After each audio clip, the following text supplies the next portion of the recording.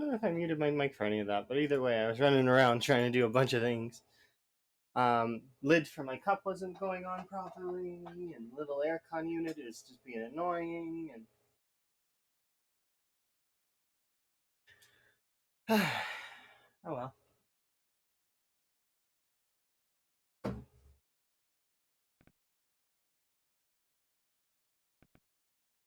Here we go. Yes. Delicious, delicious tea is required. Although I've been up for a little while. Just watching stuff, enjoying content.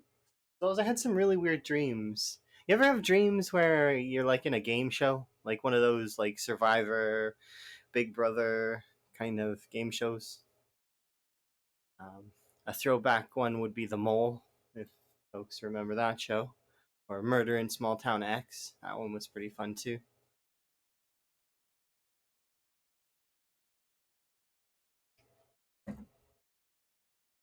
You loved The Mole? Yeah, The Mole was good, wasn't it? I missed that show.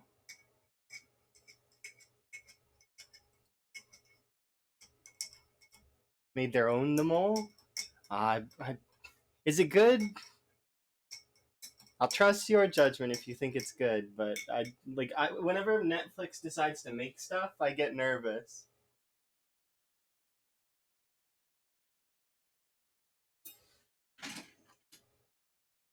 The There we go.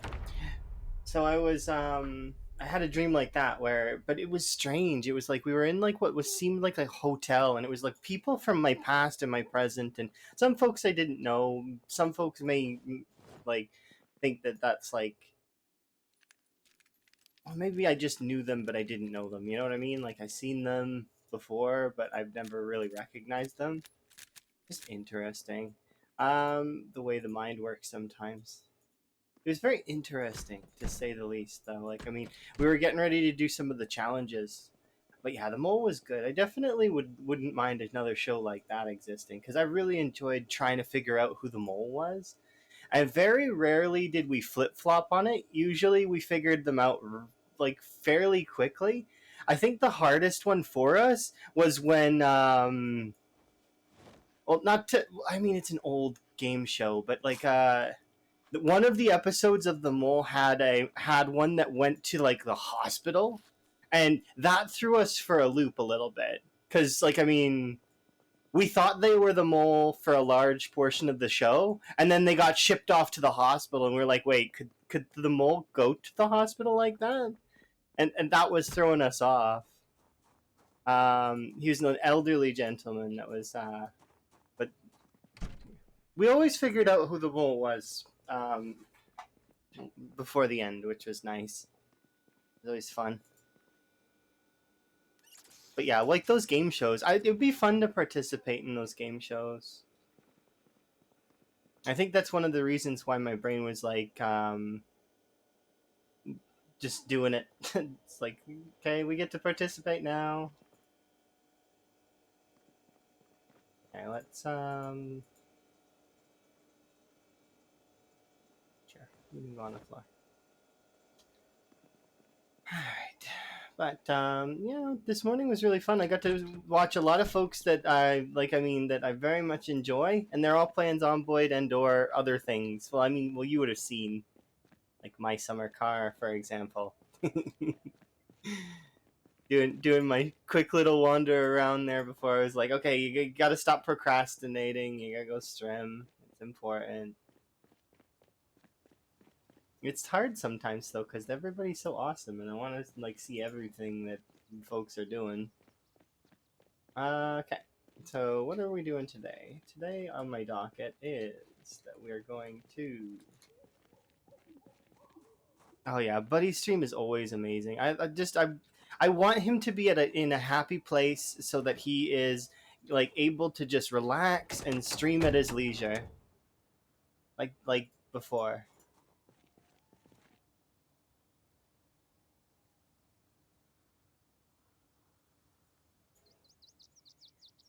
He does have a nice speaking voice. It's like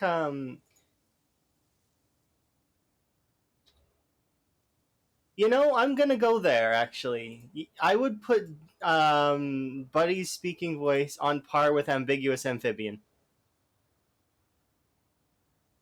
It's you know, that level of speaking.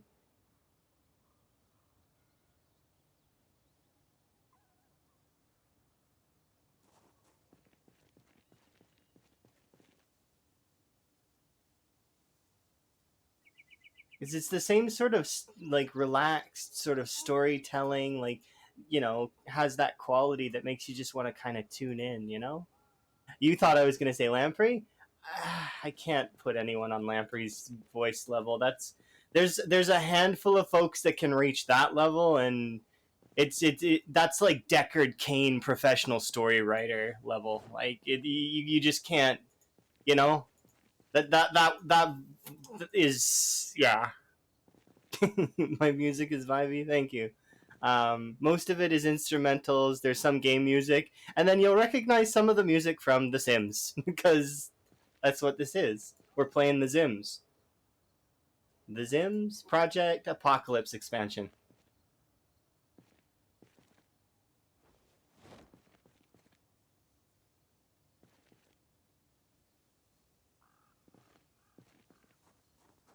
Right now, I'm just doing this car really quick before we go do wall stuff. Yeah, it's The Sims with a lose condition.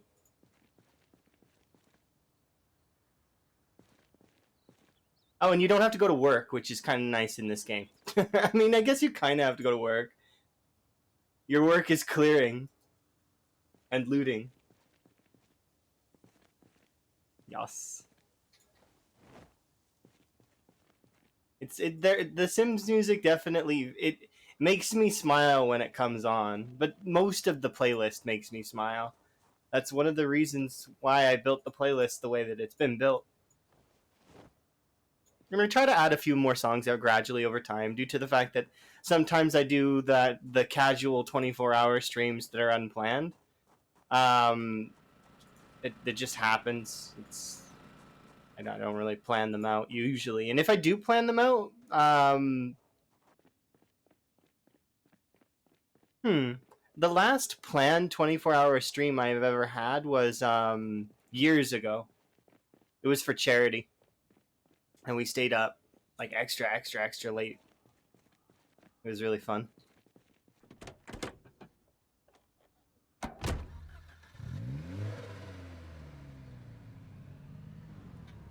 But yeah, hopefully everybody's having a good morning. I mean, sometimes, but time is relative. I don't really. I'm not bound to time, uh, except when I'm working and I need to be somewhere. But even then, my work hours are strange and weird and different and not normal. You need to do an exclamation point schedule, and it does say, you know, generally how long I'm gonna stream, kind of. If you see me going for longer, it usually just means that I've, one, forgotten what the time is, or two, I just feel like it. So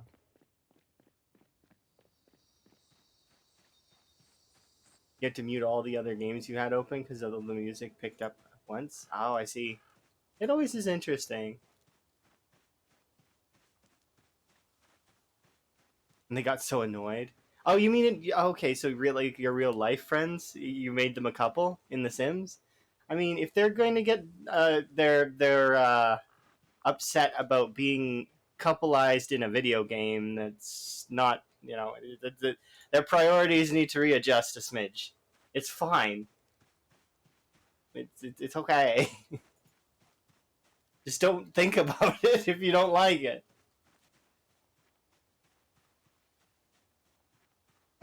Yeah, you're right. You're not wrong. It's like two. It's 2:29 a. Or no, wait. Sorry. It's one. It's 1 a.m. for me right now. 1:30 a.m. But I don't.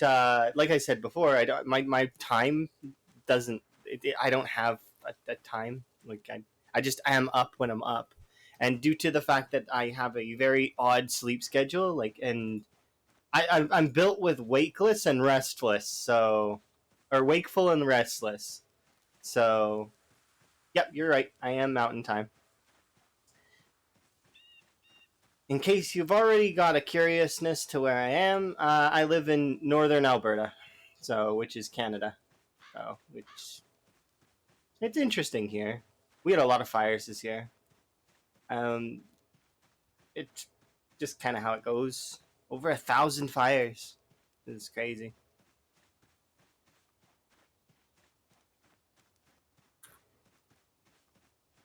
I don't know why people get so curious about your location sometimes, though. It is weird. Maybe it's just they want to relate to it, sort of.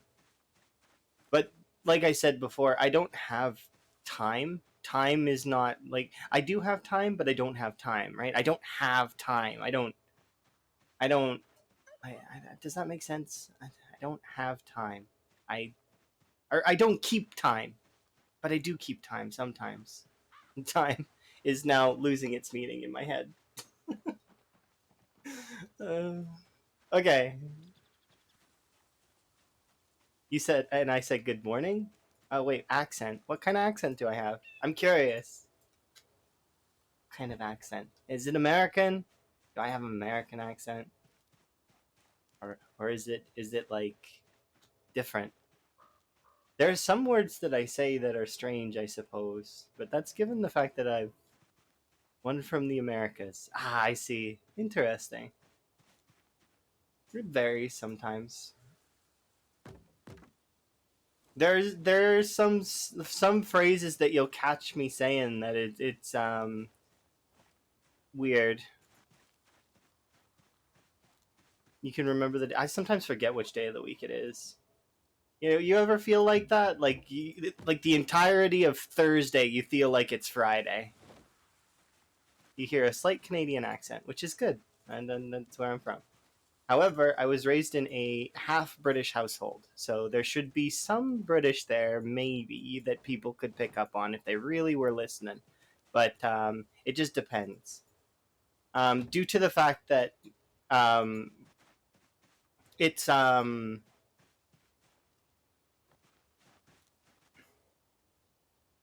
it's just interesting.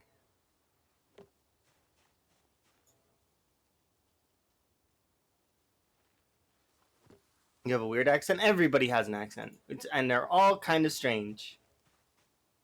It'll be interesting to see what happens when, like, if we do invent some decent space travel and like colonize other places. What kind of accents they'll have over there? I'm curious what a moon accent would be like.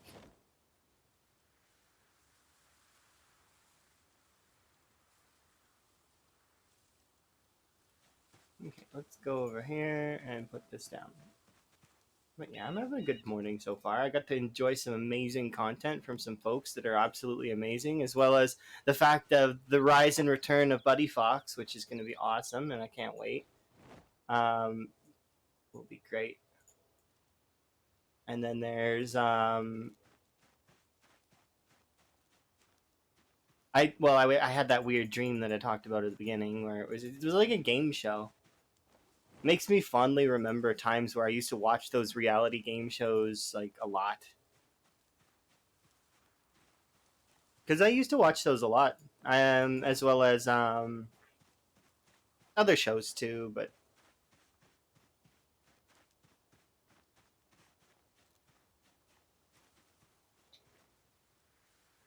no one is from like you have to talk really slow. I can understand. No worries. Specific to my area, I'm used to people talking really, really fast. So it just depends. And I myself can talk with an increased speed and tempo, but it's just very. I don't see a point to do it usually.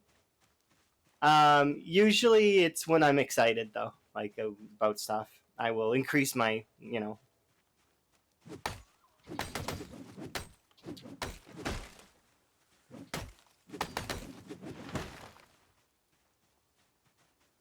How far along the wall? We did the math yesterday. It's 15.4%.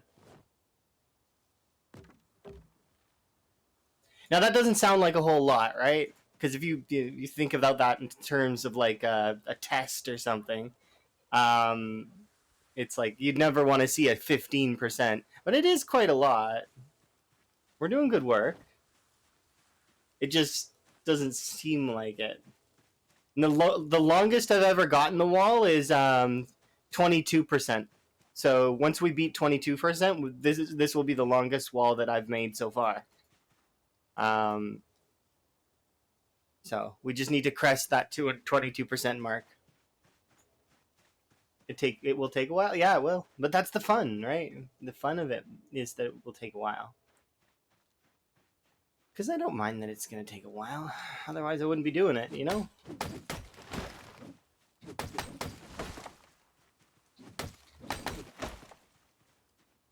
I like the wall. It gives me something to focus on. It gives me something to relax and just vibe and do, you know, usual stuff. And it's not as pressing as playing something like for example, like playing Time 16. Now, in saying that, I like Time 16. Time 16 is amazing. It is super fun, and I'm gonna play Time 16 again. It's just Time 16 is a patience game that's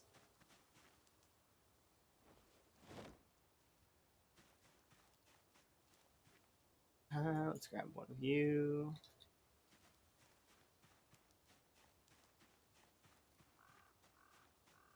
Oh, oh, it's still too heavy, huh? You would break down if you ever tried to play Time 16. It's not that bad.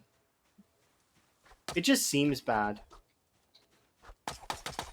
It's just quantitatively bad. You just have to take your time and don't rush things.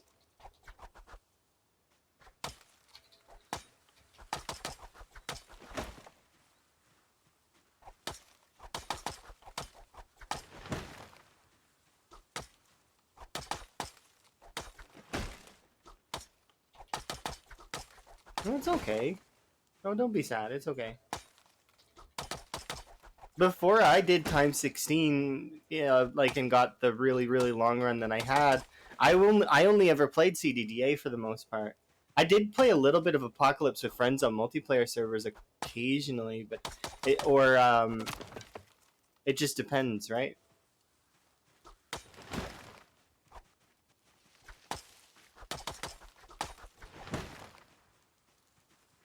Oh, and I did hop on Bonz's sprinter server to practice a little bit of sprinters. So once we're done doing the stuff that I want to do in this playthrough, sprinters will be on the menu too.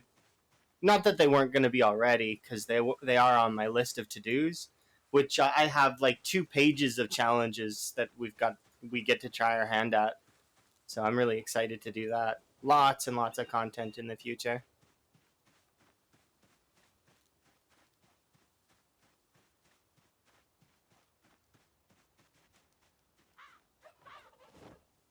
That's fair. There's nothing wrong with doing saliva only, or even turning infection off all the way.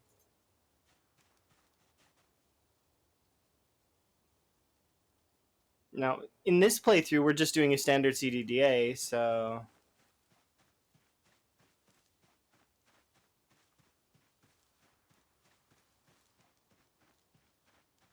you just like saliva, and there's nothing wrong with that. That's fine. There's nothing wrong with playing the game builder mode with no infection at all, either. Like, I mean, doing a custom builder mode. It's just, play the game the way you want to play it. And don't let anyone tell you that you're playing it the wrong way. Well, except if you're eating frogs. If you're eating frogs, then you're playing it the wrong way.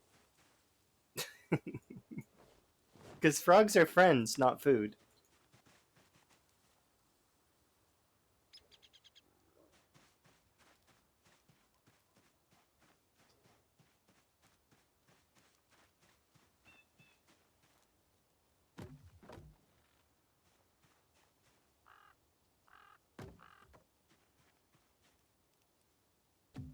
It'd be funny if, like, nah.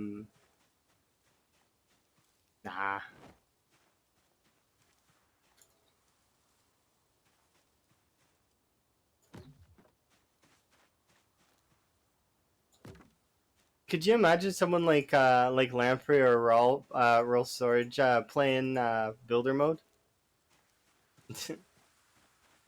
It'd be funny for a bit, but it's like kind of memey, right? Could you imagine them doing it though? Just briefly? Or even like I don't want to like I'm not trying to ego stroke or anything, but it's like even if I were to load up builder mode right now, it'd be kind of memey, right? You'd want to see the kind of base they build. Well, I'd figure that Lamprey would probably do something similar to his military checkpoint. The big, crazy, super like with the hedges. Getting all those hedges took years. Yeah, it all depends, right? And like I mean, different players play the game differently. You haven't seen his military base? Oh, it is huge. It spans the entire distance of the military checkpoint in Louisville.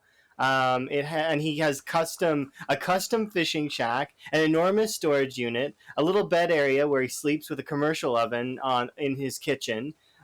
He has like a big storage like box area that he doesn't really use very often, and then he has like this entire car park that he built from scratch, laying down gravel, laying down hedges. It's got a little farming area, a little semicircle sort of looking thing on the side. It's something. If next time he goes to Louisville, you should definitely check it out. Or you can go back in his VODs. If you go into his chat and type exclamation point VODs, the robot in there should work still, I think. So you can actually go and like thumb through the VODs and like look for the when he goes back to Louisville. He does go back there sometimes to fix his weight. So, you know, and he's proud of it as he should be. That base is amazing. It makes my little church base in the burnt out town and the racetrack base that I have look kind of in comparison. It's like Vanishing Towers base. If you haven't seen Vanishing Towers base as well in Muldra, you should definitely next time he streams, pop in there and say, "Hey, when are you going back to Muldra?" Because he'll show it off. It's they're both really good base builders, similar to like Milk Toast Claire in that sense. I would say that I'm okay at building things, but I'm not that level. The reason being is that I've never been that kind of player in a game. Usually, I'll build stuff, but usually I'm more about the going and doing stuff or the advancing myself, right? Um, so by that I mean like especially when I played Minecraft. When I used to play Minecraft, I used to pair off with somebody who was a builder, so they could build the base around me while I gave them all the cool tools and neat weapons and stuff that they could use to upgrade themselves, right? So like I'd be like giving them like the power armor and the instant leveling tools, or the spell book that lets you insta mine, or any of that stuff. It's oddly satisfying. I don't mind building in Minecraft, and I'll build sometimes. But the thing is my creative mind isn't the best. Like it is sometimes, but it's very hit or miss, and I can admit that.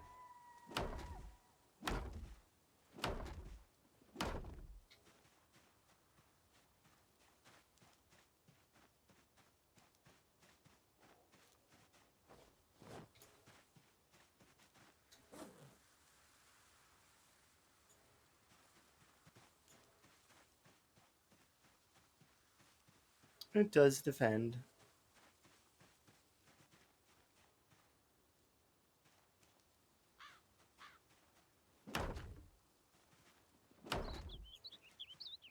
I've made some super bases in the past. Like especially when I was playing Infinity Evolved, I made another dimensional base. Like I had literally a base in another dimension that was custom, made with special tiles and everything. Where I had auto production of pretty much everything you could think of. It was really fun.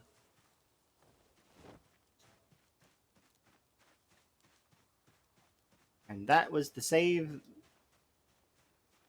There we go. That save was really fun to play. It was actually our server. Since then, our server's improved. Probably could play the same kind of stuff now, but better. I remember causing the server to crash several times though because I accidentally left spawners on, or yeah, it was brutal. We heard this yesterday. I'm good, thank you.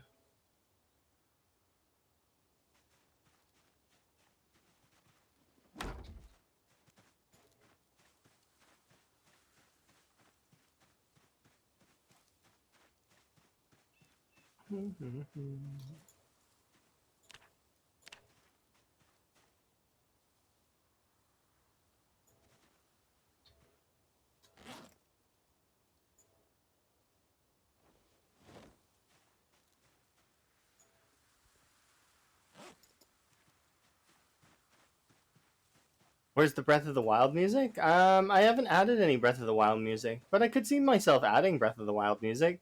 I go through the playlist and I add a handful of songs each time. There is some Zelda music on the playlist though. It's well, you'll hear it. There's a bunch of it. I think I've got Twilight Princess, um,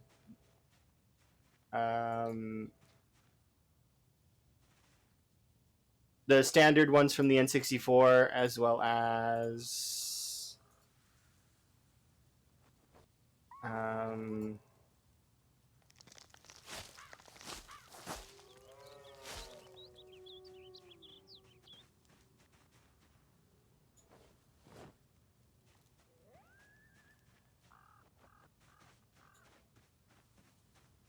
trying to remember. But yeah, I add more songs to the playlist as time goes on. It just depends.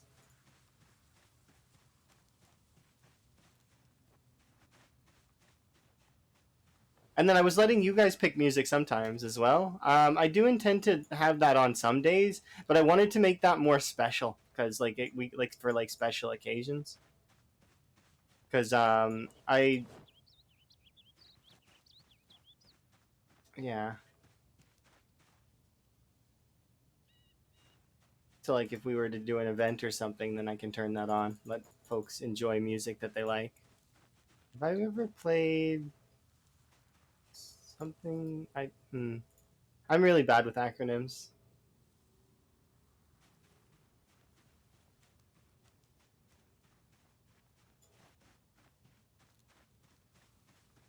Something something.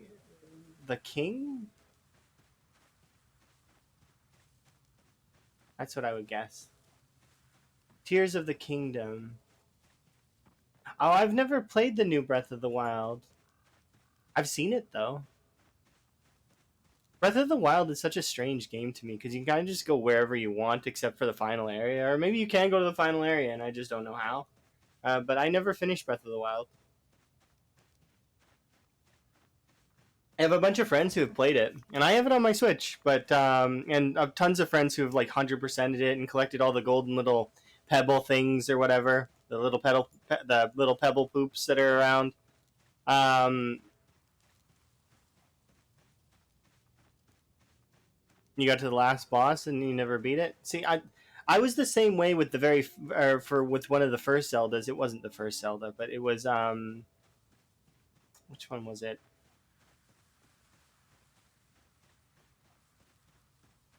Is it Ocarina or Ocarina? I don't remember how to pronounce that instrument.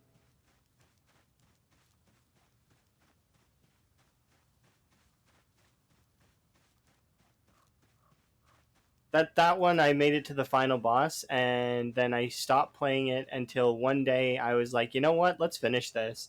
But when I got to the final boss, in that playthrough, I had the Bigeron sword, so like kind of felt cheesy a little bit.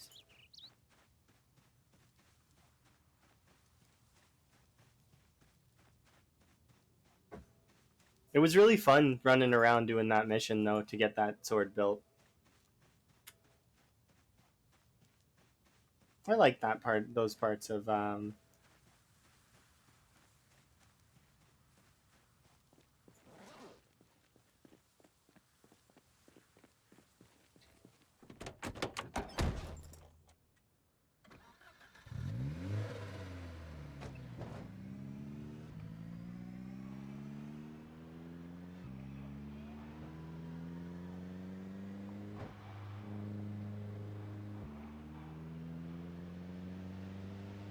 You can get it on the Switch. It's in the store, I think. It's like under retro, like in the retro games. I think. Double check how, but I think you could probably Google how. It's like the retro games. I think it might even be free. You just got like so long as you're paying for like the pass or whatever for Switch. Just double check because I might be wrong. Just like make sure that you look into it before you buy anything or pay for anything. But I'm pretty sure it's in there.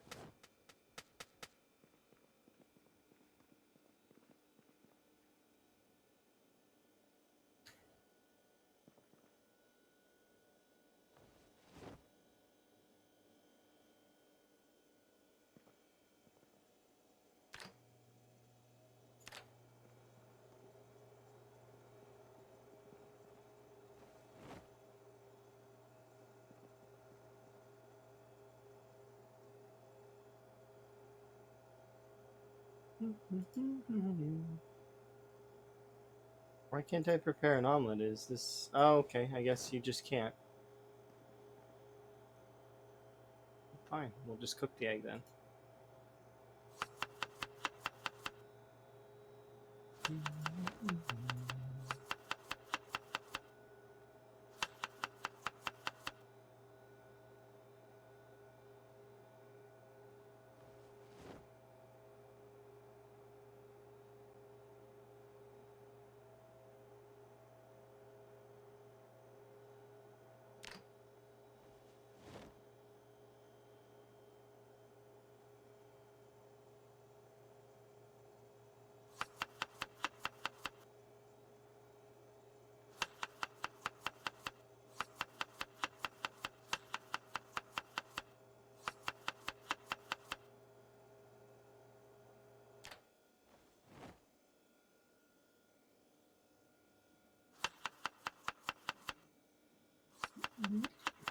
Floor fish. I mean, yeah, I didn't have the space to put it in my inventory, so I had to be on the floor. Right now I am making just some food.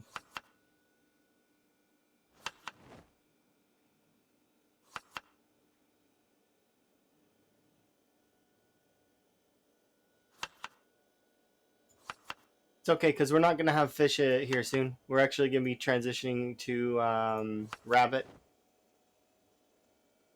The reason being is just the area.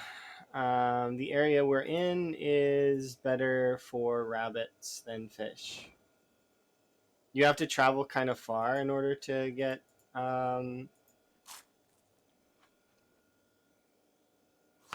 fish here. Just eating cans? What do you mean? Like eating the perishable foods? I would recommend that unless you have to eat the perishable foods, you prefer to do the infinite food source.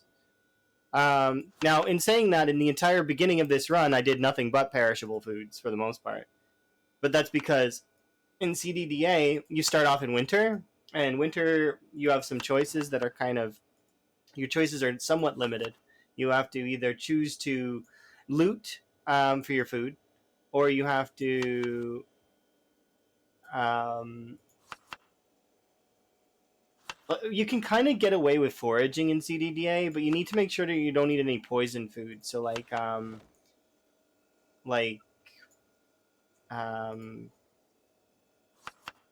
well, mushrooms or berries, because like so taking the chance on them is kind of just not wise.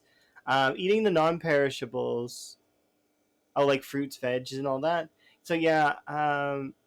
Wait a sec though. You said cans though. I'm confused.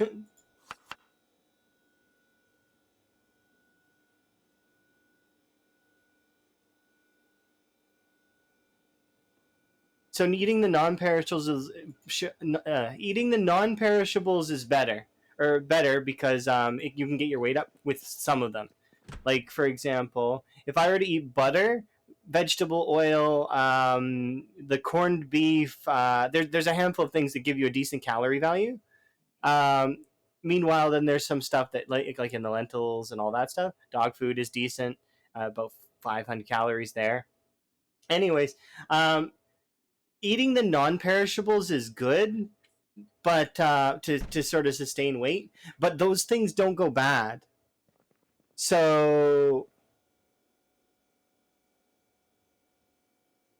yeah, it just depends.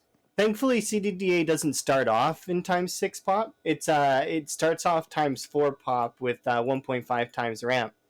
So it's like it's not so bad in the early game for the first 28 days, but after the 28 days, then you have to deal with the times 6 pop, which I mean, for me in particular, and for a lot of there are a lot of folks that times 6 pop is not that tough, but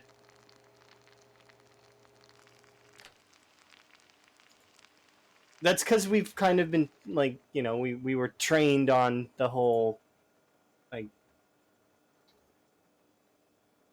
more zombies.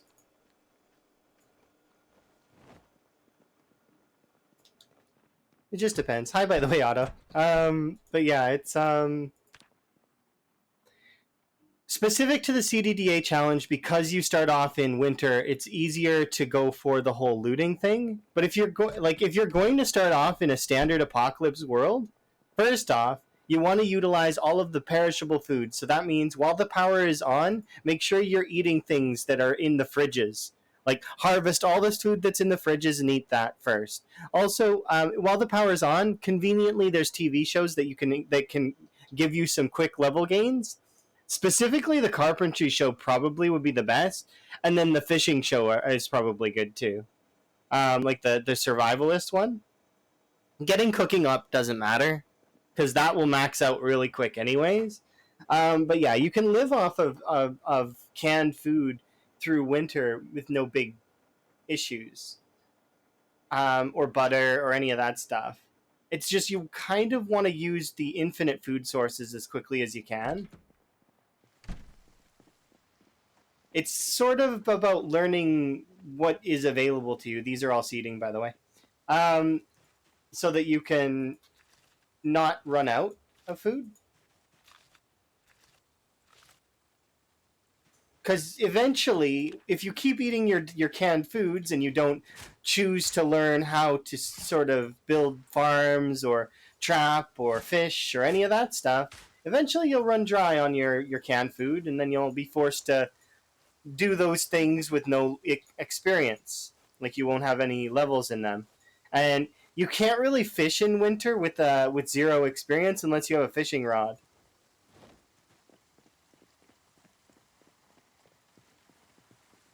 So you wouldn't be able to fish, and then as a result, you won't. You kind of like trapping. You'll be able to sustain yourself with, but unless you level up your trapping a little bit, you can't use the upgraded traps, and you won't be able to catch rabbits. You'll be catching birds if you're doing it the you know.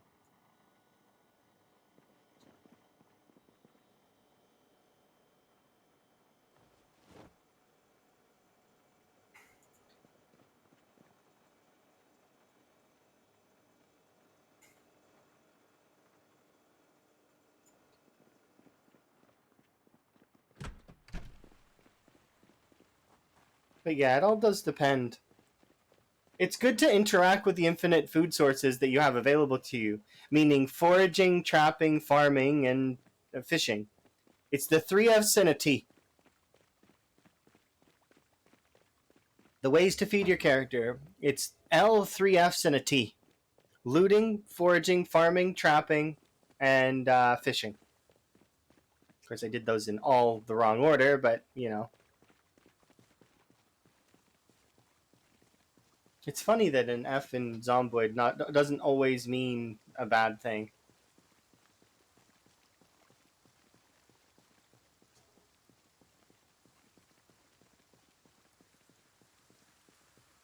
But yeah, we can start our trapping for journey now. So I want to level up my trapping so that I can get the bigger and bigger rabbits. It's better in this area to do trapping. It's closer than having to deal with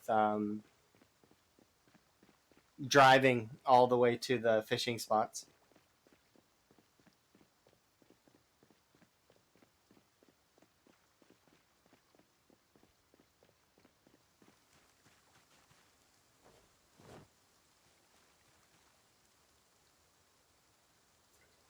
But yeah, once you've looted an entire town, you kind of have enough food to survive for a year easily.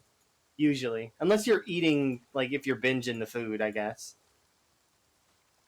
you can kind of balance it out to not to not starve to death. But yeah, the infinite systems are there's a lot of infinite systems that exist in the game. There's infinite weapon systems as well. The infinite weapon systems are probably some of my favorites.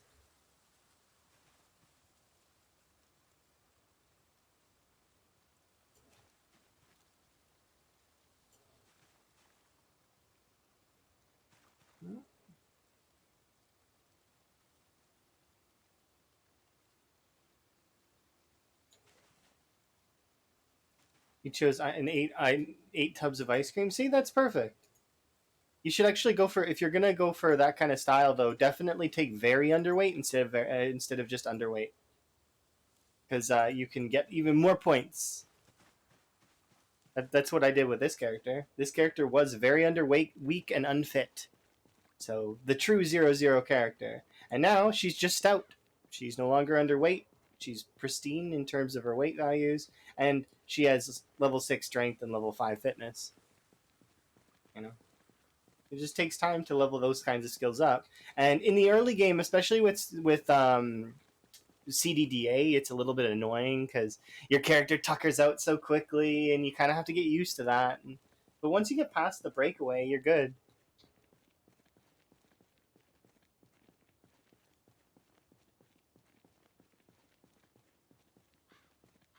I don't remember how low you go, but I know that you. So long as it doesn't put me down to 35, I'm happy. Having to fight from 35 is probably one of the hardest ways to deal with the game. I did drop down to like 50 though at one point I think in this playthrough because we ran out of like butter and stuff. Although I don't know if it was this playthrough. It might have been a previous one because we looted all of Dixie in this playthrough. And there was a lot of butter in Dixie.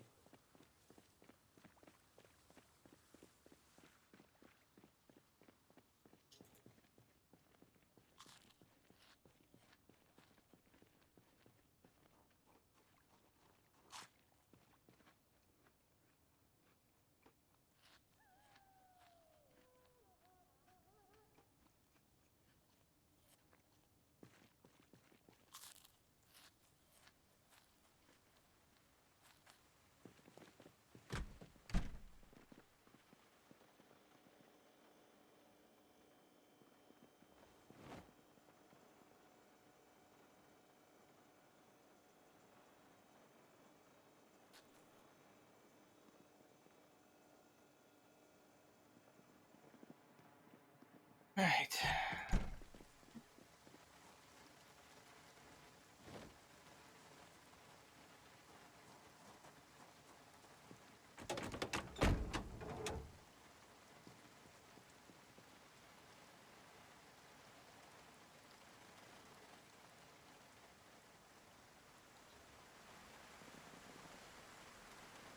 Wellness chai. Good call. Thank you. Do it in just a moment once we're done with this, okay? Because I just want to take apart this one car really fast. Because I'm trying not to hyper focus mechanics again like I did last time. We're only going to be casually focusing it this time. So like I'll do one car every other day.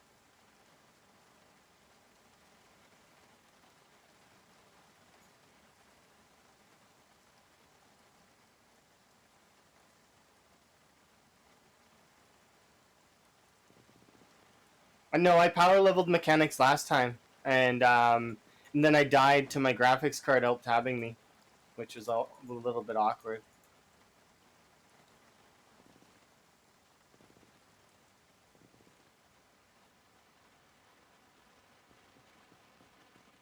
Yeah, it's okay though. That's the thing. The name of the game. Sometimes, if my hardware fails me, then that's on me. I need to fix my hardware. So we started again, and well, I mean, we're basically back where we were, minus like 5 levels on mechanics and 10,000 kills. No, I don't do rollbacks like that if it's my fault. Now, if it's the game's fault, I would definitely do a rollback, but it wasn't the game's fault. Like for example, if the game robbed me and it wasn't my fault, but the game didn't rob me then. The game killed me because my hardware failed. So that's technically my fault. Yeah, but it's my fault for the hardware failing. If the hardware fails, it's on me as the creator to make sure that everything's running properly. So I'll hold that L. It wasn't Zomboid's fault that my graphics card did what it did. And although it's not my direct fault of my own, I'm still gonna hold that L. And I don't mind doing everything again. That doesn't bother me at all. That part's like just relax. It makes me relax, and I get to vibe and do it again. That's not a problem. It's just the part that bothered me the most about it was the whole. I'm actually gonna do more mechanics because it's too late to kind of go out. Um, is that I didn't know what the problem was. And I still kind of don't know for sure if that was the issue because I've still been having some issues with it. I've swapped HDMI cables. I've updated my graphics card, and I just have to hope that it doesn't happen again. But it happened recently, so fingers crossed that this doesn't happen again.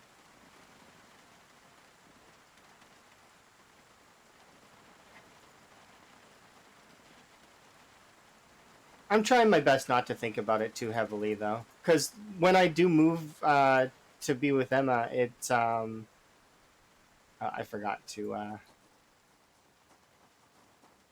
need to run and grab because I didn't think I was going to continue to do mechanics. The I'm going to be getting a new computer at that point in time, so because I don't want to lug this computer overseas because that would be kind of annoying. So I'm gonna be building a brand new PC for over there, and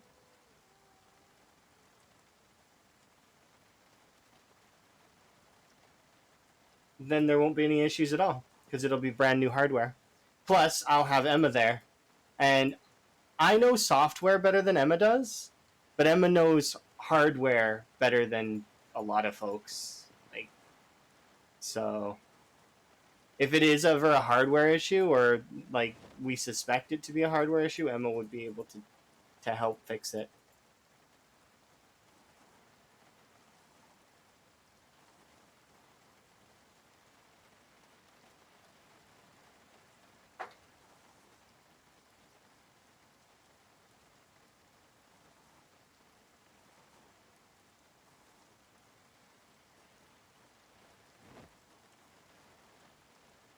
It's funny because there's a large portion of gaps in my knowledge about certain things, and Emma's the can like fill those gaps for the most part. So like in PC stuff, um, like I just said, I'm better at software. Emma's better at hardware. In terms of gun knowledge as well, Emma's really good at guns, like understanding that stuff.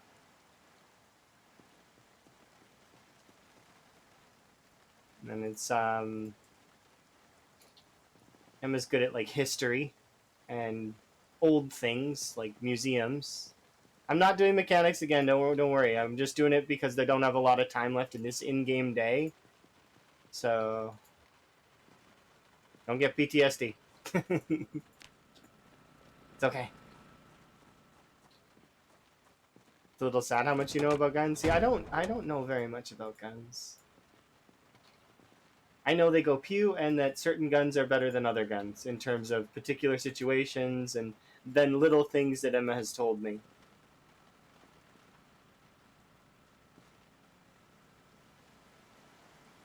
And then like I've played games like Payday and stuff where you can kind of build guns, but it's I know that's not realistic. It's a game, but still, it's like I mean it's interesting. So like I know some things about those kinds of things.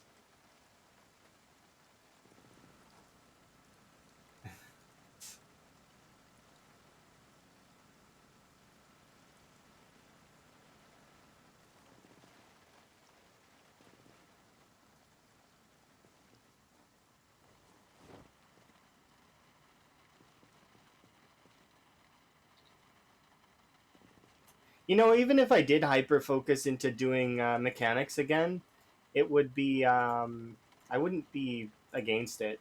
It's just I don't see much point in hyper focusing mechanics at this time.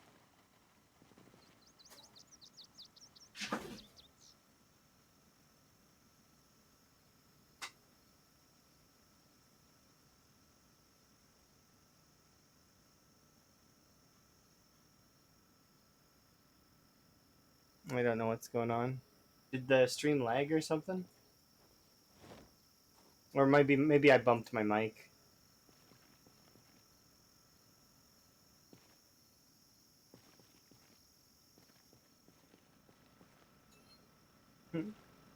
Thank you for the biddies. We appreciate you. Hopefully you're doing okay. Oh, rotund. A rotund frog. Rotund means round or portly. A rotund frog.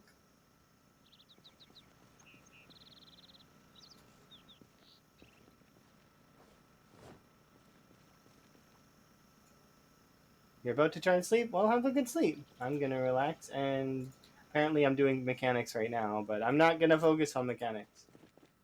We're going to do this car here, and then have a sleep, and then go do the wall sort of related stuff.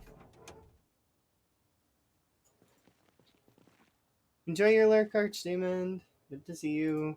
Hopefully you've been having fun in the games you've been playing. I have seen you playing a little bit of Project Zomboid, by the way. It's been interesting.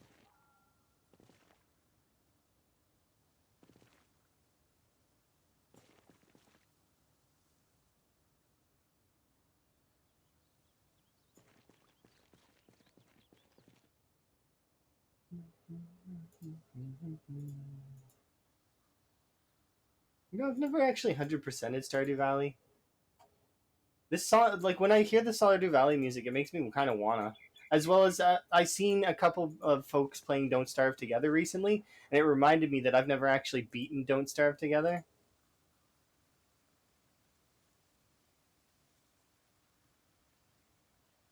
Like I've killed some of the bosses, but I haven't done all of them.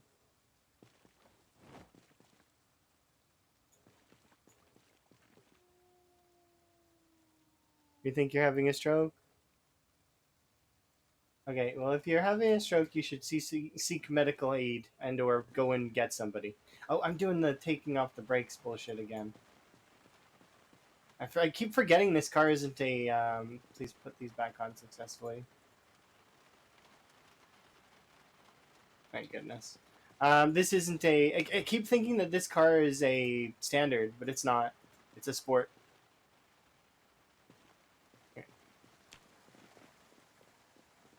You got into the second year? I think the longest I've ever played Stardew Valley is I got to like year 4.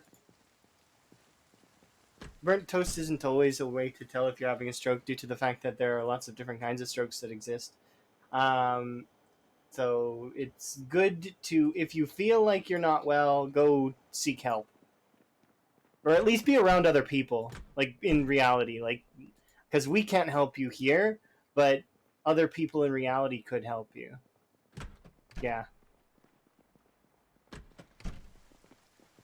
The thing is a lot of people will attribute stroke only to like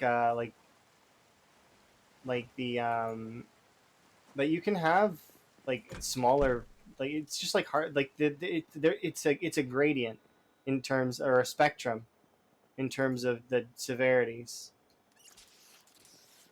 similar to heart attacks or seizures. They have the same thing. It's kind of it's a gradient. You can have big ones and you can have small ones. They do exist in many forms. It's best to get help though if you feel like you're not well. Why is the ice chest? What? Ice chest? Oh, it's not angry. It's thinking. It's contemplative.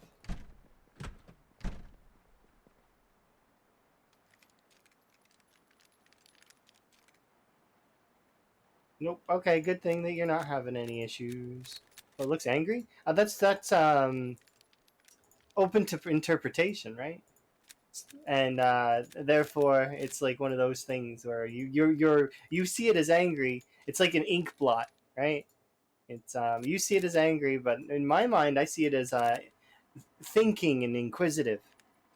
It's very much in that. It's got a furrowed brow and is under.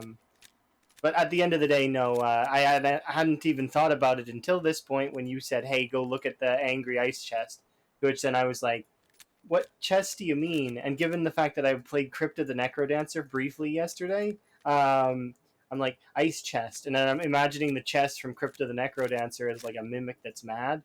And then I was like, "No, you must mean the ice cooler that's over there." And then I, you know, gave my perspective on it, which was that the ice chest is inquisitive. But yeah, like I said just now, I had no idea up to that point because I'd not even thought about it. Because to me, it's a storage food unit and there's water on the top of it in the case of emergencies. So my brain just didn't register that I had even put that in a format that someone could see as something, which is kind of nifty. I like that.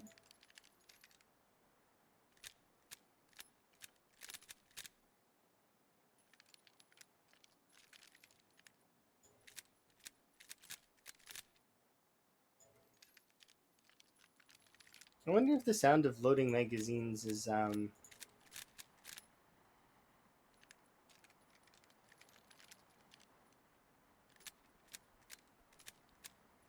I'm trying to think of what like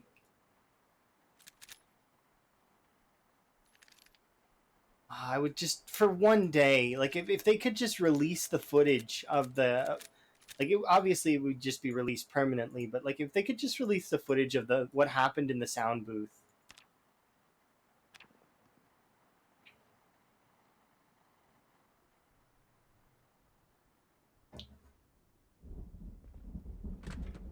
Just a cold day.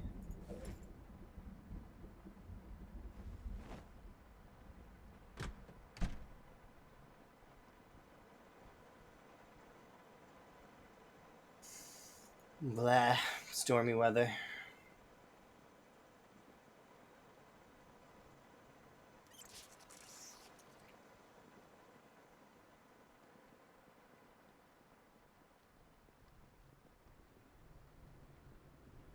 Is there anything that I need to be doing? I need to go check the traps, so that's something that I gotta go do. I should bring a handful of carrots with me.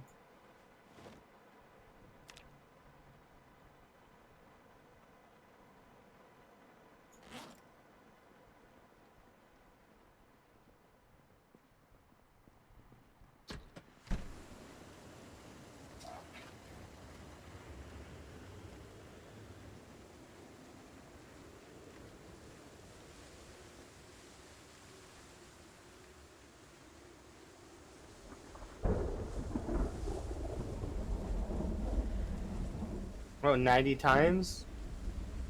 I don't know how to thumbs down ads, but there is a way to do it. I know you can thumbs down ads on YouTube. Like, be like, I don't want to see this ad anymore.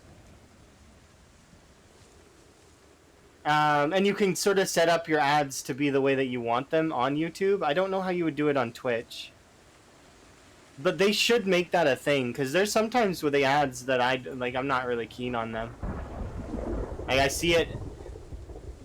But what you could do is you could just just mute the tab until the ads are over.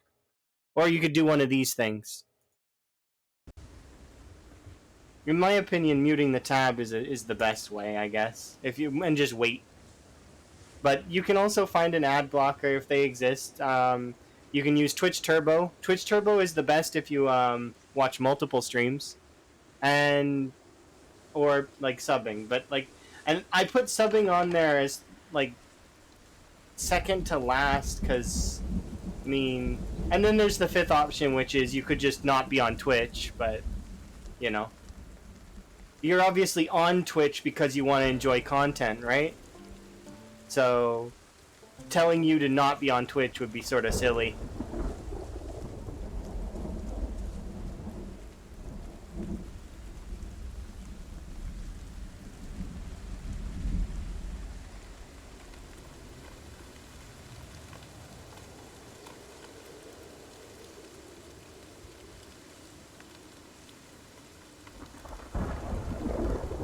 Oh yeah, no worries. I'm not asking for subs. If anything, I'm actually advocating for Twitch Turbo, because the reason why I would prefer people get Twitch Turbo is because it works for multiple channels. And unless you have access to a good ad blocker, which I mean, there's some folks that do have a good ad blocker. The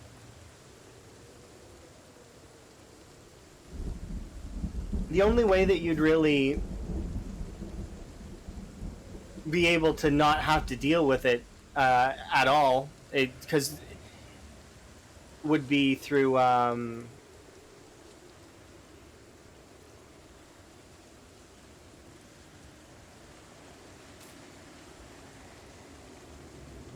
Jeez, this storm is messing my train of thought up.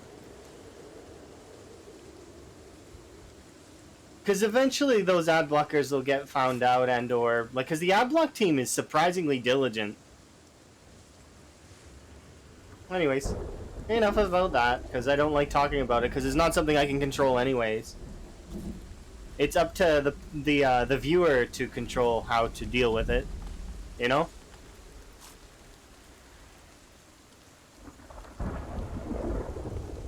The ball is in your hands, so to speak.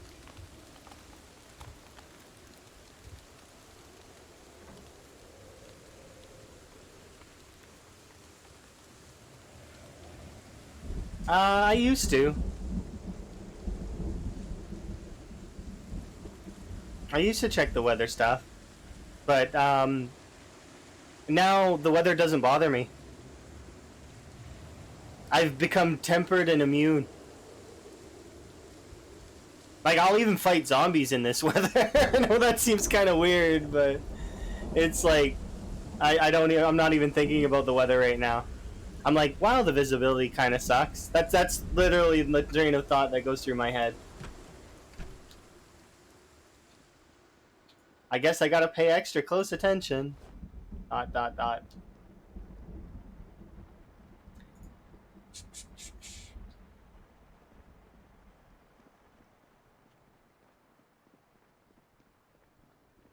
Yeah, you just gotta pay attention. That's all. And I mean, if you don't pay attention and it's you end up dead, it means that's a skill issue. So you can learn from that.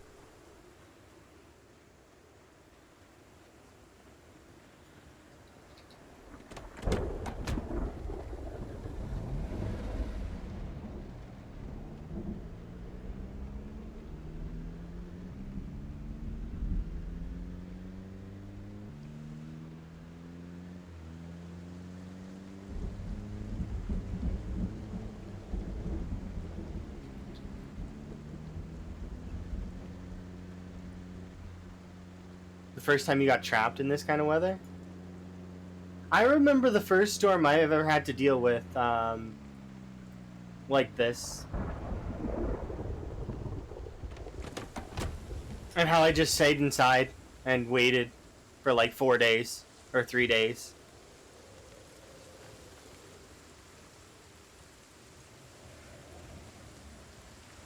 For the first time with Duke. Duke was using shotguns? I'm not surprised.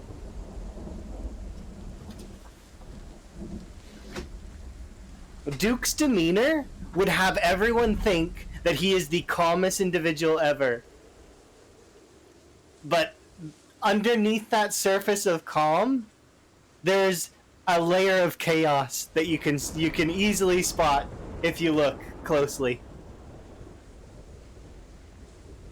There is chaos there within the Duke. Yeah. The reason why I can spot it right away is because, well, I'm a force of chaos. I exist as a force of chaos. I'm good chaos though, and that's the that's what I scored on my D&D alignment thingy. Was that chaotic good.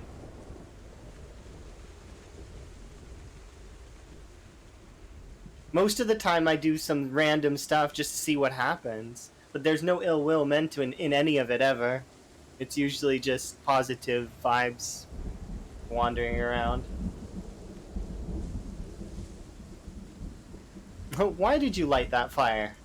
Well, you see, I wanted to see what would happen, and it turns out that it flamed. It became flamey. It flammed.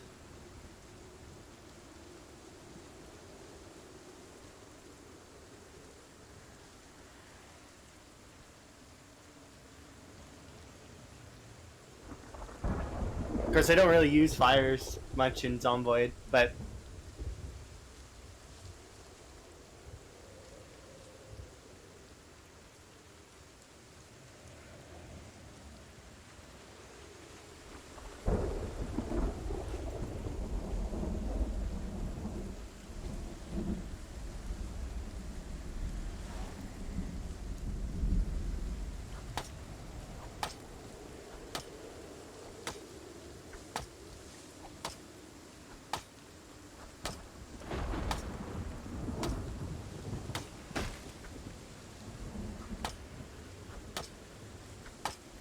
impulsiveness creeps in. That's fair. Are you not keen on the weather, Kurumi? I gotta continue to build my wall.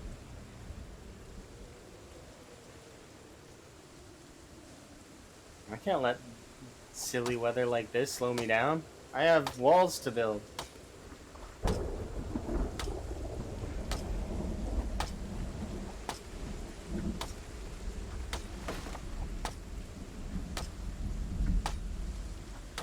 How goes the run? It's going okay.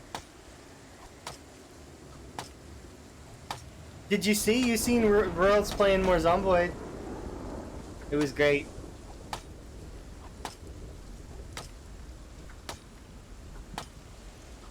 And Suya was playing Zomboid too today. It was awesome. Kurumi, just because you're in the chat doesn't mean that you've seen.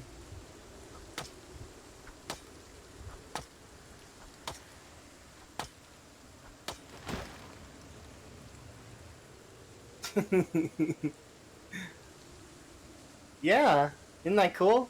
I'm really keen.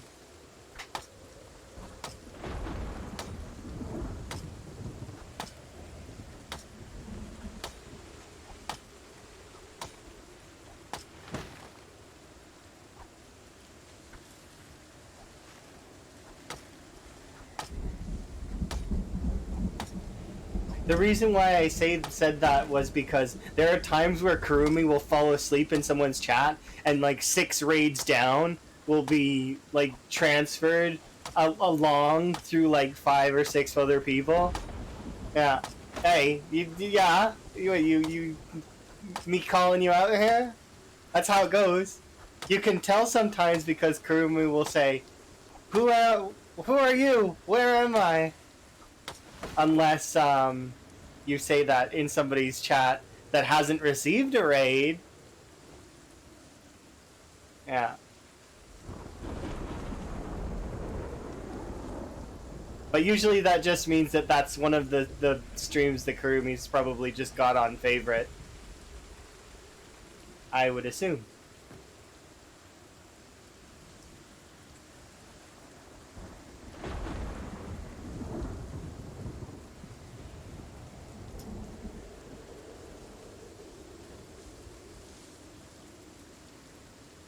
Oh yeah, oh, absolutely. Always got to sleep with Twitch open. That's me too. Actually, I will say right now that some of the coolest streams I've ever like joined were because I fell asleep in a raid and ended me up there.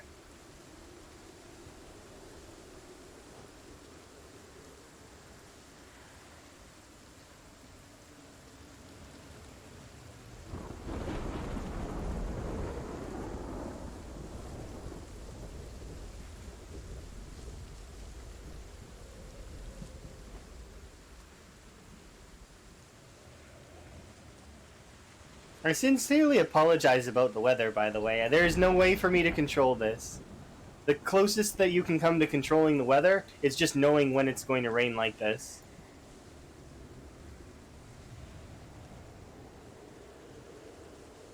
You have to build a wall too, but it's much smaller? But why does it have to be smaller?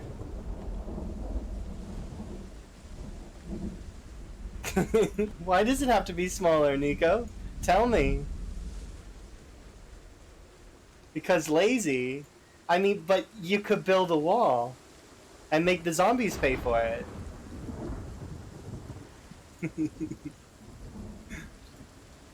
I suppose this does take a bit of tenacity, though, to be able to grind through the length that it would take to build something like this. It's not something that everybody would want to do because it does have an element of boredom to it.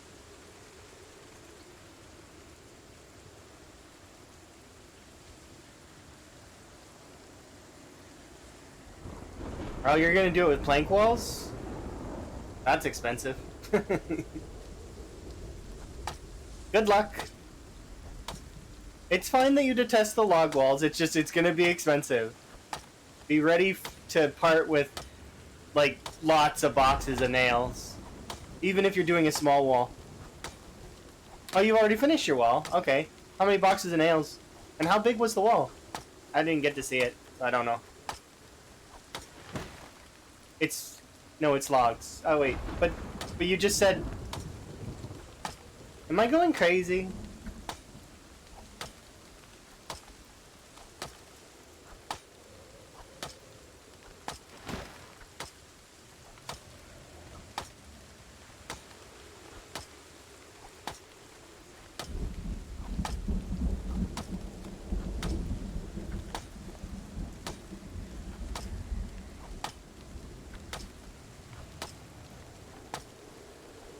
I was crazy once.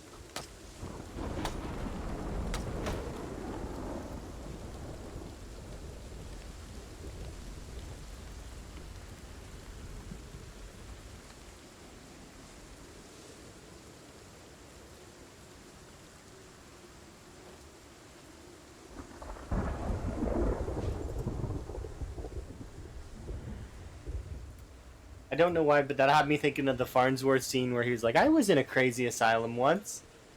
It was like, I had a horrible time in an asylum once, and now it's almost over. And then he, like, leaves. Like, the rats made you crazy.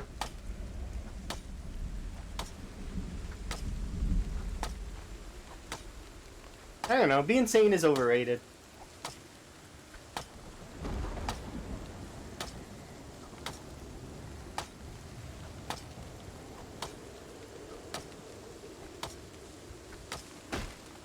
That reminds me, I need to see about those new episodes of Futurama that exist.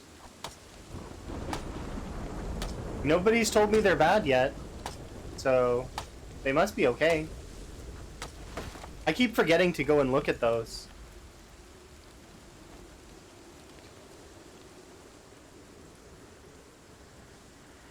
Otto, if you end up seeing them before me, let me know if they're good or bad.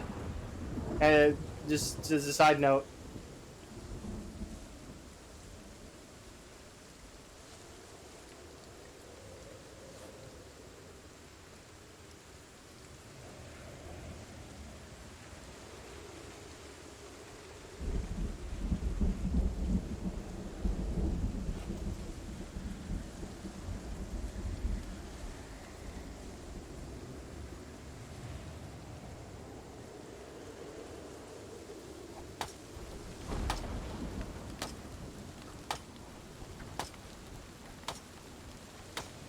You fixed all the hiccups on your server? Okay, that's good. I'm glad for that. Um, it's interesting hearing Rural talk about servers. Because, like, Rural's knowledge is immense when it comes to that stuff.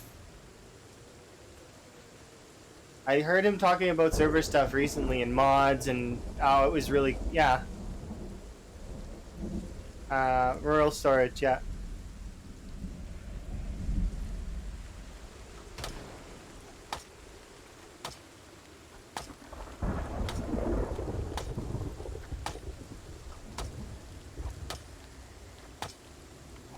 He was talking about that server stuff today because somebody was asking about certain mods, and then he was like going into detail on like why certain code works certain ways, and oh, it was cool listening to it. I was like, wow, okay, that's interesting. And then it makes me wonder about certain optimization codes, and it was cool, and how that's gonna work in future for Build 42.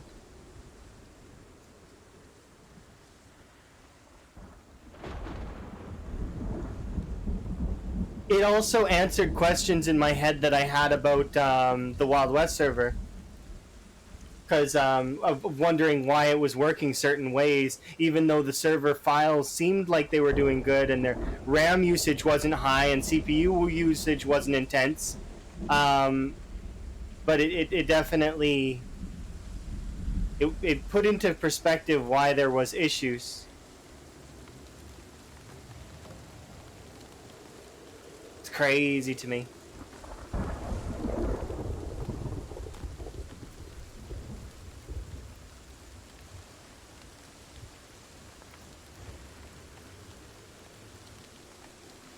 I don't think Whirl would ever admit it. Maybe he would, but he's easily a genius.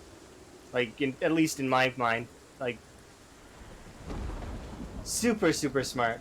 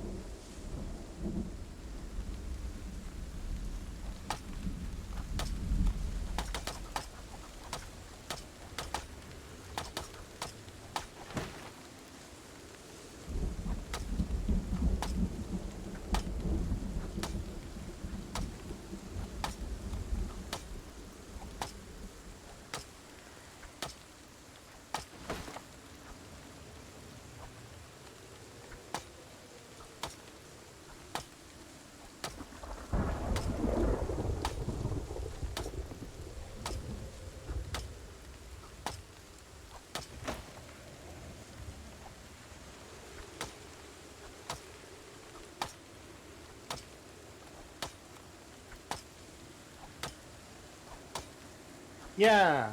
I don't know what you're yang, but yeah.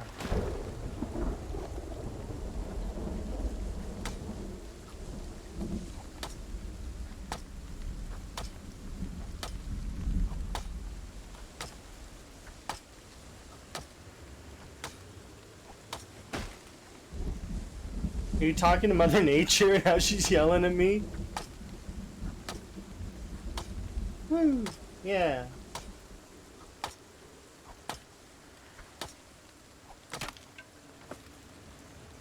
Why is she so mad? You're backing me up? Oh, I appreciate that.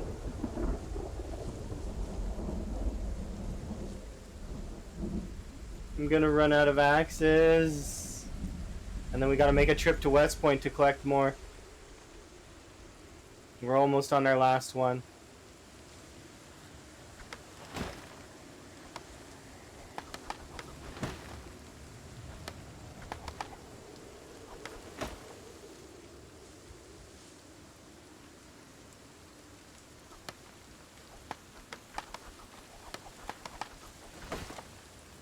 The reason why I'm more comfortable in certain areas with the trees is because of the amount of area I have around me.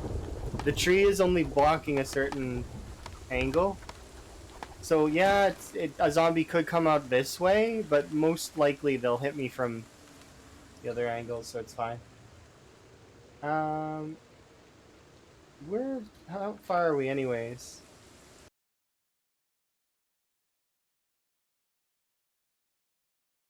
Almost on this cell too. Cannot wait.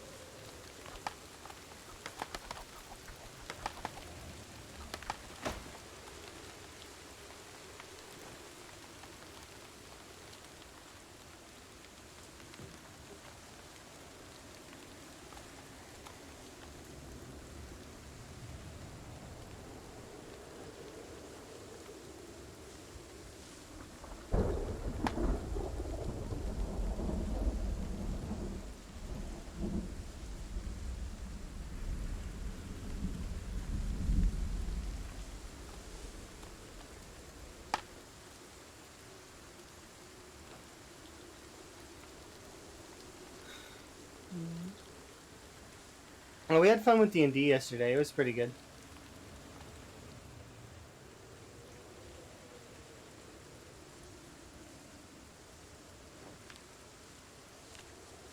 I'm interested to see where the story goes because it's we're at a stage where our campaign is kind of like we're teetering on the edge of doing good and bad things, and it's weird.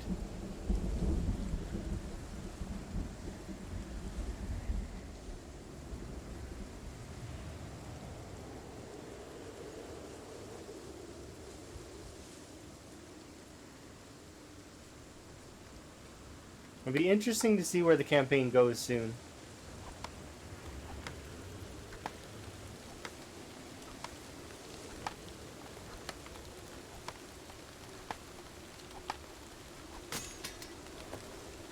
It is it sort of has issues sometimes where with like commitment and people being able to be there and actually participate and stuff. Because there's some weeks where it gets canceled due to people having real life stuff, and that's fine. Like I mean, that's how it goes sometimes. But it always does suck because like I try my very best to be there for most of the time. It's just it does suck when things don't line up.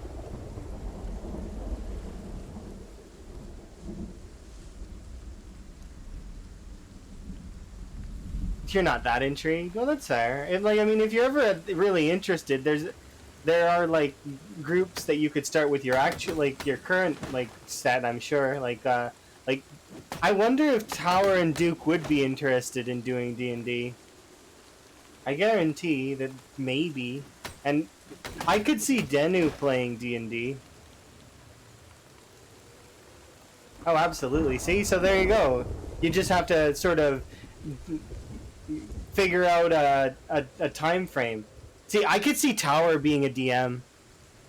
I was a DM. I mean, could make sense though. I DM'd a few campaigns, especially for 4th edition. It was really fun.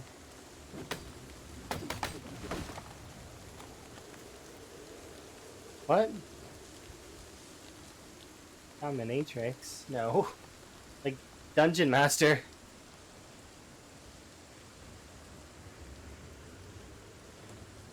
DM.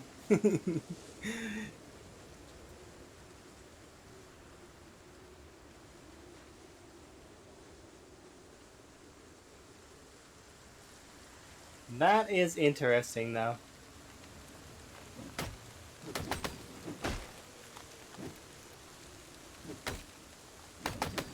Oh, I see. So, okay, interesting. That sounds really cool.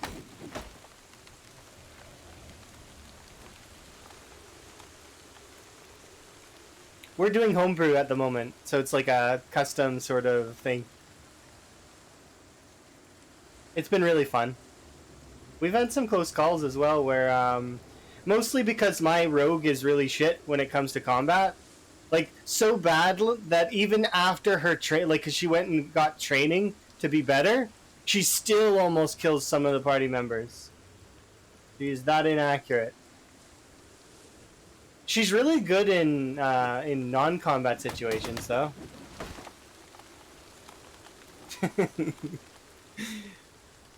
You'd figure she'd be better in combat. She's a rogue, but no. Although she did do one cool thing at one point in time with a bandit leader, like we were getting mugged, and I got a bunch of really good rolls on basically traversing half of the battlefield in one move, climbing a tree, and then like threatening the bandit leader to immediately end combat. It was really really cool. Is the only real feat that I have on the character at the moment. But before that, I used to DM. This is the only time that I've ever been a player, and we've actually had 2 campaigns. One where I was completely the opposite of my current character. Is my character was a monk that basically would one-shot everything. Monks are OP.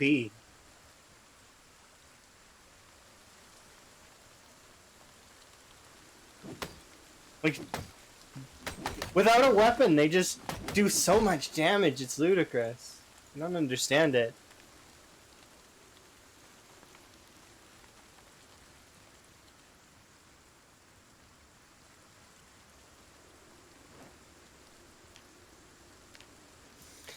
What kind of monk? I don't remember. I'd have to open up the page.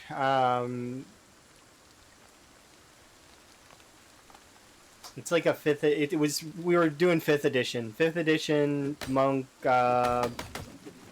Something order. I don't remember.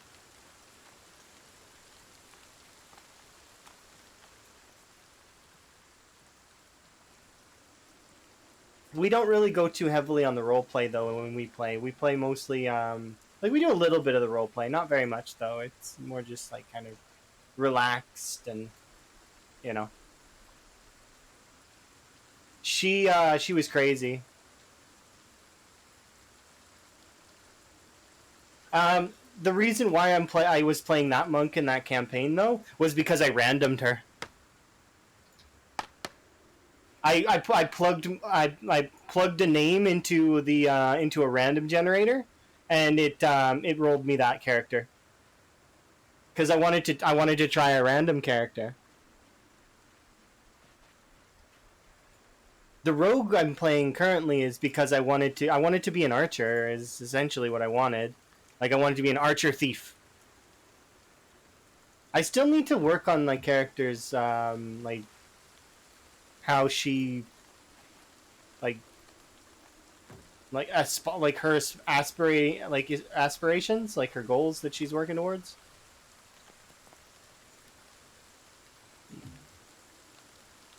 It is fun though. I like D&D. It's neat. But your plans always fall through. I mean, that it just takes time and practice and like really like getting the right folks together. And then if you don't feel like it's clicking, like you know, don't be afraid to be like, this doesn't seem to be working the way we wanted it to. You know, let's move on, so that you don't waste your time and go do other stuff, maybe with a different group. It's always good to give it a chance, though.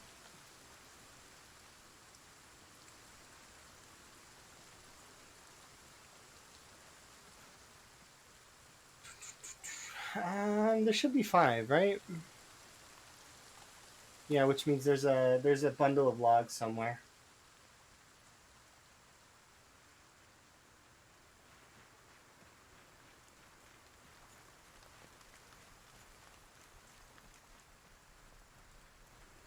Good over here.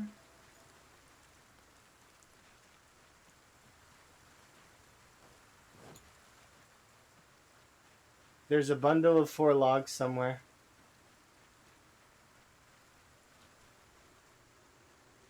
Is it over here? No. You'll have a sit down.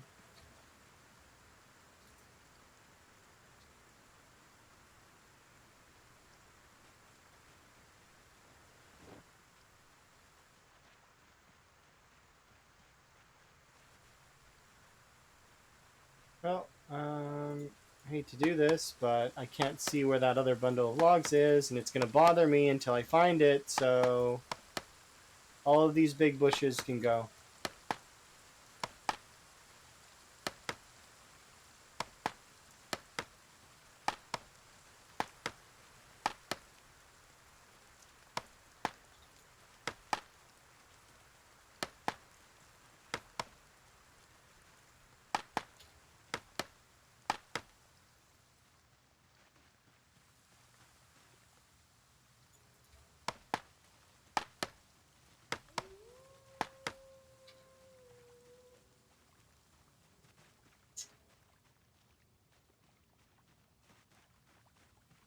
Oh, right there.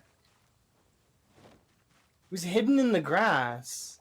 This is what I mean by the bundle of logs, by the way. I knew there was another one, and because when I do this, I make sure to have at least 10 ropes on my person. So I can do 5 bundles, which is 20 logs, which is 5 tiles. 5 tiles off of the 300 tiles per tile or per cell. Like I've got it set up in my head as a big mathematical equation.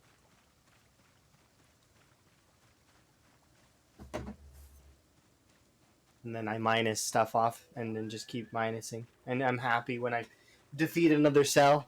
It's like killing a large horde of zombies.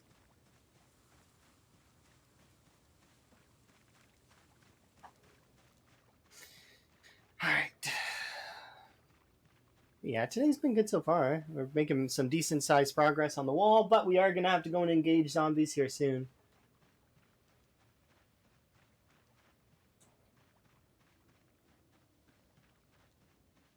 Because we're down to 1 axe. I need to double check my axe bin, though, because we might have 1 more axe in there. Maybe. If we don't, though, we'll probably engage West Point looking for axes.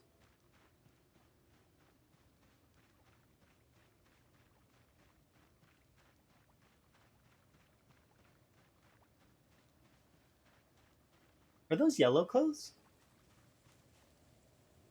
Yeah, they are. I'm going to take these. Variety.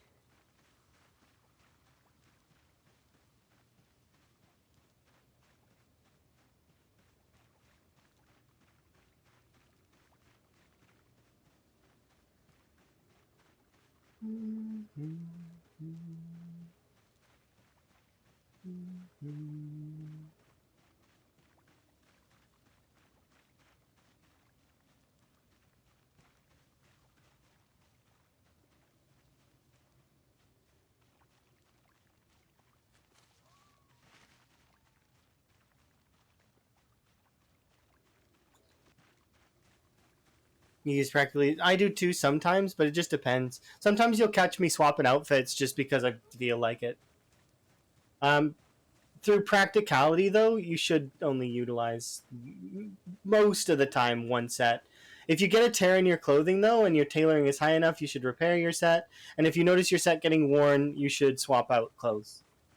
Also, if you notice your temperature is up and or down, you should pull clothes on and pull them off as needed. So, like, because that's min maxi though, so you don't really need to do that, but it does help overall if you're going to maximize your stamina.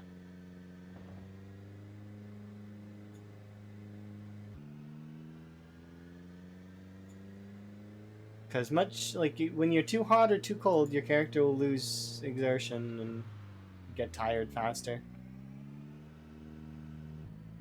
Might not be exertion, maybe just tiredness. They lose stamina.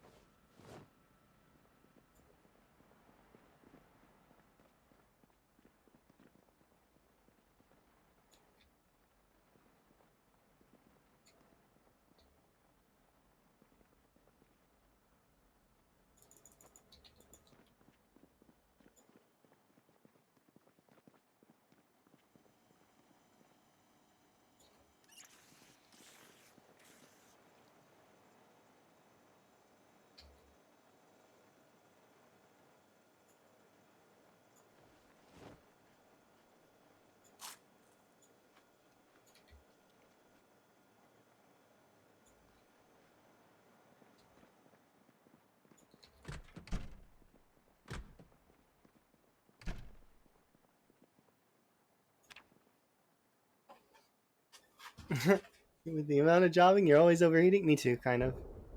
That or corpse sickness.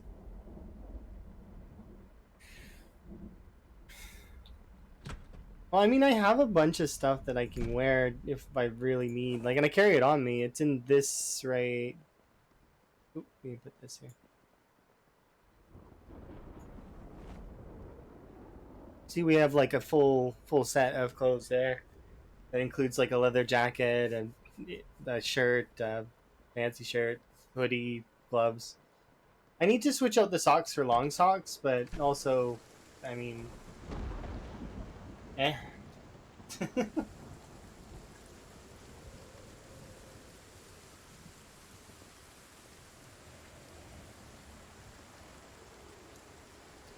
We'll go pick up the rabbits now.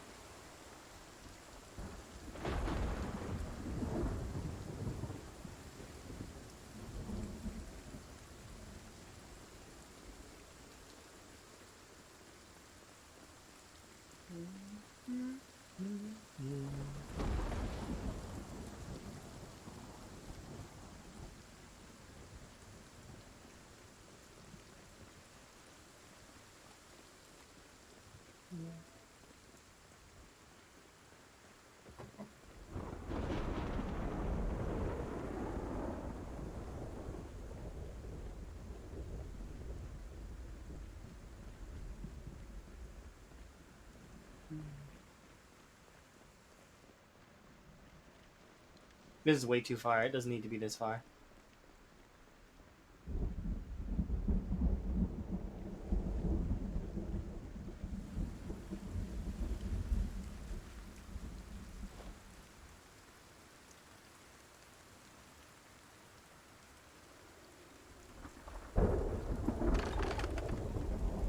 I should actually measure it out later.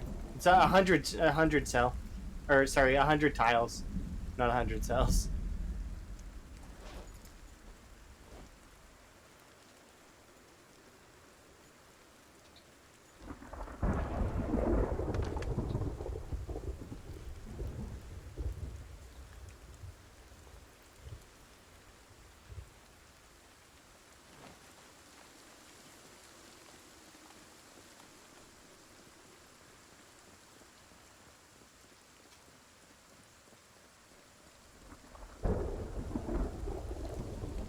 Be nice. We'll level up sprinting soon. Nimble's nearly level 5. We gotta read the trapping book soon. Nice.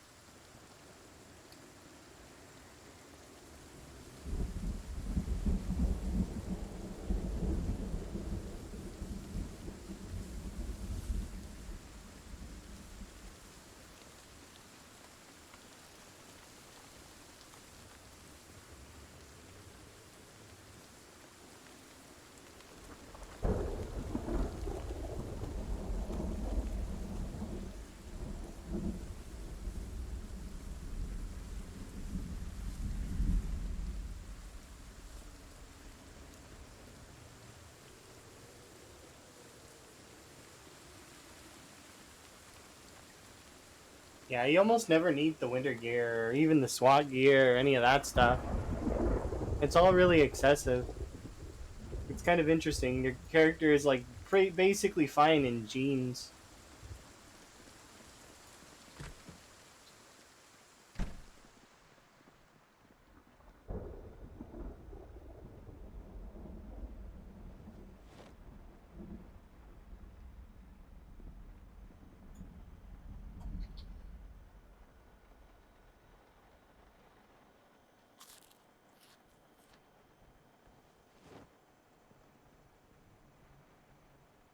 Yeah, but extra protection is like it's good. Don't get me wrong. But a lot of the time, like for example, for like the firefighter gear and stuff, some of that stuff can cause you like penalties for your combat, which just end up not being worth it overall.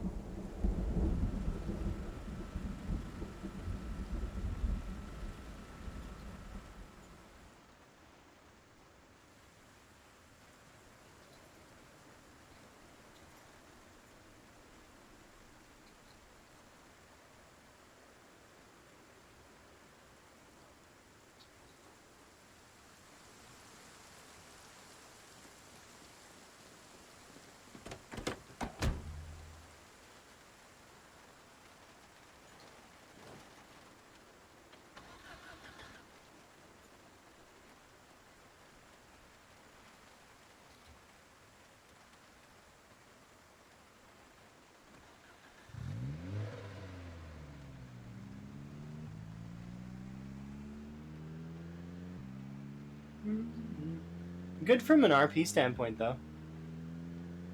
I don't feel like there's anything that's like really super bad in the game.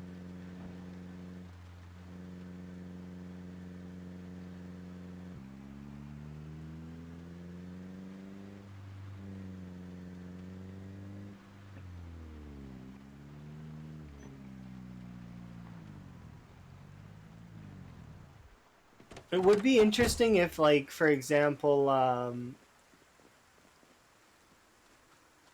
some of the professions when they get changed in Build 42, if they became more useful, like specifically the ones that are not really picked that often, like farmer or you know doctor, or because doctor and farmer, and there's a handful of other ones that are like in that same vein that people don't pick very often because they're just not, they don't lend anything that's good to the gameplay, or they're good for from a role play perspective, but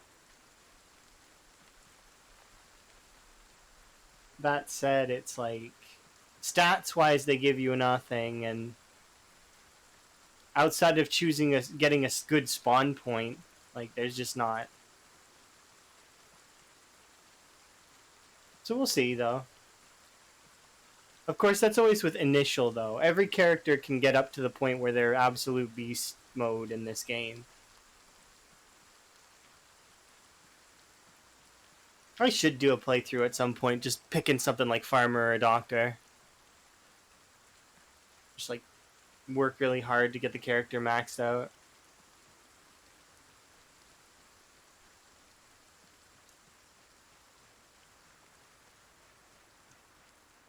How would be pain for reloading though? Like even this character is going to be pain for reloading. I'm halfway there. Not really. It's not really halfway, and I know it. It looks like it's halfway though, visually.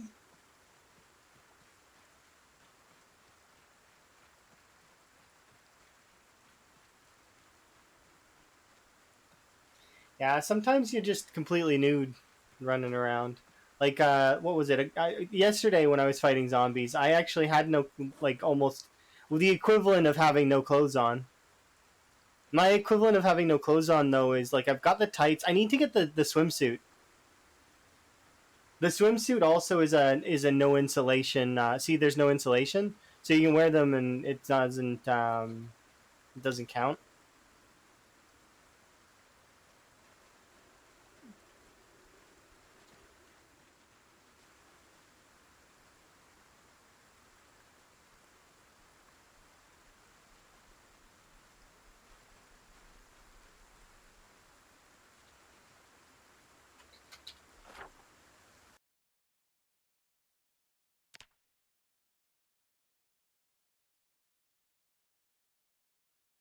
like that.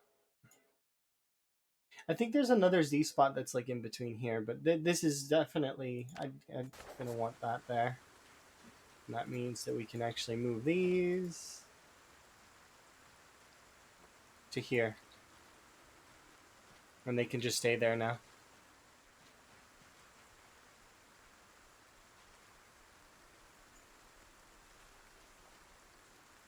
Is shuffle off? No. I just think it's weird because some of these songs are back to back on the playlist. I mean, it'll happen sometimes with probability.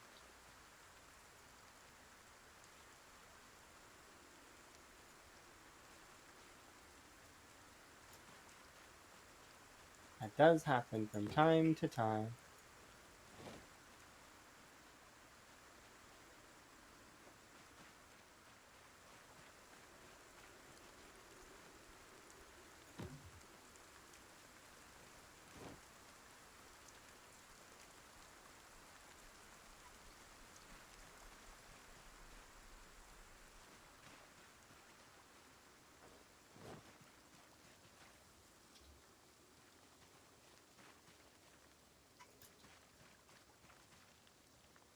I want to pick up as many twigs and branches as I can, just to tidy them up.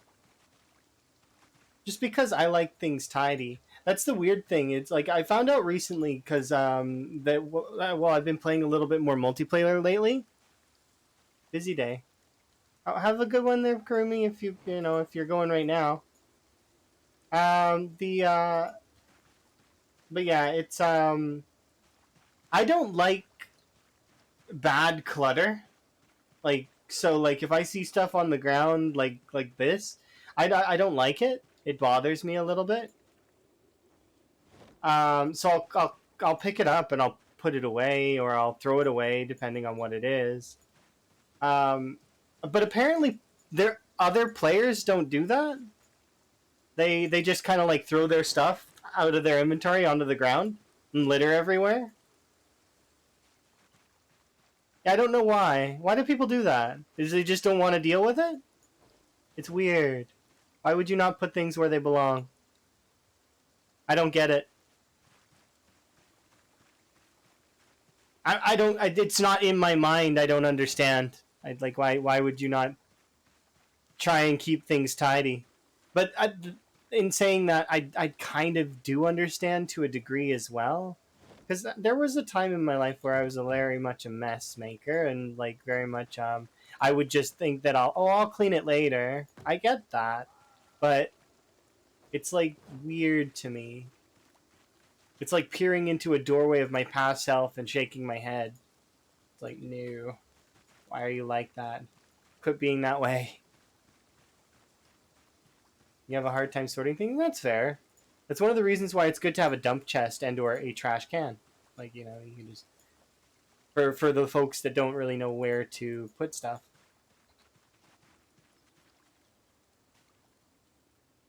But it's like I like especially with like when I was on the Wild West server there for a while, there was just constantly litter everywhere. And then same for until they like even after the like the litter mod was gotten rid of. And same for when I was on Bunz's server there just recently. It was for like doing the sprinters and stuff. They're just like people throwing cans everywhere. It's just weird. Why? There's a perfectly good zombie carcass literally with cans sitting on top of it. And they can just put it into the zombie. Like 2 seconds.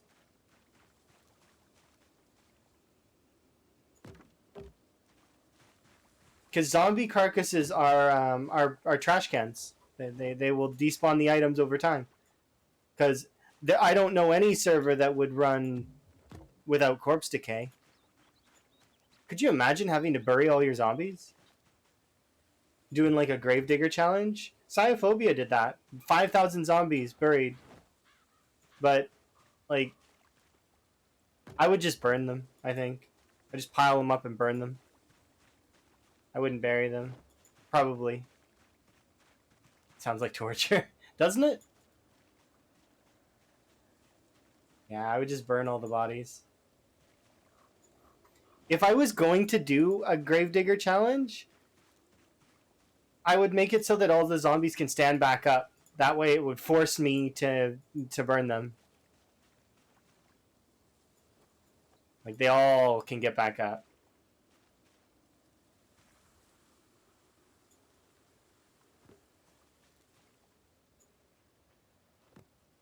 Did Rill do that? I gotta ask Rill how that went because I didn't know that he did that too.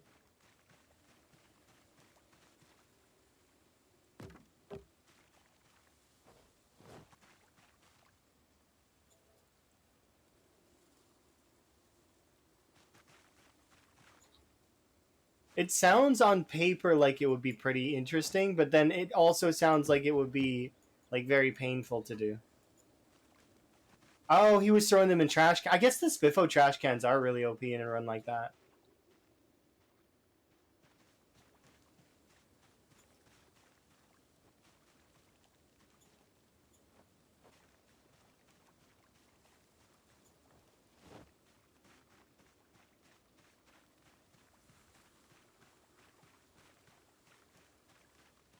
The cardboard boxes and trash bags to store the carcasses in.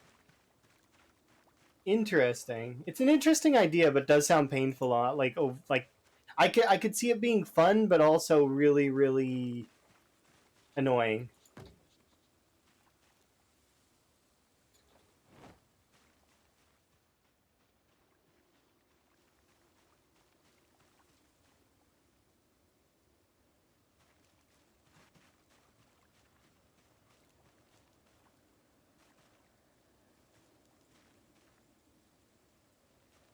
That's good. Most YouTubers don't do really long runs.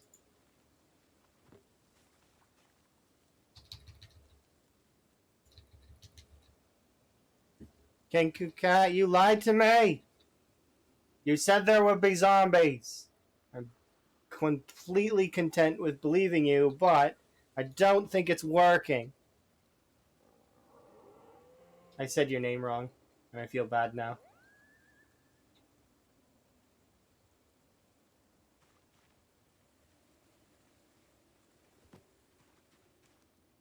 No hidden zombies? No.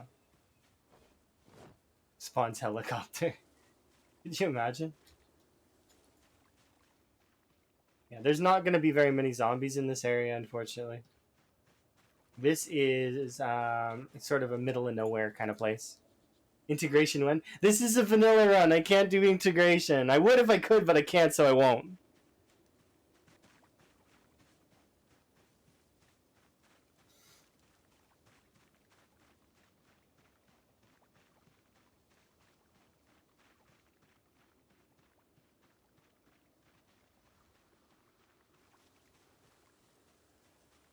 I misread that very briefly and then reread it and read it correctly, but I read Invincible Zombie, which is interesting to me.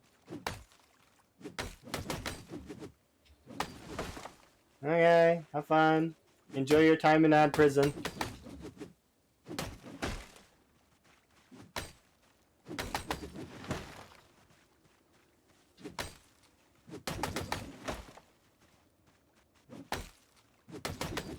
Ad prison is a choice.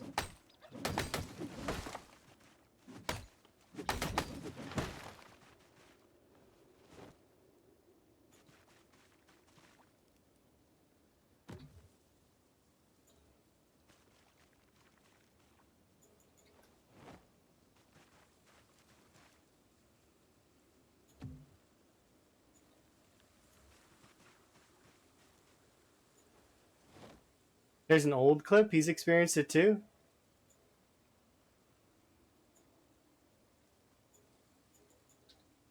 It wouldn't surprise me. Given how long that everybody's been playing, like to see strange stuff like that seems likely.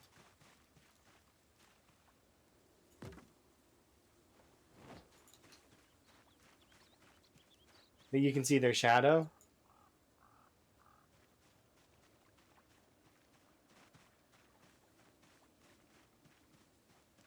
And they're close to 1 mil? That's fair. There's a lot of people here that actually have hundreds of thousands of channel points. That's why I get nervous sometimes when I turn on integration. Little bit nervous. Only usually for the early game. Once my character is strong enough, I don't care anymore. Like, it doesn't bother me. Integration becomes kind of more of a help than a hindrance. And then later on, when you get into really, really, really late game, it becomes a hindrance again, but for the wrong reason. So integration kind of is like what is that bell curve? It's not a bell curve, is it? It's the curve that goes like up and then goes down again. Like curve. What is that curve called again? It's the one that's like whoop and then down and then is it a bell curve? Anyways, that's integration in a nutshell. Integration starts out being kind of because like I'm already going to run away, so it doesn't matter. And then it gets to a point where integration is at its peak, where it's like, oh my goodness, this it's really fun because you guys have a chance to kill me, but also I have a chance to fight and gain my levels and stuff like that. And then it starts to get so that's the point where integration is at its peak, is when it's sort of mid game and we're kind of like playing footsies a little bit. And then later on, it becomes a hindrance again because you guys start pulling zombies away from me, and I can't kill them. So they would be like off in the woods somewhere, and I have to go fetch them. So it's like a bell curve. Yeah. Welcome back. It's definitely interesting to say the least. Primary. We heard this one as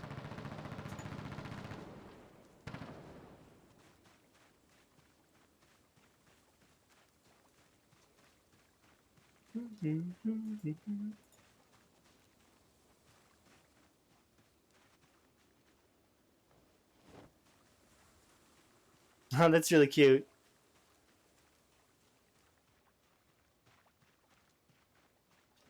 We're gonna break this axe soon, and I know it's like gotta have like a good amount of durability, but it's just I can see this axe breaking in my future.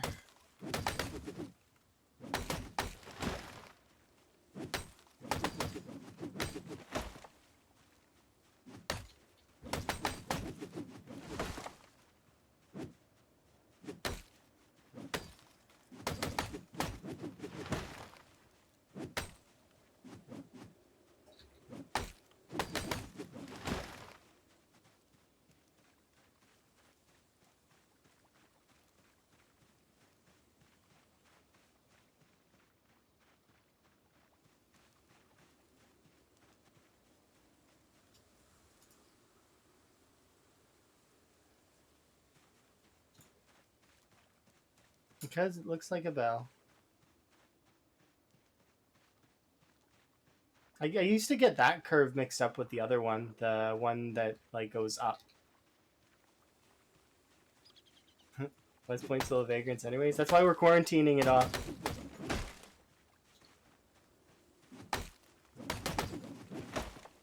Although they are paying for the wall, so like I mean I'm okay with it. I'm getting paid for my work. Does suck sometimes being an independent contractor.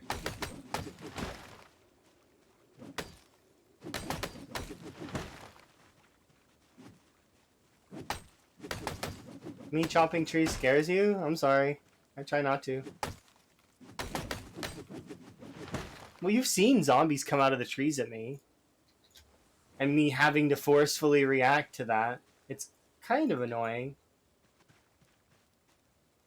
It's also really dangerous because there are times where I would be mid-swing and the zombie gets a shot at me. Kind of amusing, though, at the same time.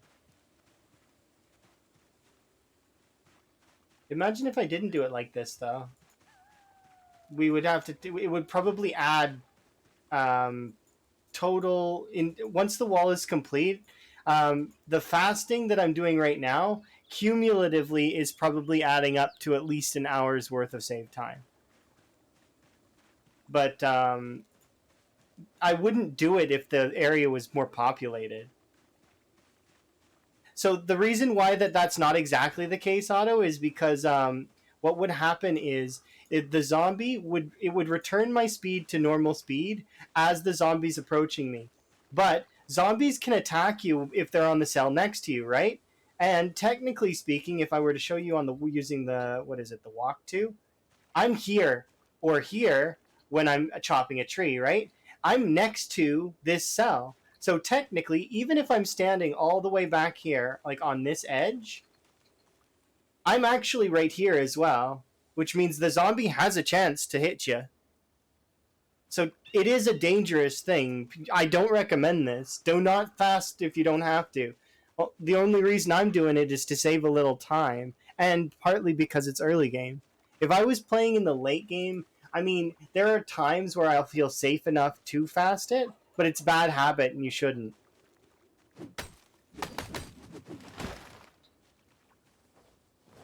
Like even during my big run, like when I was doing the chopping the trees, there are times where the zombies would come out of there, and if I was not like I have to react.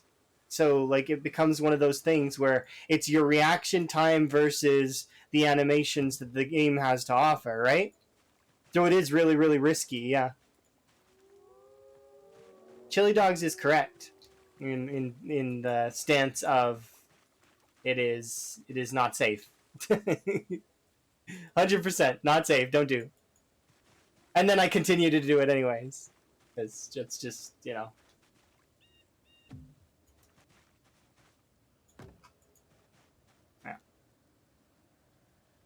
That's the reason why I'm admitting that it's bad to do is because I don't want anybody to build bad habits because of my own like gameplay. Don't build a bad habit. Play good. Play safe.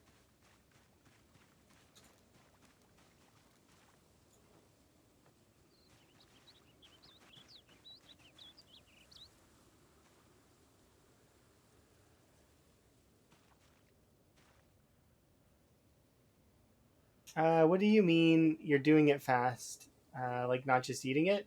I don't know what you mean. Like, do you mean so when I the speeding up thing is a manual swing, and I just increase the speed by pressing a hotkey that is bound to speed up time. I will mention though as well when I press that hotkey, I remove my entire hand from the keyboard. So, like I said, bad habit, don't do it.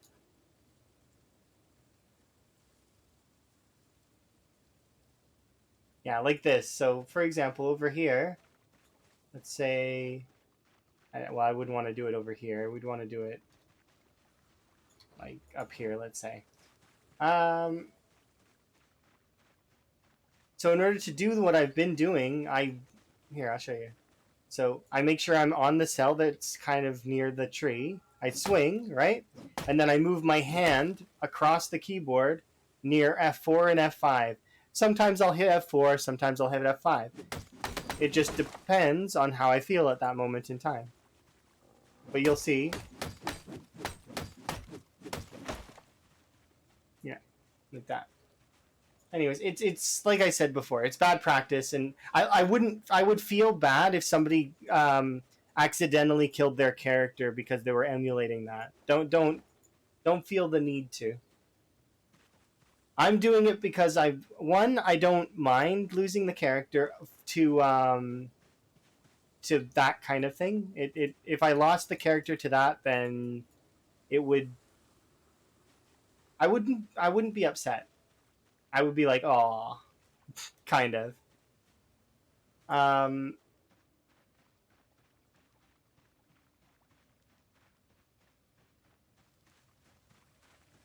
it's kind of like early game for me anyway. Still,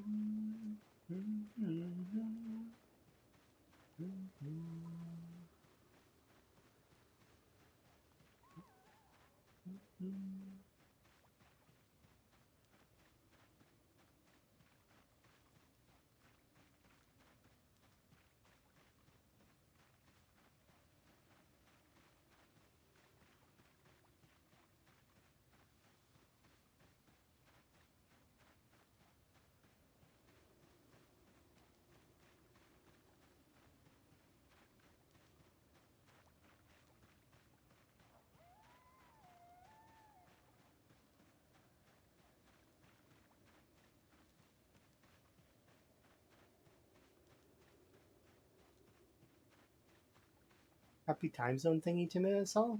What time zone thingy? what time zone thingy are you talking about? Is there like some kind of special time zone thingy? If you mean daylight savings time, that was like a while ago.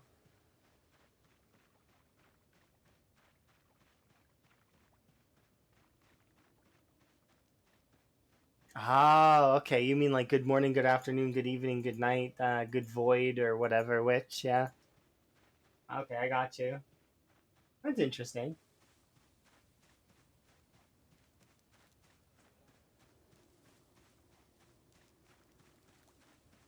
I know. I don't know if it was last week, but it was like a Sunday recently. Recent Sunday in my head. That's this is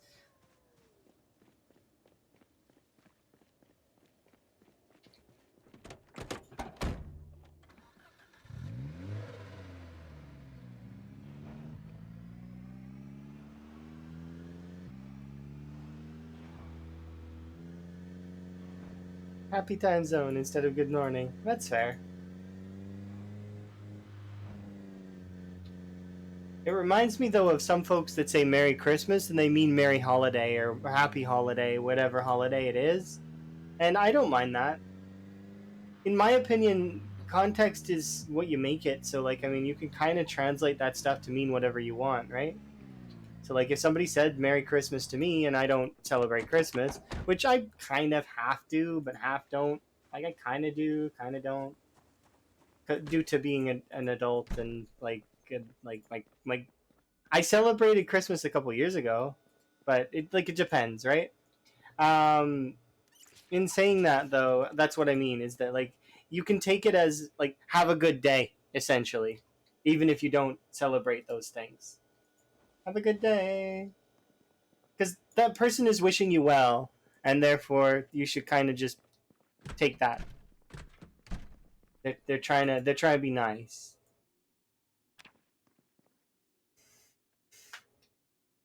I feel like switching clothes, so I'm going to switch clothes. I like these blue clothes though; they are kind of nice, right?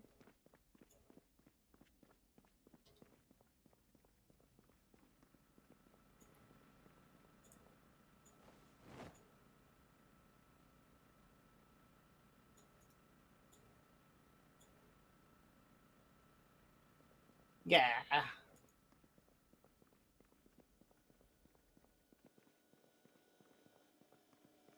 Nice. Congrats on your cooking and carpentry things.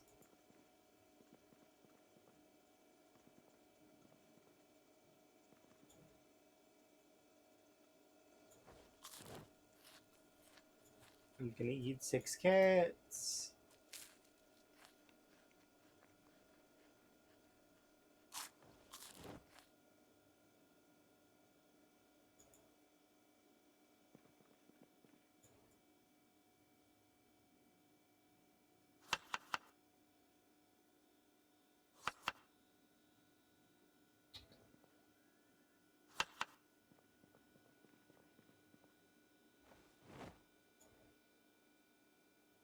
Add a little bit of thistle. Add a little bit of tomato. A little bit more tomato, and nice. Little bit of fish.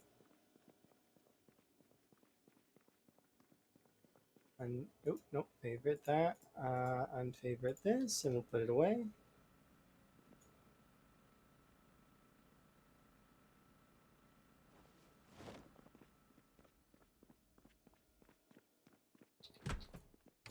I'd like to get a red like outfit too.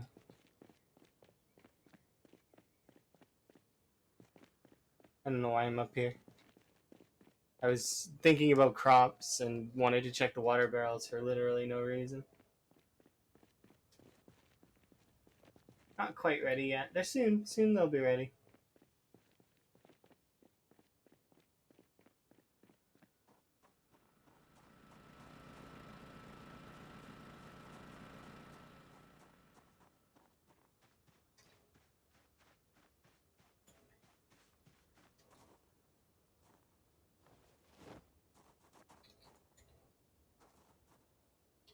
Let's do this quick chore just now.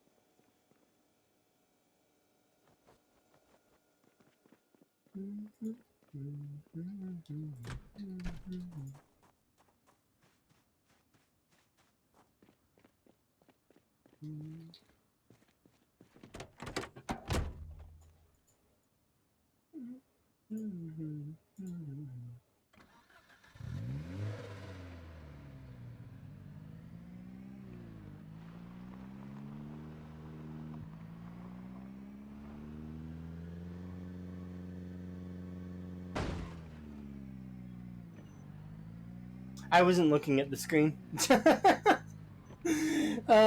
Probably should not do that, huh?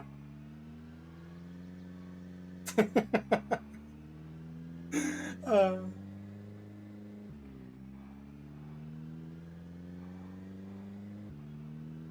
I wonder how I even ended up turning that way.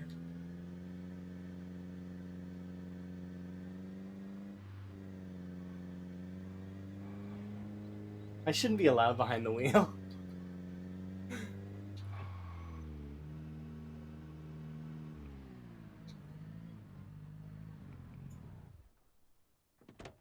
Oh, cool! Congrats! If you've successfully made it into West Point, you have and you're managing to succeed, and kudos.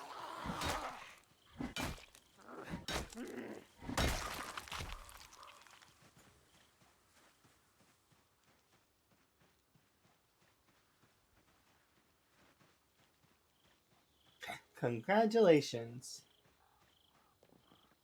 You are winning.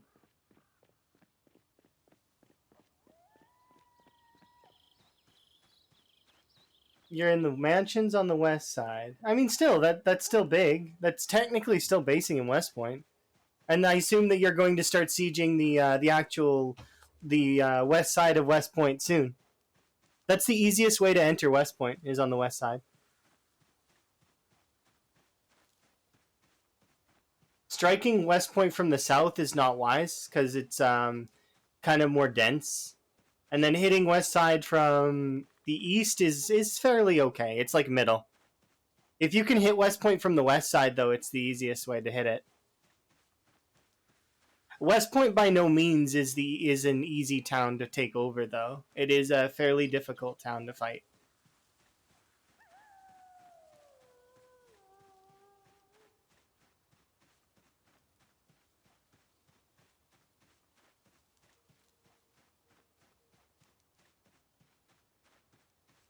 But yeah, starting off in the West Side Mansions is not bad. 3 in-game hours. Yeah, it's sometimes just how it is until you get your fishing up. Once your fishing is past level 6, though, then you're good. You'll see a bounty of fish. That's one of the reasons why I kind of try to rush level 6 fishing once we hit into spring.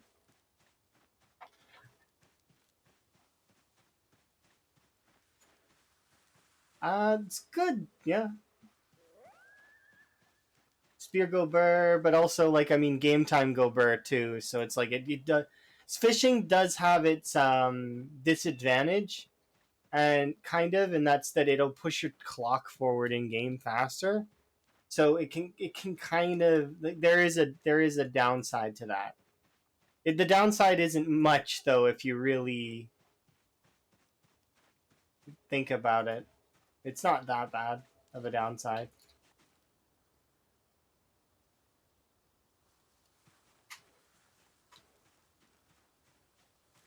No. So winter and so you just need to be high enough level to combat the debuff you get in winter. That's all. So spearfishing in winter, you need to at least be like level 6 in order for it to not be affected as badly. Hello.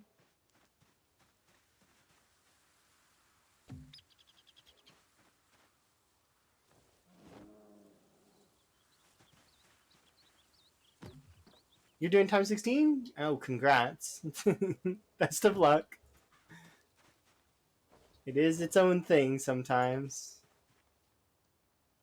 Oh, if you're using a rod, rods are better. They have less of a debuff.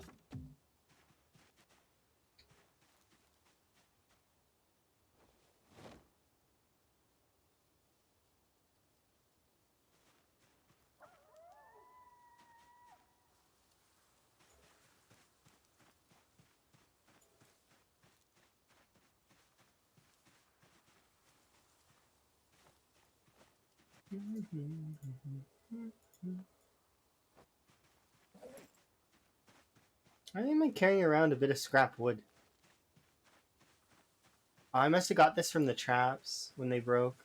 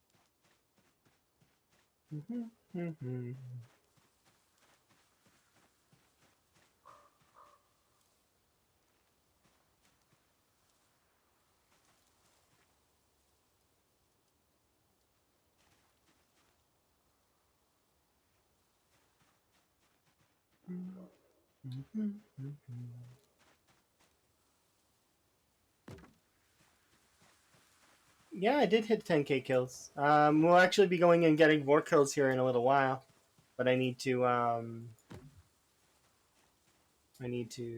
continue my wall so that we can be closer and closer to being done with the West Point wall. Every single log wall we put up is one more log wall towards success. And then once we've done that, then I've done what I want to do in this playthrough. From that point, I'm just going to be quantitatively killing zombies. On top of that, I will probably go to Louisville to do that because I need to balance the score with Louisville. Louisville has killed me twice, and as a result, me and Louisville have unfinished business. I technically should hit Muldraw first though, because Muldraw is the town in the game that's killed me the most.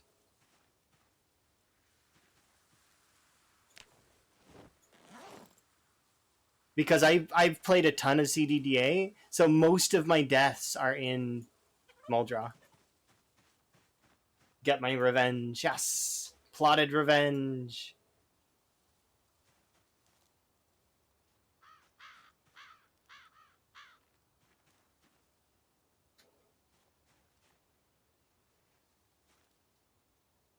But yeah, I'll probably want to go to Louisville. I don't know. Louisville's just a fun place to try and go to. Plus, I want the gold back.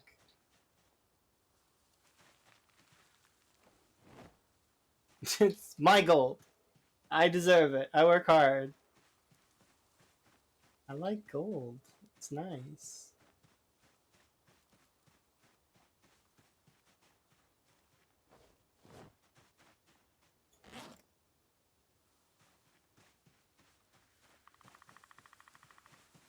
Alrighty.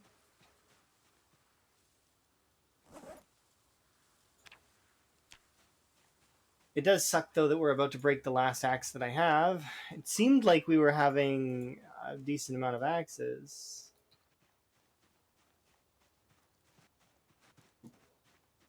I actually might need to go get more sheets because we are low on sheets right now.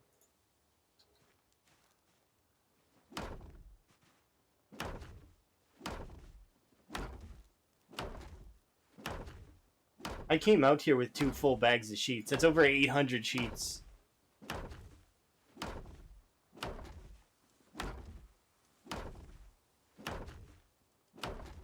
I know how much that it requires though, and that's kind of like a drop in the bucket.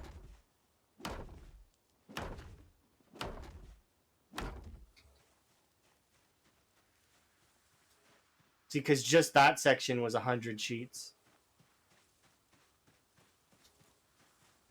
Exactly 100 sheets, actually.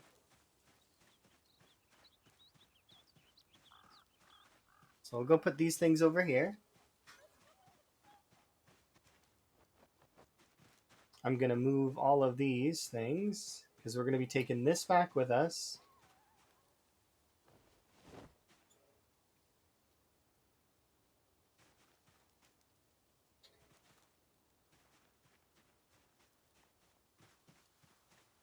Didn't scare me this time, Rotund Frog. Thank you for the raid, though. I do appreciate. Boo! It didn't scare me this time. Mostly because like I was looking over at the thing and I seen the message before it played the sound. You finish your stream? Kudos. I'm pretty sure I'm following you though. I'll double check in a second.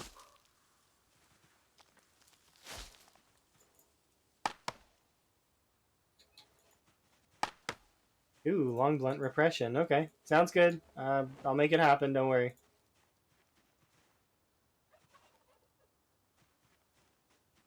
I am? Okay, kudos. It's still good to check though.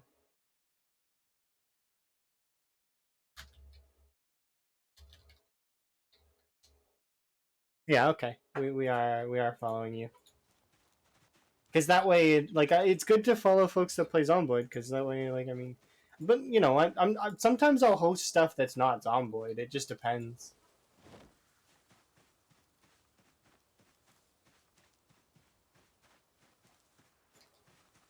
Because there's some amazing content creators that do like like variety or other stuff too. It always does depend.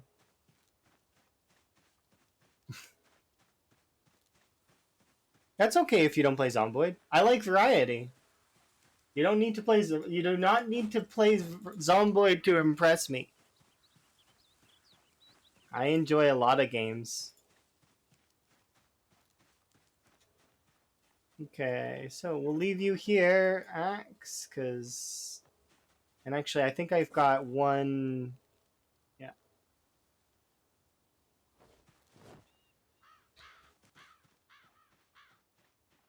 But yeah, let's admire the... We've done 2 cells. The wall is 2 cells long so far. And remember, it's supposed to be 13 cells long. So, doing something? All right, you feel free. And we will make our way back to this chair, have a rest, and then we'll start heading out.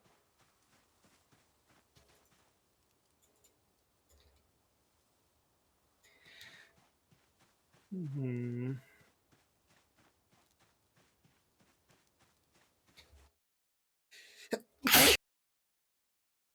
Did I win? Did I succeed? I tried to mute myself. I guess I didn't. Darn it. I tried. My bad. Um, Opinion on the one Riverside spawn, the one that's close to the school. It's the best spawn in the game, in my opinion. Well, I mean, depends on what you're doing. Right? Like it does. Spawns in this game very much depend on what you're doing and what you're trying to accomplish. So, and most of them are medium. You got to think that they like if for time 16 it works fine. Same with sprinters and spawns there. I mean, it can be good, but there are some spawns that I bet you would be better. Like for example, when Bonds was spawning a bunch in Louisville construction area, that was a good spawn.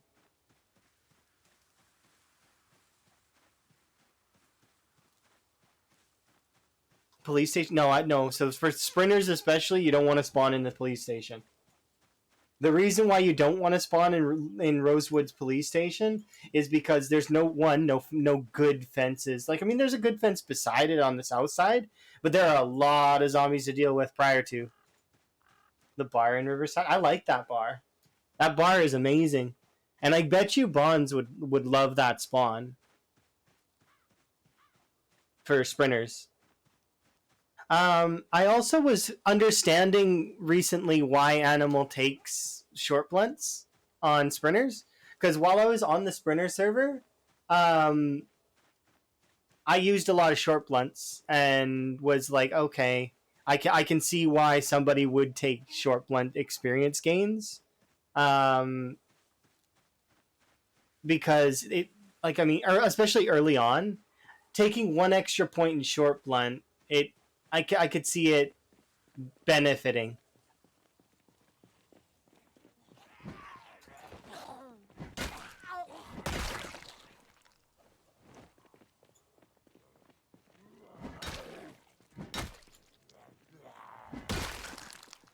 The hand fork is a good weapon, middle tier short blade.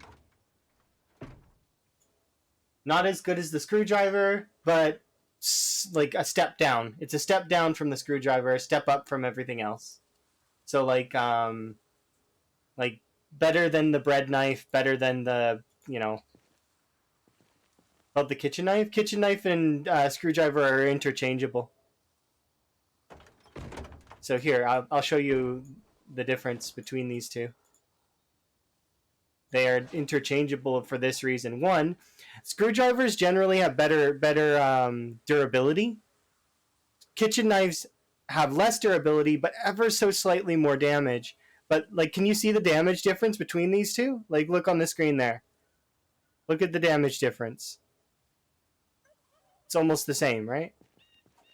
So, kitchen knife and screwdriver are essentially the same for short blades. Why is the bread knife so long?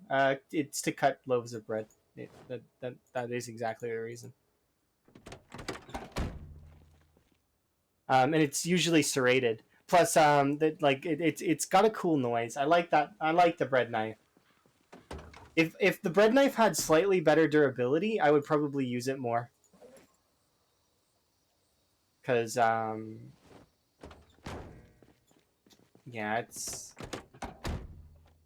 it's like the same size as a machete. I mean, yeah, kinda.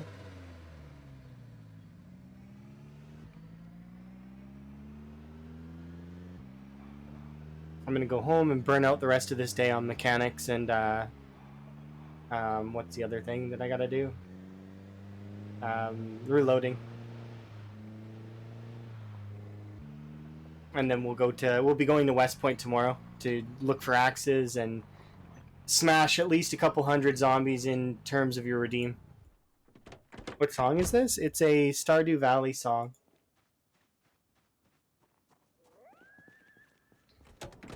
As to which one, I don't know. But I'm pretty sure it's Stardew Valley.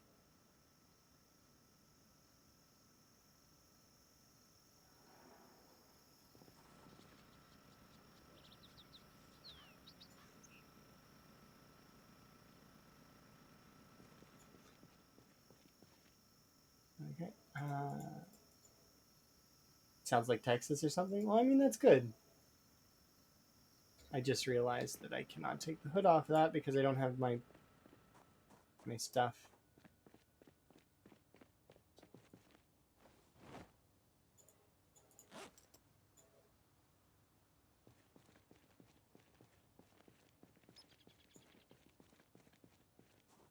Okay, let's go take the hood off of this.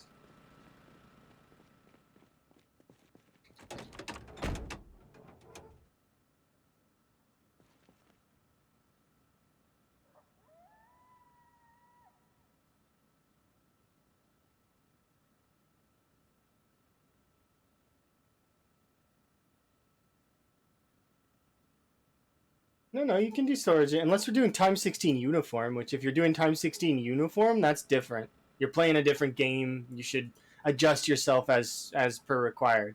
But like, yeah, if you're doing time 16, you'd here. I can help you a little bit with that because I have something that will assist you.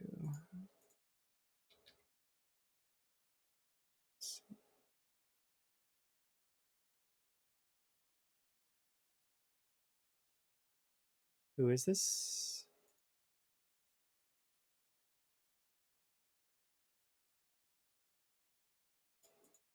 Is that the downloaded version of it?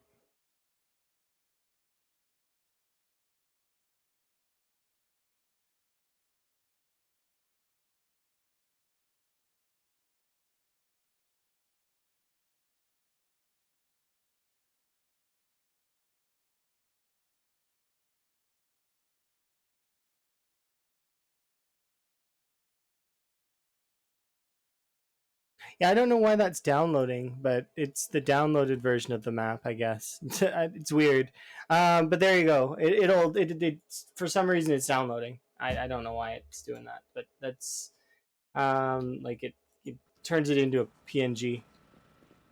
But yeah, that's the Lamprey map. Lamprey made that. Took a little time for him to do so, and I think it is glorious. It looks lovely. Um, and it essentially is time 16 in a nutshell. So yeah, you can go into the woods. I wouldn't go into the no man woods though. No man woods are scary. You don't want to go in there.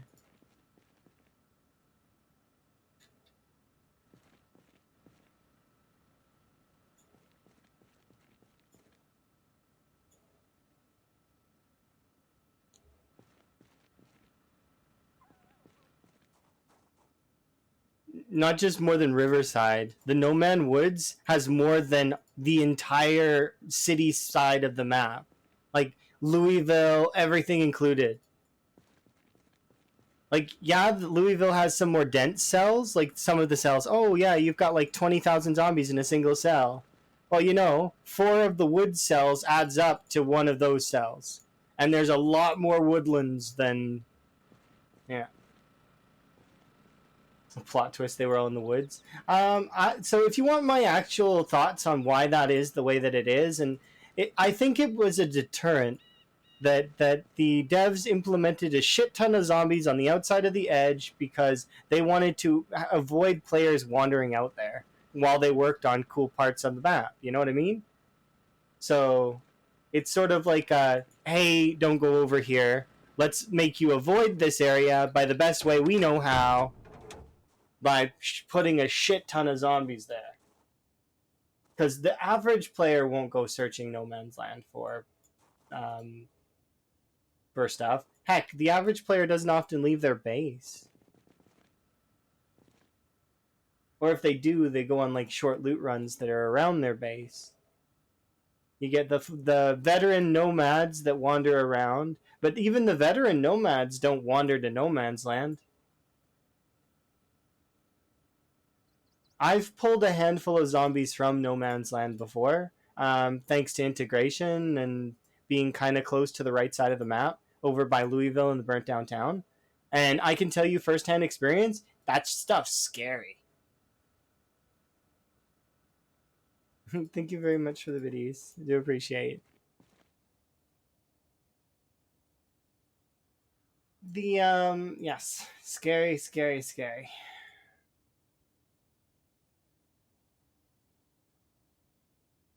The town that's on the west side, that's probably, I don't know if you're talking about Brandenburg, but it seems like you're talking about Brandenburg. And I don't know anything about those towns and the actual Ekron. is going to be over there.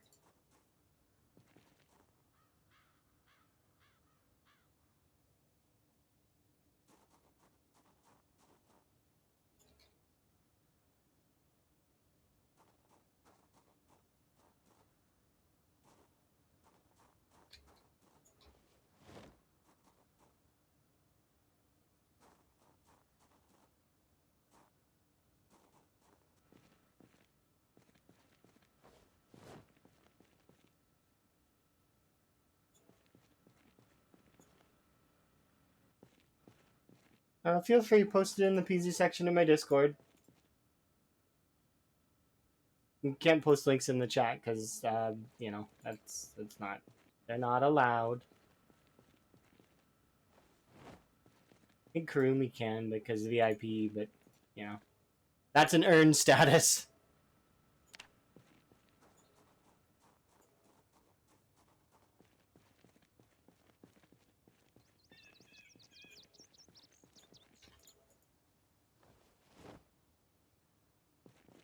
It was practically on top of you? That sounds horrible. There, okay.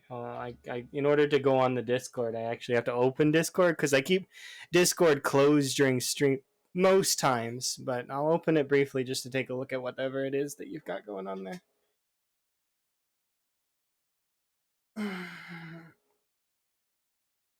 It gives me a chance to up the priority setting of PZ because I didn't do that today. I forgot to.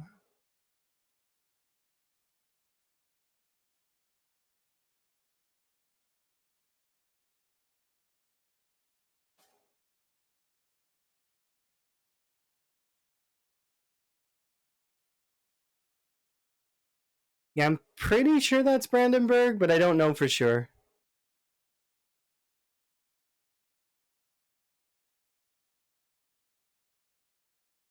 You could stun. You could survive there for at infinitum. We just have to kill all the nomad zombies. Once that entire section of nomad zombies is cleared out, you'd be good. Yeah, I'm pretty sure that's Brandenburg.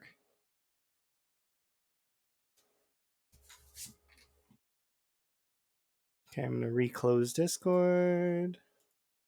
And because I'm already kind of AFK, I'm going, or well, not AFK, but kind of, I'm going to do a brief AFK, refill my drink and such. I'll be back.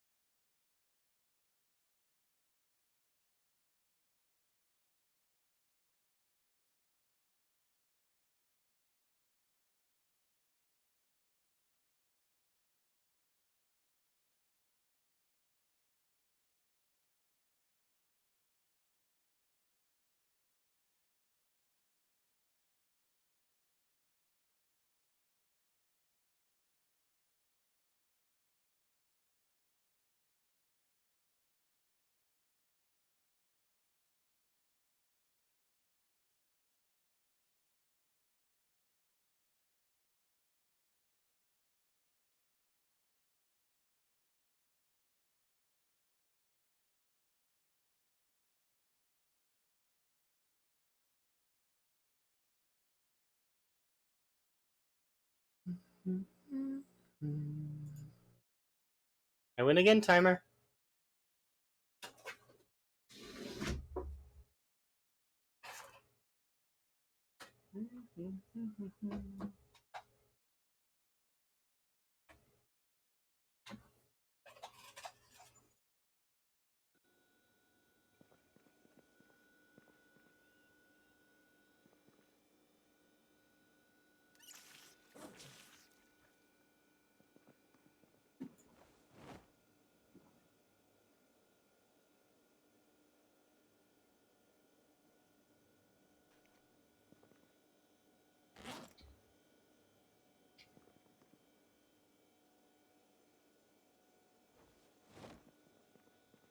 Alright, last meal here can go in my bag. Alright, like that, and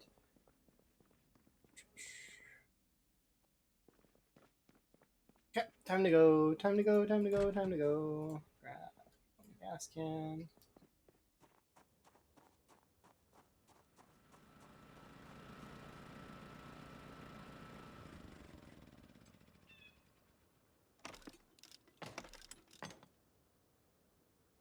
Oops.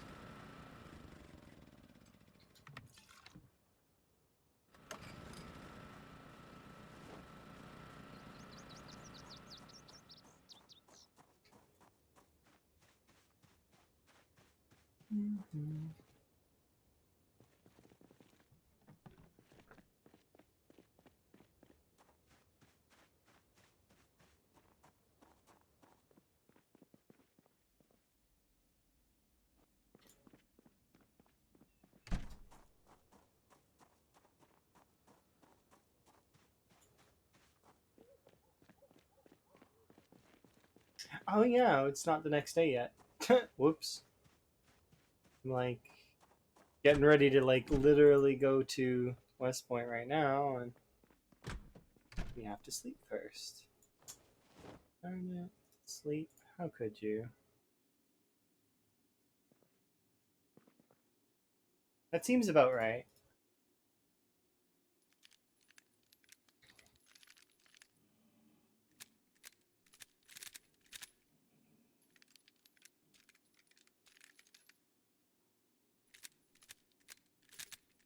The dynamic of siblings.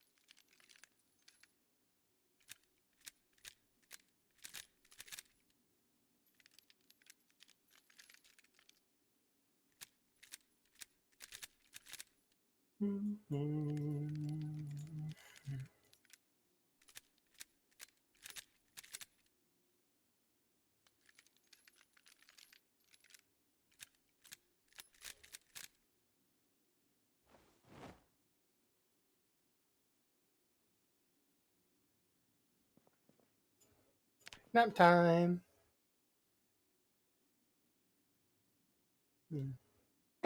Delish.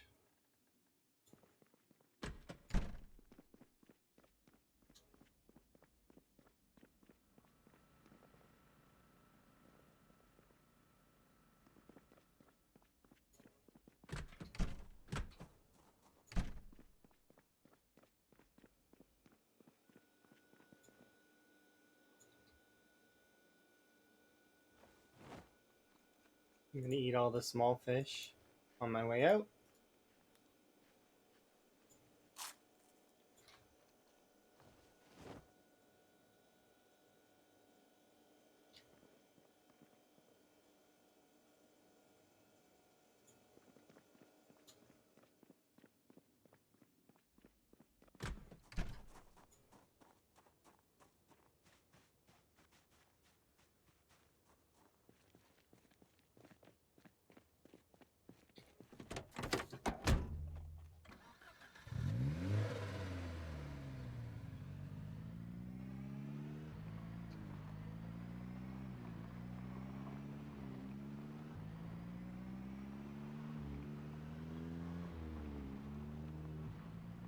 I just wanted to check the crops really quick.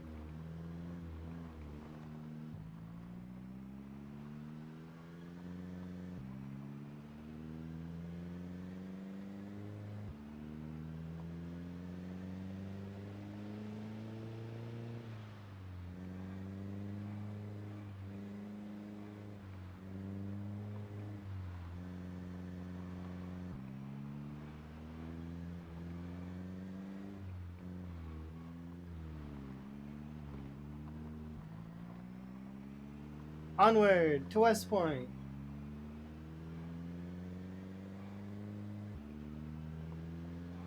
Been a few like while. Oh, okay. Interesting.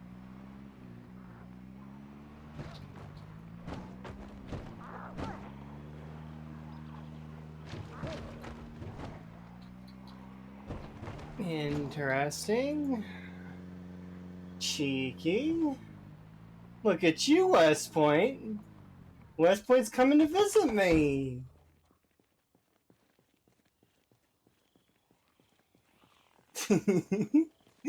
Hello, West Point.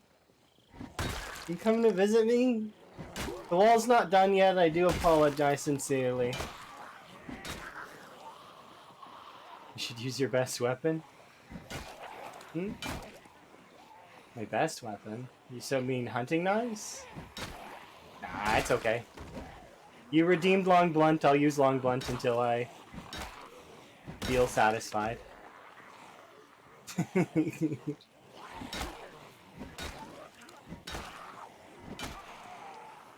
you like Long Blunts though, or Long Blunts your favorite?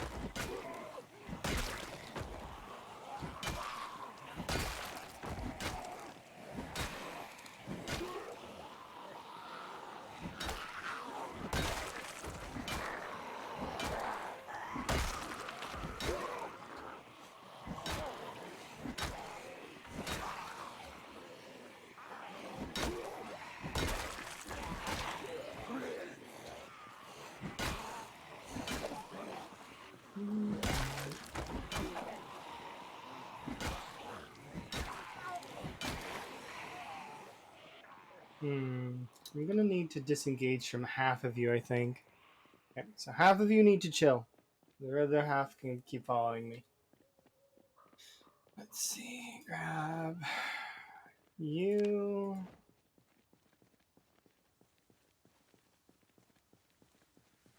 You don't have a favorite? You like short blunt and short blade? Oh, that's neat. I'm a short blade fanatic myself. I really like the short blades.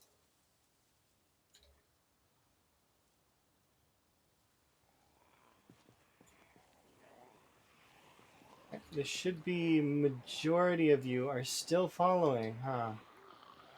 I need you to do me a solid and come back this way.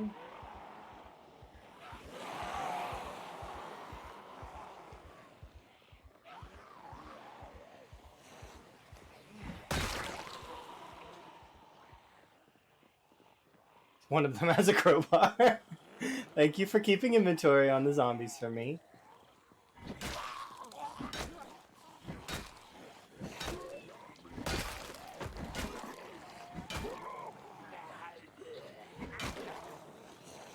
Interesting. How many? Oh.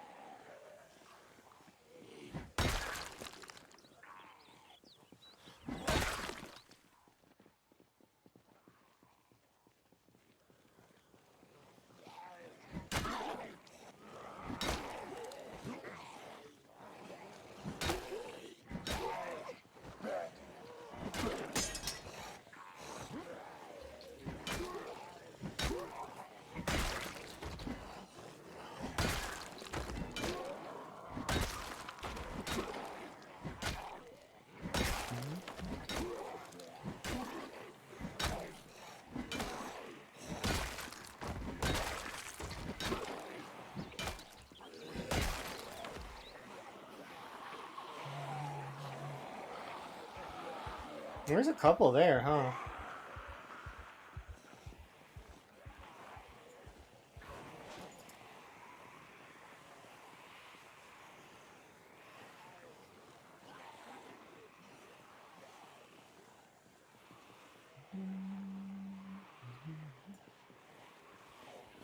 The road again? It's fine. Your shotgun finger starts to get itchy? I mean, I could, if one of them had a shotgun, I'd fire a shotgun off. I don't mind. It's okay. I just know that shotguns wouldn't be able to handle this.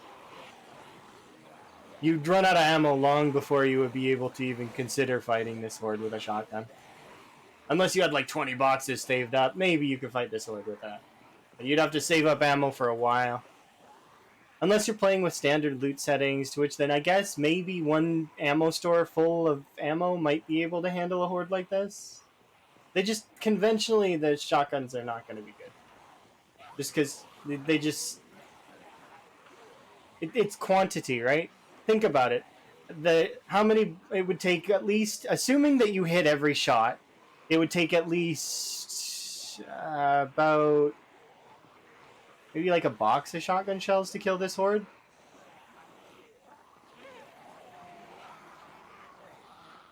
And that's assuming that... you gotta remember, though, that there's aftermath of a shotgun, too, right? That you're gonna pull in everything in the surrounding area.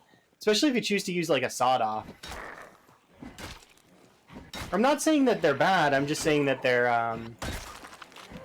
not...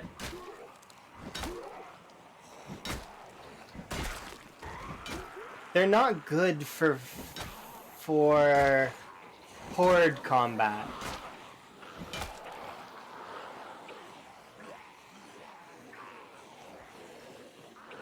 Probably more than a box. You were thinking 6 boxes? I'm thinking, like...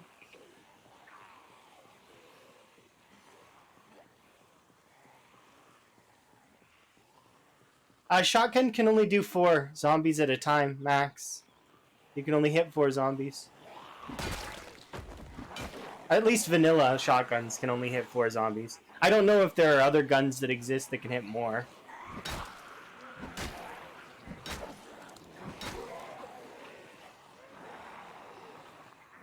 You...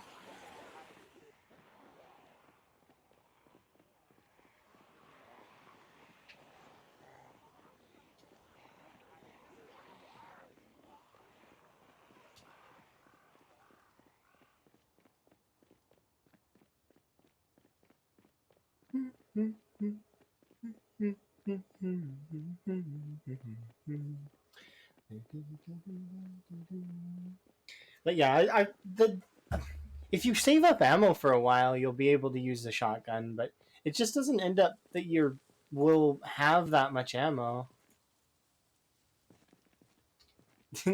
I'm gonna disable raids from small views, like viewer stoofs, if you keep trying to raid me like that, in order to attempt to scare me.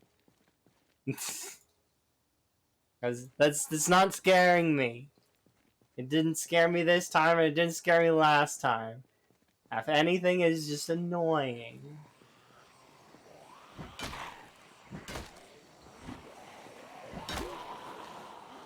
I'll stop. Okay, good. Because that's not what raiding's for anyways. And it's better to have it happen naturally, right? Raiding is supposed to be to share your community with other folks. And also, like, to bring a smile to someone's face. It's not meant to be a jump scare. It's just lately, I don't know what's with me and getting jump scared by my own notifications. But... I guess it's because they're loud and out of nowhere.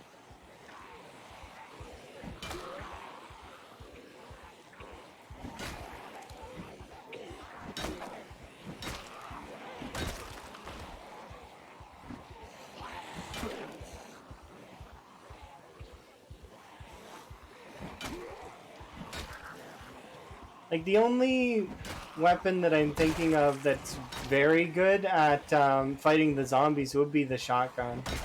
The other guns, you need to be like level 5 aiming in order for them to at least hit their target, like, reliably.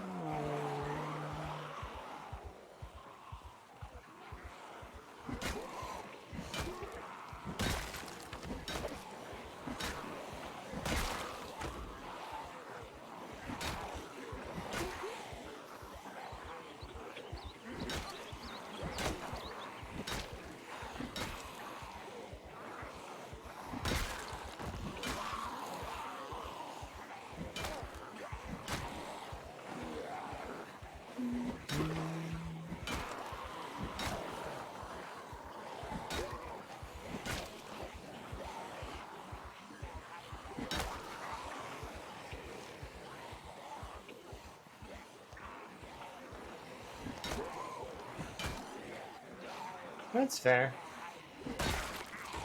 Even if your account was meant to be a joke, it could even be a brand thing. Like, I have an account that I created that I was thinking about utilizing as a branding thing, but it just never ended up working out. And as sucky as that is, that's just how it works sometimes. Sometimes things just don't work out. And or sometimes things just stick. That's just how it goes, right? The one that I had thought of was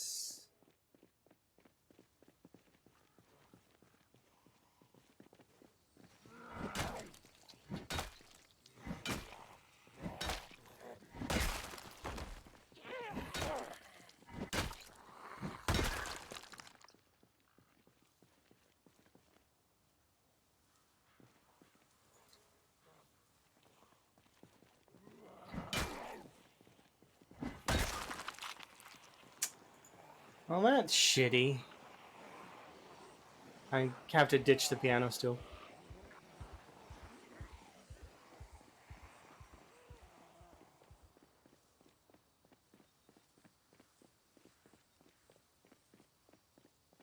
Well, it's not rip. It like we can go back for it here in a second. I just need to go and chill.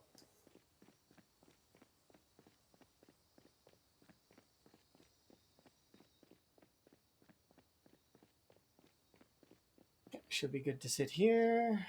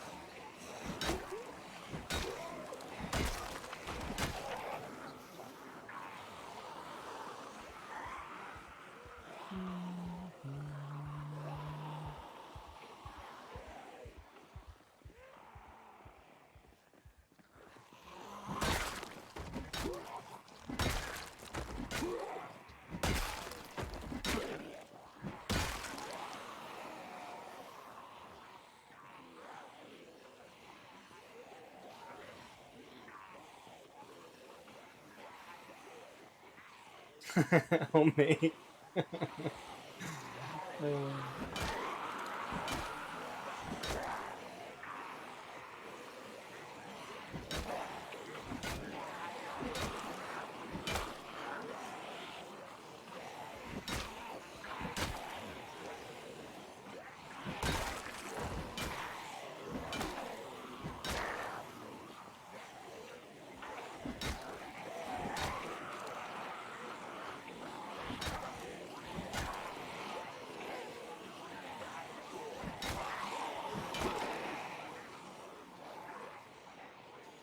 Okay, I should be able to sit on the piano still for a little bit, which means that I'll be able to recover a little bit of my stamina. Hello, zombies. My bad. Sorry, didn't realize.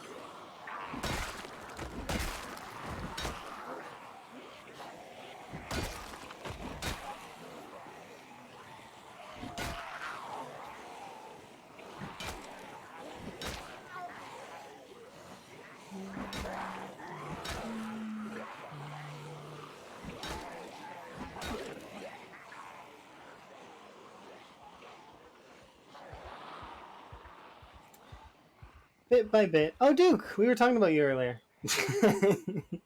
and how you probably would like to play D&D probably. I could see Duke playing D&D. It got brought up that you would be the prime candidate to play D&D with somebody. Like you and Tower would play D&D like with Otto. I think was the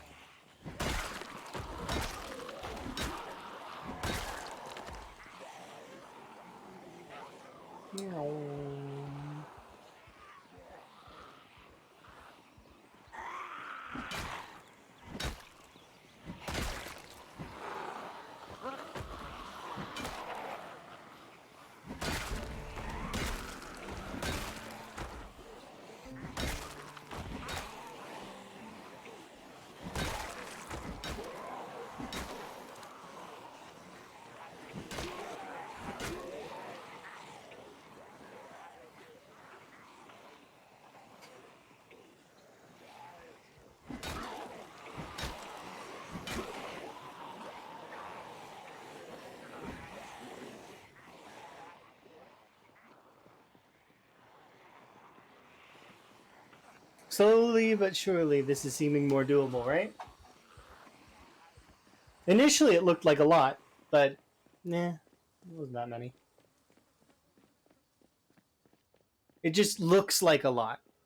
And yes, they could have surrounded the car, and had the car managed to stop and stall, I would have had to make some difficult choices. But it didn't. As a result, I was able to reposition myself into an area that I'm more able to handle. I'm just a little surprised that so many of them came down for a visit.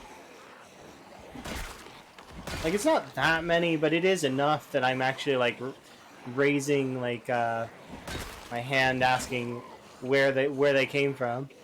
Like, I know they came from West Point, but like, where were they earlier? Because I've driven up to West Point a few times, and not run into a group like this.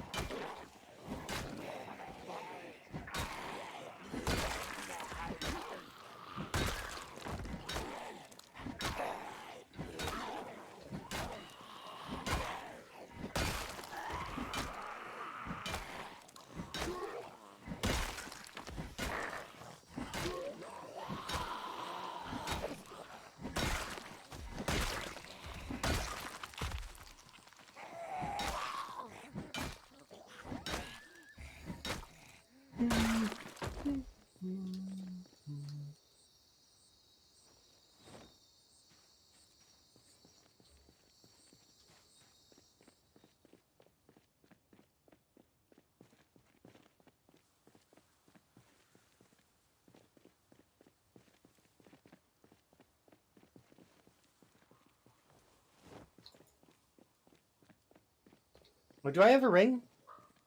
Okay, I do. I need a ring. It's a requirement. I need to have a ring at all times. Thought I didn't have one and I was in a bit of a panic. It's because I was playing on the Sprinter servers and I didn't manage to collect a ring right away.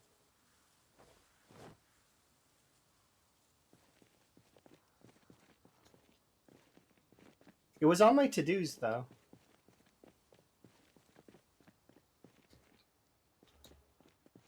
Alright, scissors.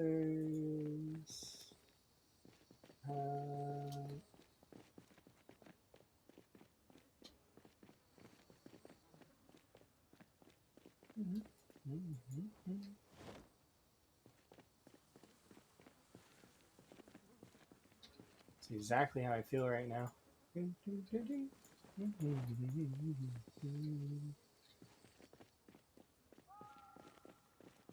Ah, there it is. Okay, this is the big thing that I wanted. One more axe for the wall.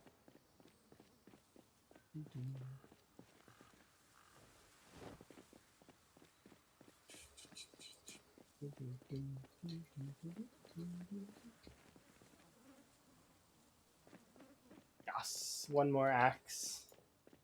You know how happy I'm gonna be when I don't have to collect axes anymore? Oh my goodness, I'm gonna be so happy. Because axes are good weapons, don't get me wrong. They're not my favorite weapons to use, so I like the crack that they make, but the like when they hit a zombie, but it's just eh.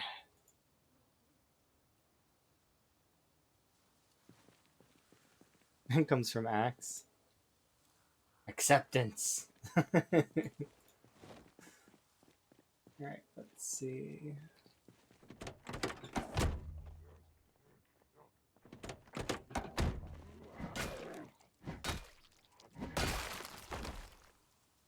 Anyways, how much was that?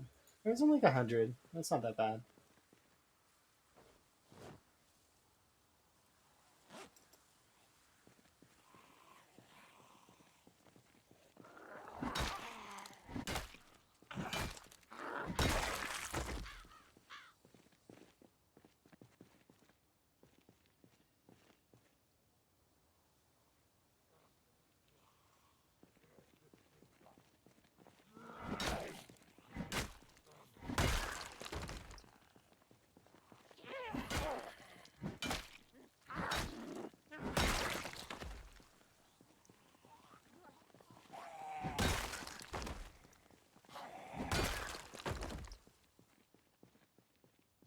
Where are all the zombies now?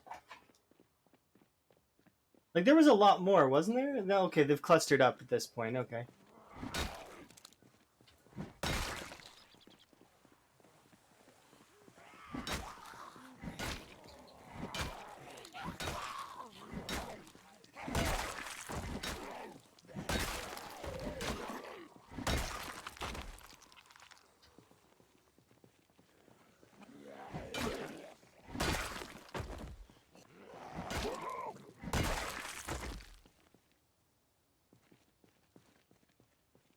Yeah, they're gonna have clustered up into their groups of 20.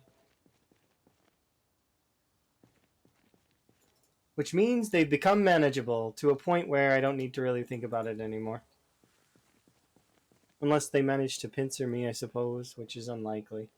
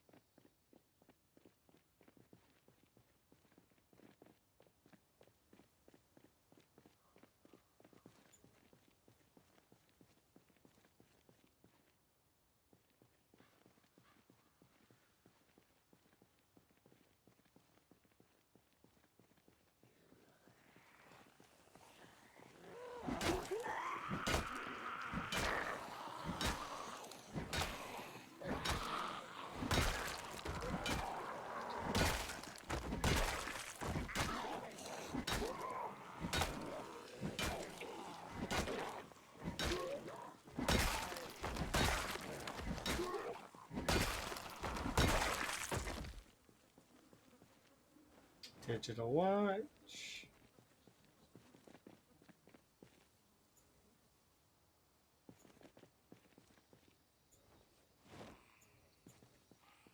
Hmm?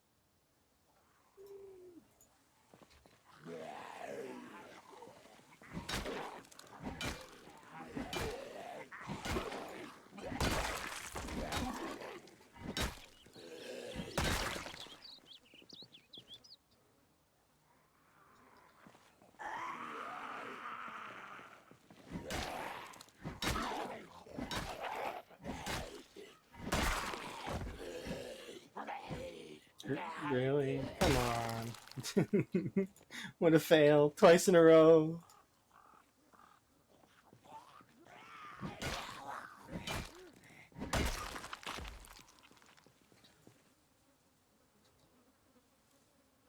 There we go.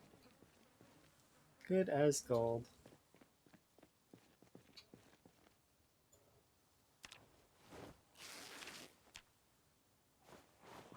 Dude, busy. Put it.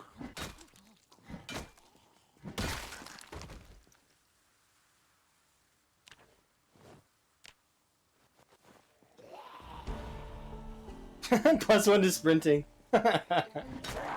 Oh, so funny.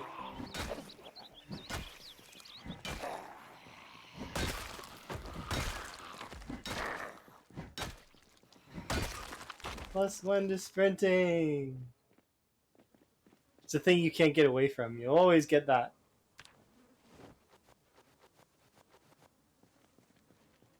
Good afternoon. How's the wall doing? We were at 15.4%. So we're working on it. It's a work in progress, though. I came here for axes as well as the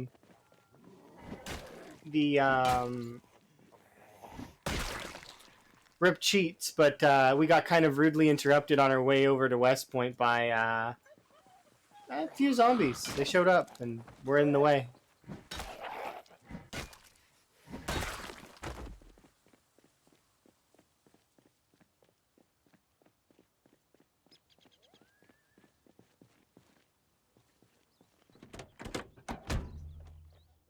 You mean what if the internal director gets in the wall? It can't. The way that the internal director works is it won't be able to get in the wall. It always comes from the outside. Meaning if you do this, you can't accidentally trap the AI director in a box. I looked into it and I was like, I did want to do that at one point. I was like, I want to capture the AI director as my pet. You can't. It's not something that works that way. It always travels outside in. So I could box it out of the map. If I went into no man's land along the outside edge and traced the outside edge all the way to around the entire map, I could box the AI director out of the map. But you can't keep it as a pet. I did want to keep it as a pet, though. It was on my list. I was like, I'm gonna have the AI director, and it's gonna be my pet, and it's gonna spawn zombies in a tiny little cubby for me. No, can't do it. Believe me, I did look into it, though. Of course I looked into it. To keep a string of code as a pet? Yep. It was on my list.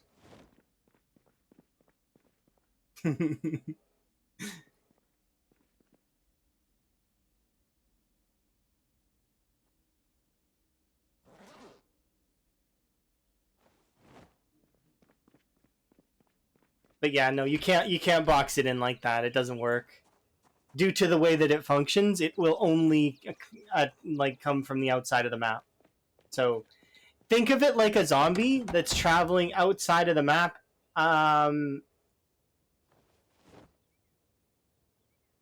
It's the easiest way to think about it. Is to think of it like it's a zombie.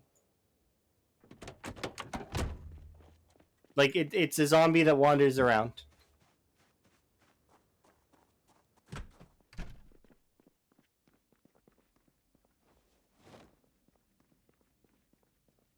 Yep, and the zombie can't open doors and can't even walk through doors. It can spawn stuff outside the buildings, so long as that building is, but it can't go inside. It is like a really, really simplified special zombie because it's invisible and a bunch of other stuff.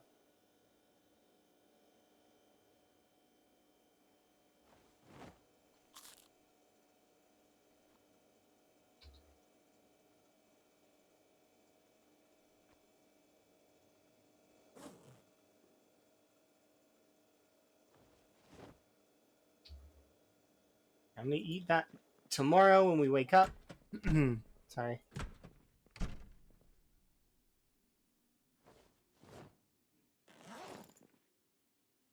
How will I get it in and out with an airlock? Yeah. So the way I'll do it is I'll make a box that has that like a box of log walls here, and inside there'll be a two sized open gate here and a two side open gate here. And then what we do is we drive a car inside, close the first gate, open the second gate, let the car in, close the other gate, and it works like a box system. So there is still a chance though while I do that. Well, no. So long as I do it that way and make sure both gates are closed, it'll never the AI director will never be able to get in. Cuz like it can't just sit here inside the box and wait. It never does that. It continues to bounce around. So like it hits the top of the area most. When I was watching it try before, it was like bouncing off the river like 6 or 7 times, and then it would jump around over here, and then it would jump around down here, and then it would jump up there, and then it would go back to the river for a while. It does keep trying, which is the interesting part. It doesn't really ever stop trying. I messed my clothes up.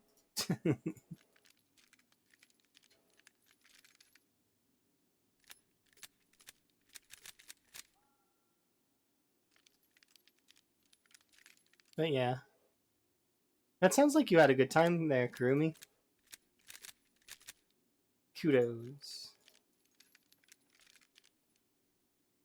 Emma kept trying to treat me for stuff, which I don't like that. I like to be the one that pays. So long as things go good.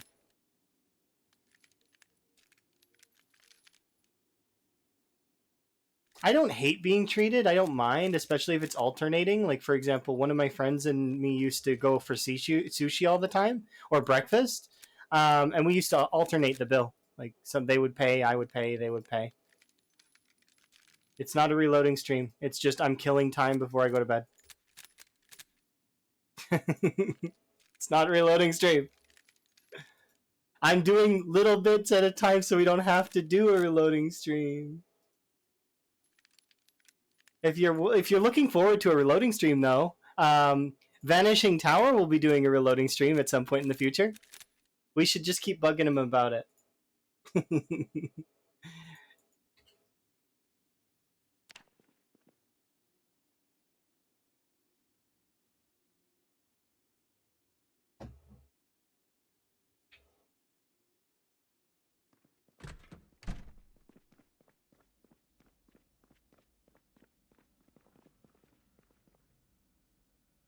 Oh, I'm not repressed anymore, so that's kind of nice. Maybe I'll break a few spears. And I haven't broken any spears in a while.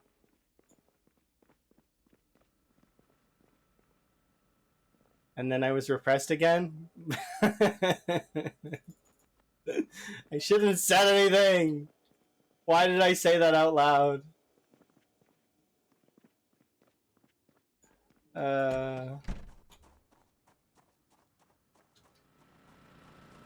Yeah. I've got quite a few of those clips actually that are there. Wellness check. I do sincerely appreciate it. Hmm. Were you gonna do long blunt too? My goodness.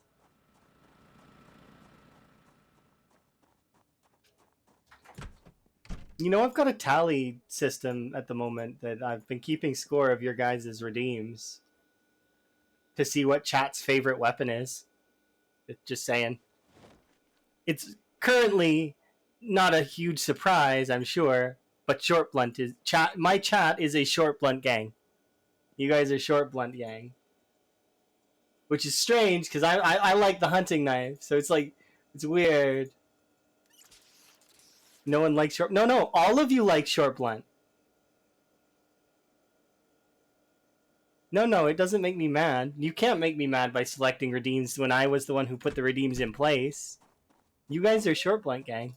That's I've already it's been established. Although long blunt is starting to make a surprising comeback.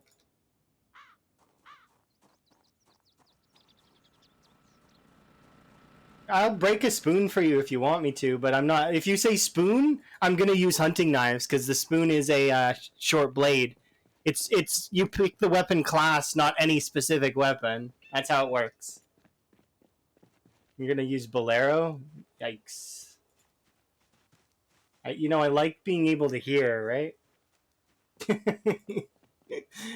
At least I can hear for the first little while on bolero. It gets to that 6 minute mark though, where you can't hear anything.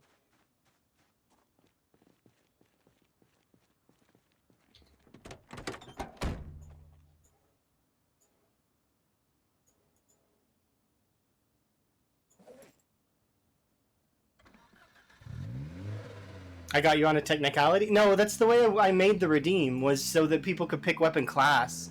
So you guys could help me level my weapons. The reason why aiming is non there is because you guys would only choose aiming. So don't think I don't know. You guys would only pick guns. Literally, that would be it. It would just be I would be a gun streamer, which I'm not against, but we don't have the ammo, so that's why I don't have it on there. Guns are overrated. That's genuinely the reason. Guns are overrated, and therefore you guys would pick them all the time. But if you wanted me to break a spoon, I don't. And you picked hunting knives, or sorry, if you picked short blades, and you want me to break one spoon, I don't mind breaking a spoon. But I'm gonna go and use any of the short blade weapons after that. So I would use screwdrivers, kitchen knives, meat cleavers, hunting knives, generally. Sometimes I'll use the hand fork if I'm feeling like it. Or, what's it called? Yeah, so anyways, I started blasting. Genuinely is how it feels sometimes. Okay.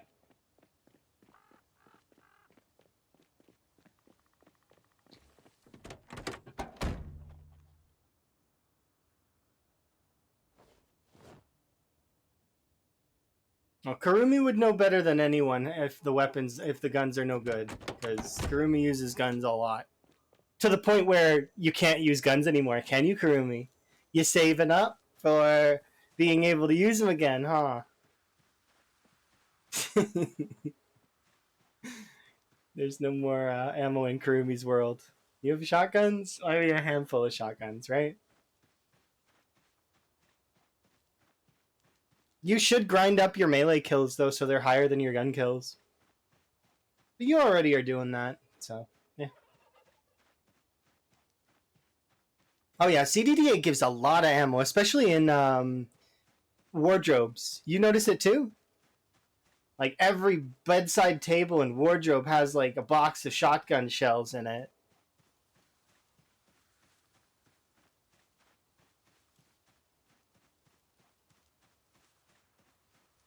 Hunting knives supreme for now. That's fair. I like hunting knives. They're my favorite weapon.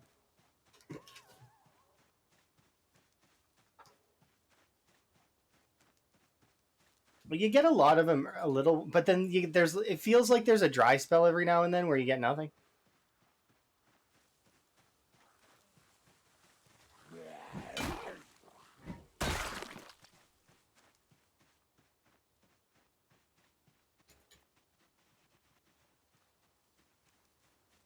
I might want to consider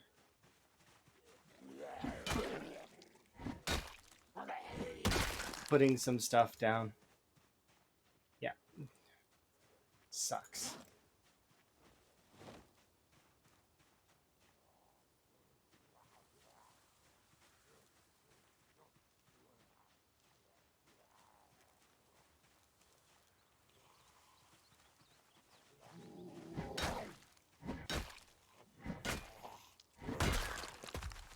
You always fall back to using spears. I can use any weapon, so I don't mind. But if I get the choice, I will frequently use the hunting knives, just because I really like them.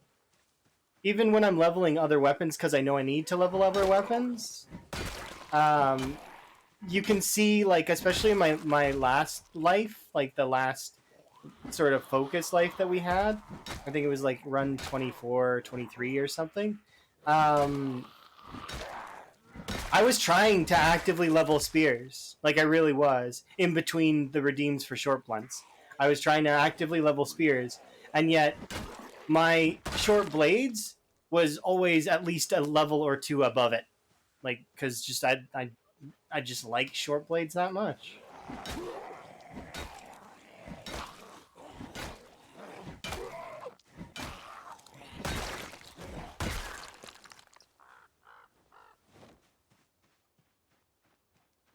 You don't dare touch that wall.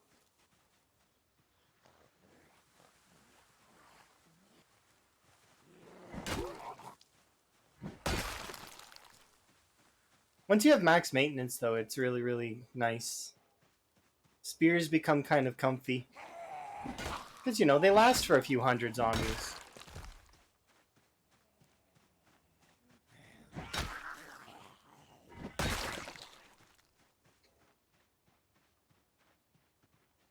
Okay, I'm just going to run the rest of the distance just to make sure that there's no zombies in between here and there. And then I'll go back and grab that bag of cloths, because I need them.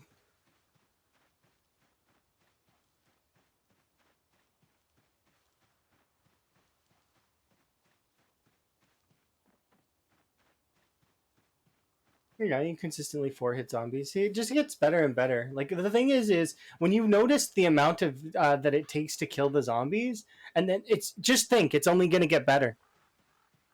It only gets better every time. Until eventually you're one to two shotting the zombies and you're not even really thinking about that anymore, right up until your death. Your eventual demise due to a mistake. And then you just got to work on your mistakes. That's all. Because it will happen. You will get killed, unfortunately. And that just is how it goes.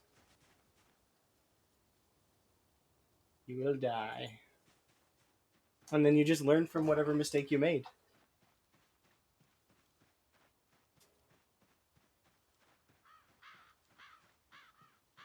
And load up and play again. Or take a break and play other games, depending on how long you've been playing. It'll be interesting when Lamprey finally gets to his millionth kill and, you know, like, see what happens next. I have theories of what's going to happen next.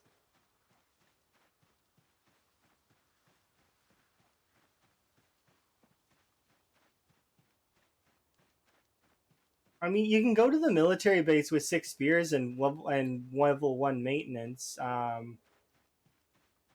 and level 1 spears. It's just know that your weapons that you're bringing are not going to help. Those weapons are not good to help. You got to build up weapons on the way there and or from the zombies. So, like, pick up anything you can get your hands on. Lamp is the goat. Yes, he is. He is the world record holder. World record zombie killing machine for fast shamblers. Did I run past the bag? No, there it is. Yeah, no, I know. And I know exactly how he's going to kill his character, too. I am well aware.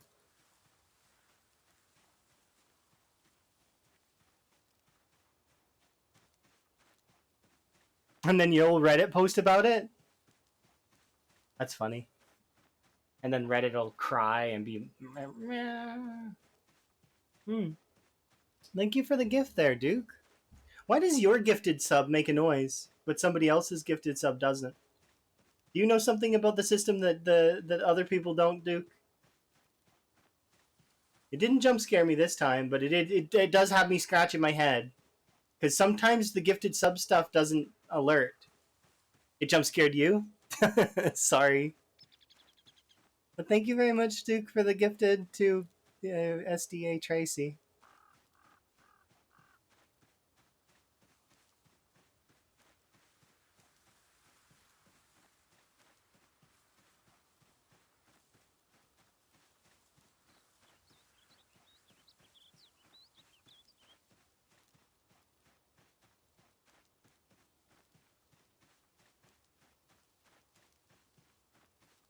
You wanted to test? Okay. I don't know what that means.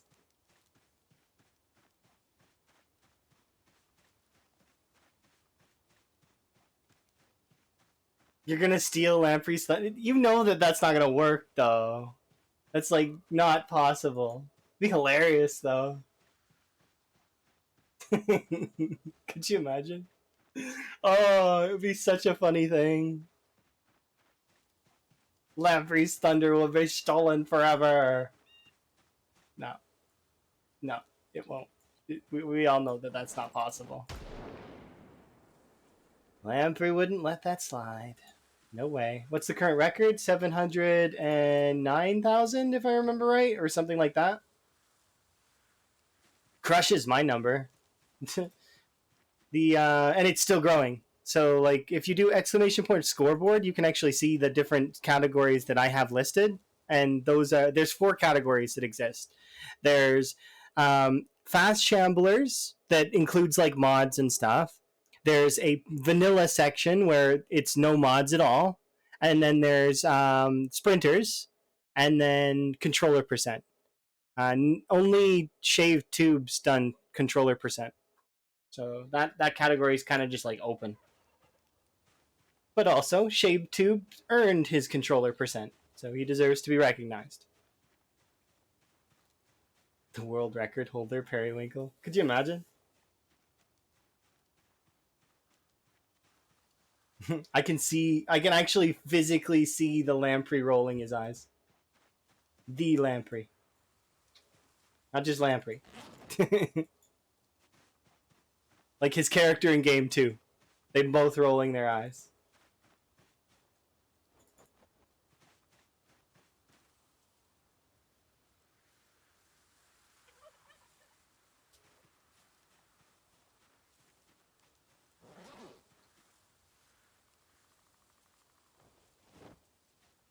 Behind the plague mask and all. Yeah. Even the plague mask is rolling its eyes. Like that level of kind of thing, you know? Alright. Let's put you on the back. Have a rest. Took forever to get out here, but we've got 400 more sheets to work with. Alright.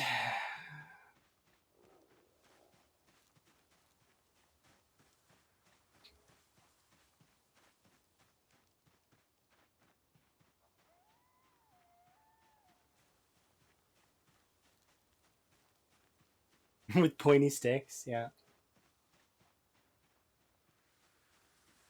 Okay, for some reason I'm feeling a bit nervous, so I'm actually only gonna fast time a bit.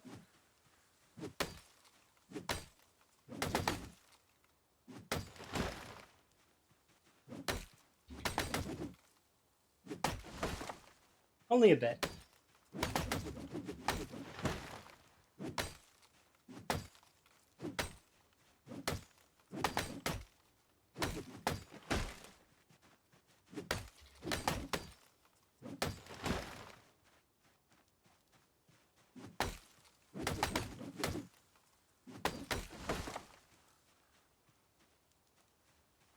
Oh yeah, I seen that. That was kind of cool cosplay. It reminds me of the Plague Doctor from what's it called? Darkest Dungeon. Plague Doctors are cool. My favorite part about the whole Plague Doctor thing was that they didn't realize that it wasn't the plague mask specifically that was keeping them safe at first. It was their hygiene practices. They thought it was the plague mask the whole time. No, no. Partly, but no.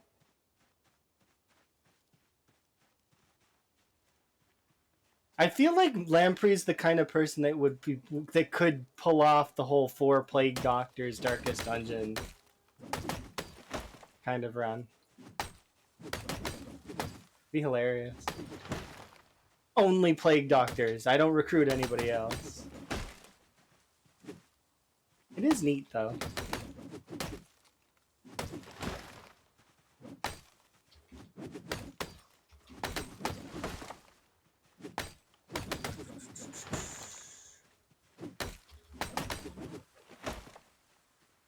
Foreplay. No. I did not say foreplay. But I did now, so there you go.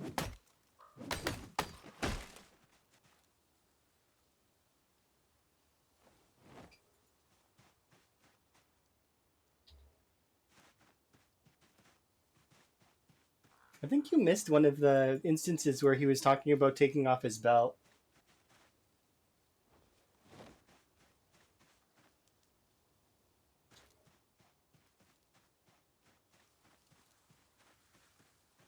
Okay, I'm gonna go now. Alright. You do you. I am going to continue building my wall.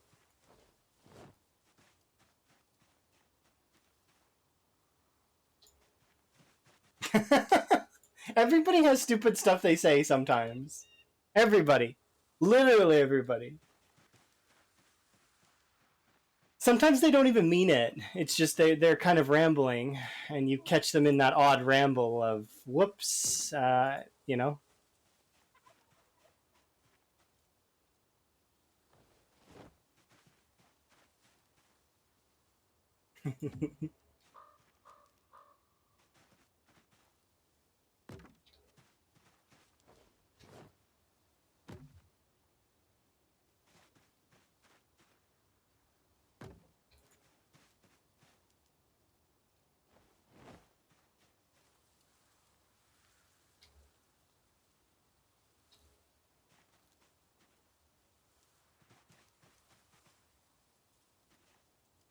I'll be back for you.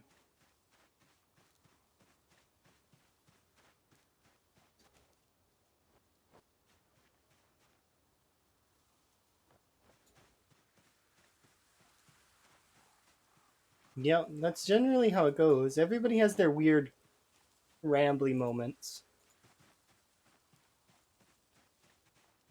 Definitely have had some strange, rambly moments of myself.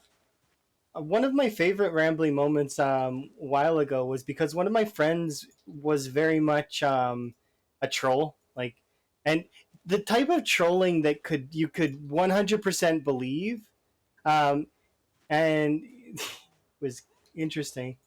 Is they could fully convince one of my friends that they thought Mary Poppins was an anime. They're like, "What anime is that?"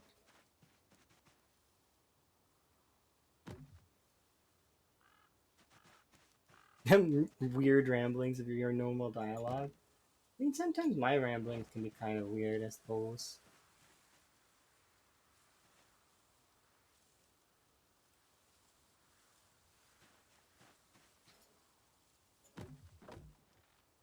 Right now, though, I'm still kind of just slowly getting things done on this wall.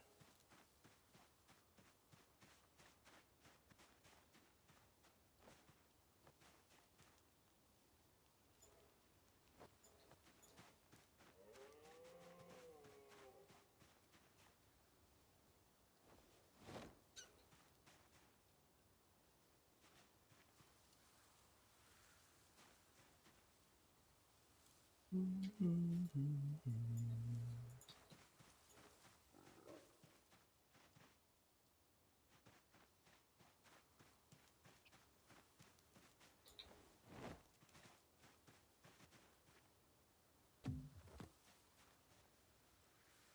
try to avoid some controversial topics because it can be kind of a bit of a sensitive area and can make people upset.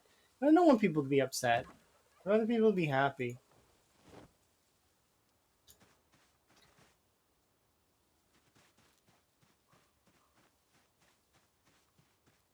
Rambling about Pokemon.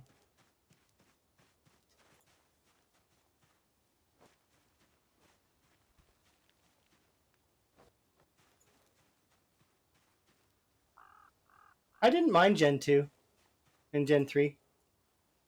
I thought they made some things really cool, but like it started to get really, really like weird after a while.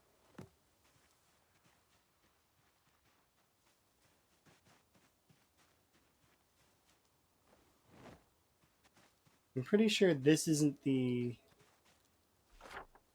Because the other one is supposed to be. Yeah, this is the divide.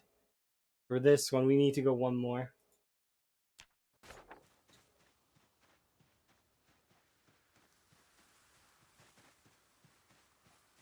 Like nose pass. I mean, I don't know. Wasn't that a rock? I think that was a rock.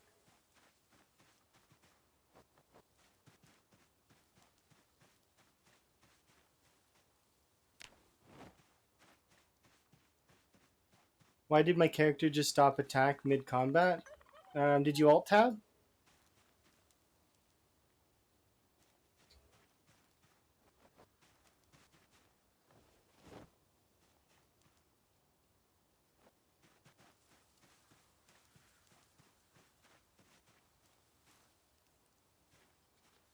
They're marked with an exclamation point. It's quests. Wait, those aren't quests. Those are me marking the cell border. I use exclamation points because they're I don't know. That's just I picked exclamation point. They're not quests. Could you imagine if they were quests though?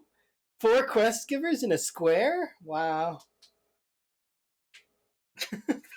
like this. Like how many quest givers there are? There's so many, and they're in exactly like a box formation. This oh no, this settlement needs my help. I'm gonna be right back because I no. Plus, it's been 4 hours, so you know. This settlement needs my help.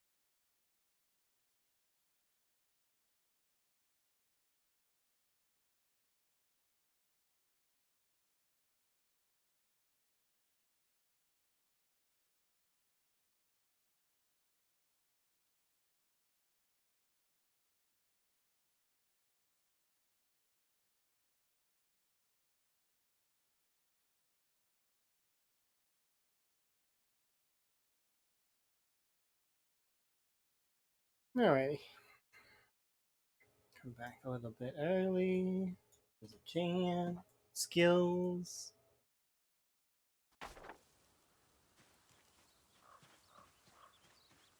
Hello.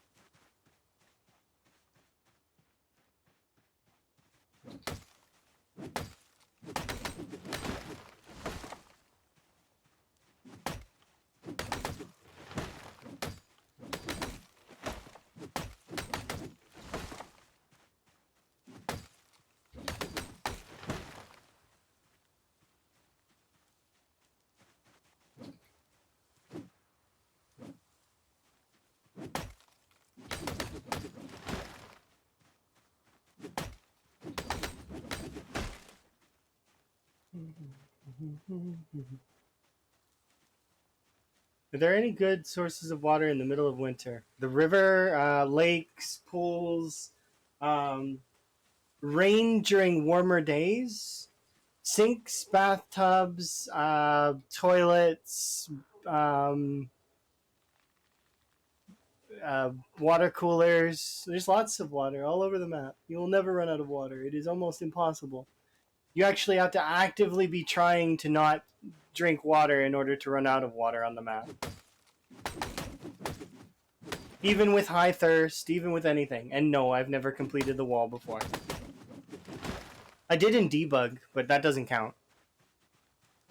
I did make the wall one time as a test to see if it actually functioned the way that I expected it would, and sure enough, it does. So the mod snow is water is not needed. No, you don't need it. You don't need that mod. You don't need any mods to play this game. You can play this game straight vanilla. I'm playing it straight vanilla right now. But you can, if you want, add mods to increase the things you like. It's play the game the way you want to play it. You don't have to, you know. There's no shame in Zomboid. Play the game the way you want to play it. And what's the highest percentage? 22%.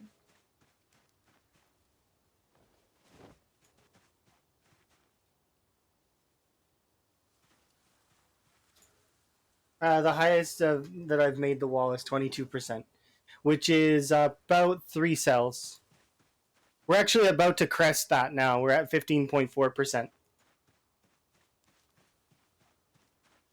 And after today's stream, we'll be a lot closer too. We might even be past 22% after today's stream. Yeah.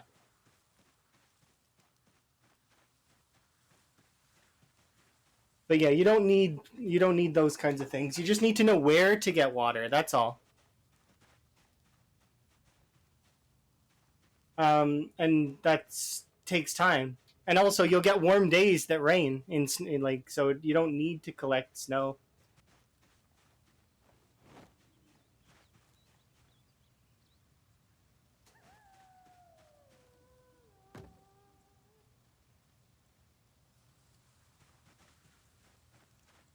Water coolers, yeah, that's one way. You could also sinks, bathtubs, and toilets will all have their own amounts of water in them as well. Even when the water is out, they'll still have water in their pipes. So like if you're near the river or near any water source, which basically is like it's almost impossible to not be near a water source, given how big the river is, and you've got pools like this or like this around the map, right? So it's almost impossible to not have a water source nearby, and then you just boil the water, easy peasy. The easiest way to do that as well is if you have a saw, you can make saw 3 planks, grab a couple of ripped sheets, and make a campfire kit. You can also, even if you don't have a saw, you can do it with 2 logs instead. It's better if you have a saw because then it only takes 1 log. But then all you have to do is make a drill plank with a screwdriver or a knife, and then some sturdy sticks, or run around and grab tree branches, and those count as sturdy sticks. And there you go. You can start a fire, and said fire can then be utilized to boil your water. So even if you have tainted water, you never really actually have tainted water because you can always boil it.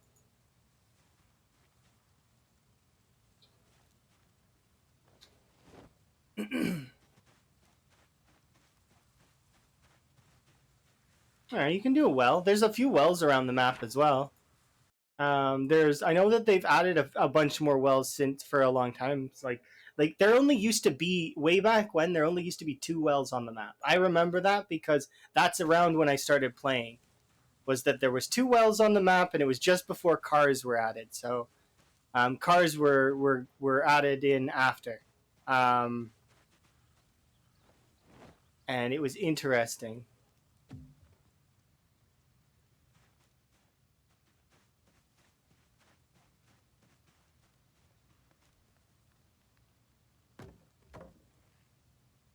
You're new. That's okay. Don't fret on being new. It's okay. There's resources that you can utilize that like if you don't really know the map, unless you want the map to stay a mystery, there is the PZ map. Like it's like the I think it's the first one that comes up on Google that you can use to plan your routes or plan where you want to go. Now, if you find that's cheesy and you just want to explore the map on your own, do that then. But you'll never have to worry about sustaining yourself, really, if you once you've learned the basics of the sort of survival elements of the game. So, like how to get yourself food, how to get yourself water, how to keep your character in check. See, I'm drowsy, so I need to go back and sleep. Stuff like this.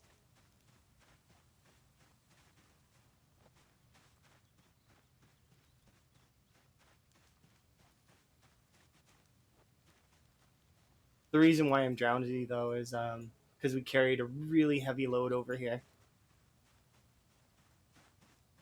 So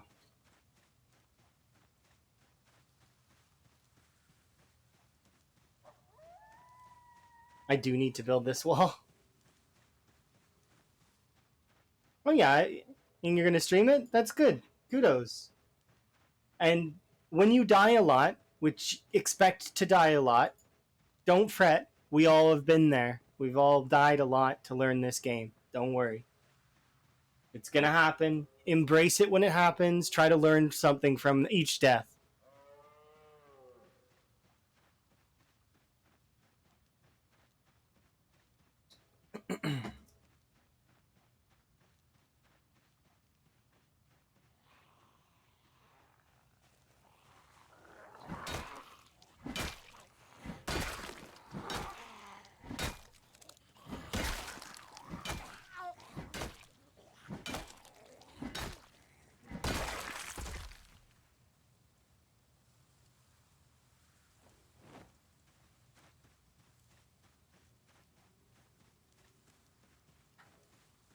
Oh, I died way more than 200 times.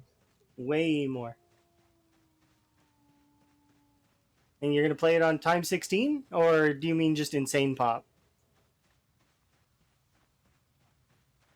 Do you know the difference?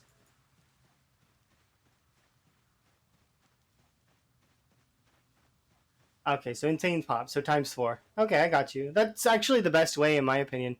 Honestly, you could play it on builder mode, and that would be fine too. You're still gonna have troubles. I think insane pop is anywhere between two times and four times. No, no, no. The PZ Discord is very wrong. Insane pop is not times 16. At least not initially. I'm pretty sure. We could actually go check right now. I'm pretty sure it's times four times six peak. Let me double check. We'll go check it right now. You're gonna make it as hard as possible? Kudos to you. If you're gonna play it from the hardest difficulty starting, then that's some folks like to do that. It's pain. CDDA is a challenge in the menu there where you start out. Well, you can do exclamation point CDDA and it'll explain. It's a kind of a tough start, but then it's standard apocalypse from there. All right, let's see. Apocalypse. So actually, we'll just do custom sandbox, and we will click on. It doesn't matter where we spawn. Let's see. Apocalypse. Zombie count says normal, but let's actually look at advanced zombie settings. 1.5. So Standard apocalypse is 1.5 times. What about 6 months later? 6 months later is 3 times 2, so it's times 6.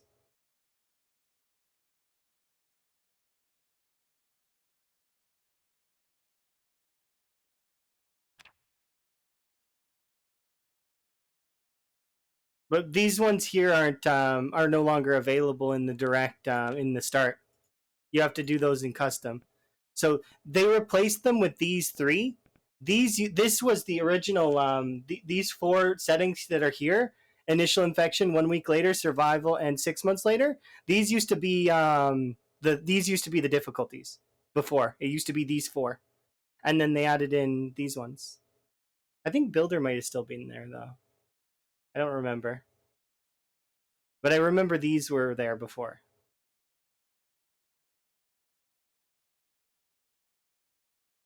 The if you're looking to play on time 16, you want your settings to look like this, essentially. Well, I mean, you could do 28 or like 360, or the peak day would be ramping your zombies up to this point. I do 1, and then you do 0, 0. It doesn't matter. Redistribute hours is your choice. If I remember right, I did 6 last time. Follow distance doesn't matter. Rally group size 0. 0 or whatever the lowest is. 5. What was it? 5, 1. There. This was my standard for time 16. I don't know if it's follow distance 300 though. I think that not sure. But this is what I use for time 16. So 4, 4, 4, 1. Because this means that on day 1 you have 4 times 4, so 16. Start multiplier doesn't really like. This is the how many zombies you have on day 1. So it's yeah, it's 16.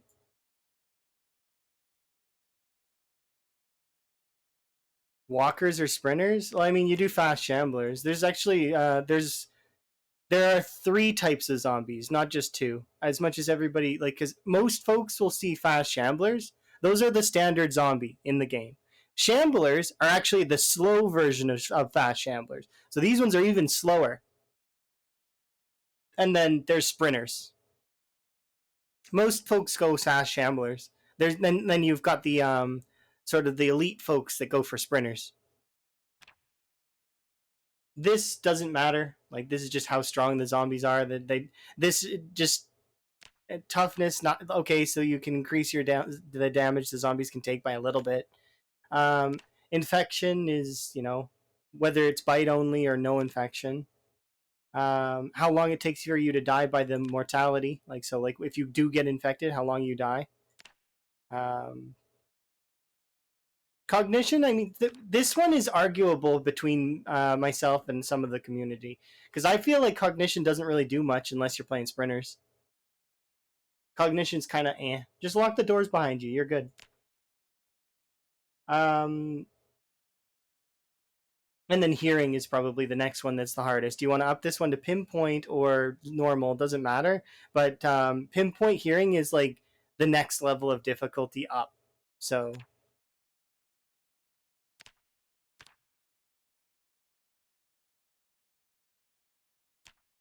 yeah, I feel like that's good. But it's a bit of a surprise to see that.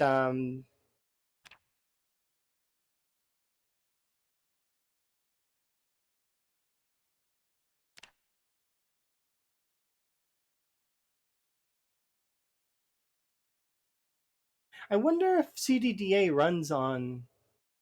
It probably doesn't. Either way, it's still 6 times.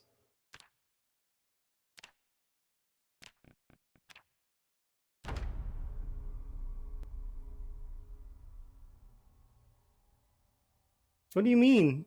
Kurumi, remember my computer blue screen, but also I reinstalled Zomboid, which means all of my settings have been lost. I used to have a settings preset saved, but all of my presets were stripped away.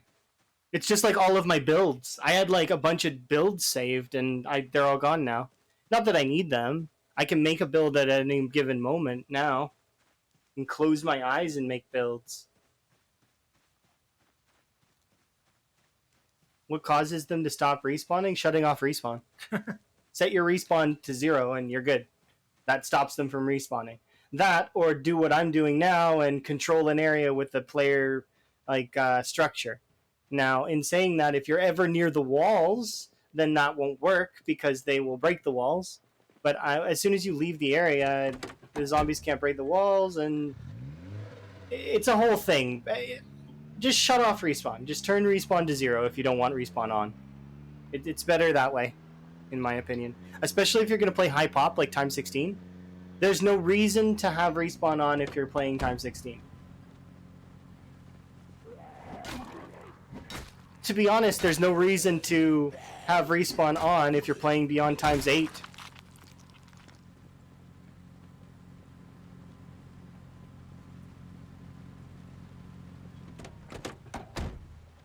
Unalive all of the population, you won't do it.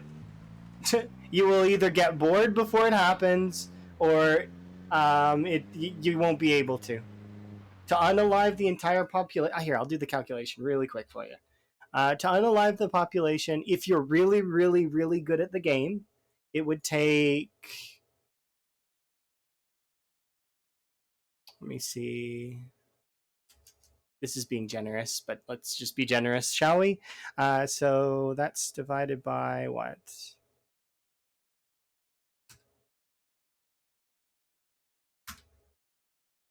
Now this is assuming that you're playing at least 10 hours a day.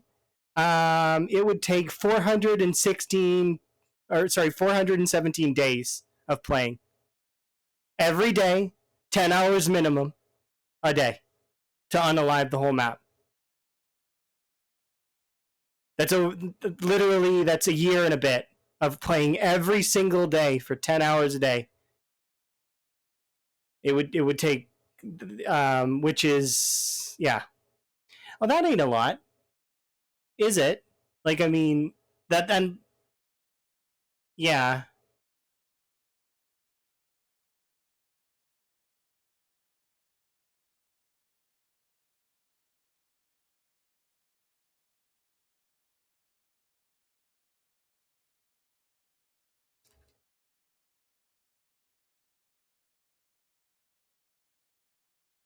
Rounding, it would take you approximately 10,000 hours, and that's me being generous. Because to do a quarter of the population, or to do 25% of the population, like it, yeah, it wouldn't. Nah, it just wouldn't. You wouldn't do it. And that's assuming you have no modded maps and you're just doing the vanilla map. You could maybe shave off time if you literally night and day just min-max your character absolutely pristinely. You could maybe shave down the time to like 7,000 hours, or maybe 5K hours, but I'd say like 6K.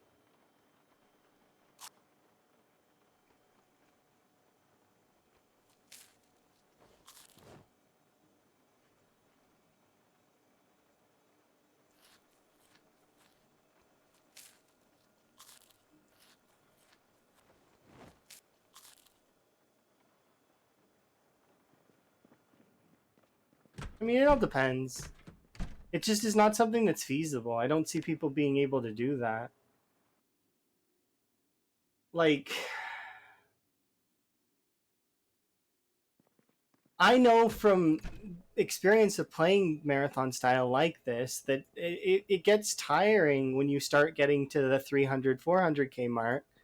And then going beyond that, you will probably, like, even if you're tenacious and like capable, you're gonna have troubles when it's not so much just the killing of the zombies that becomes the trouble anymore. It's the psychological aspects on it that on yourself, you have to find sort of meaning in it.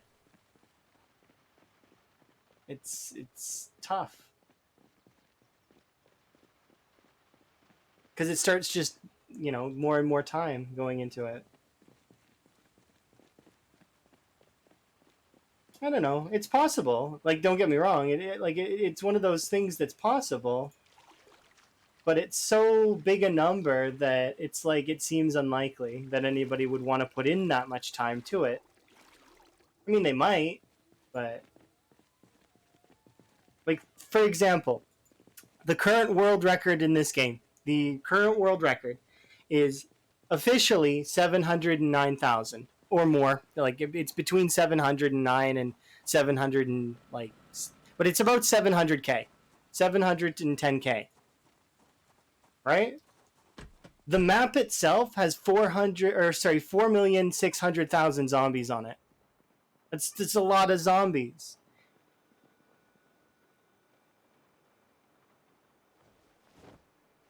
And most of them are out in the woods, so you'd have to lure them out of the woods.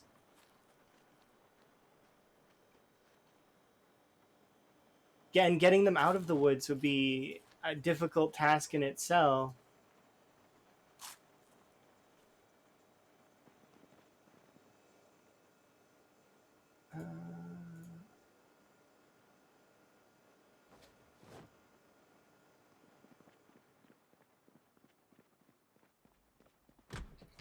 All in all, it's just not likely that anyone would want to do it. Like, even the people who love this game wouldn't really want to do it.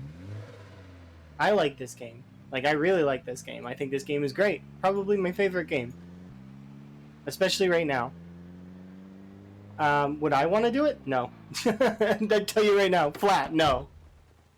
Would I want to kill lots? Yes. Big number? Sure. All 4.6 million zombies? Hell no. There's limitations.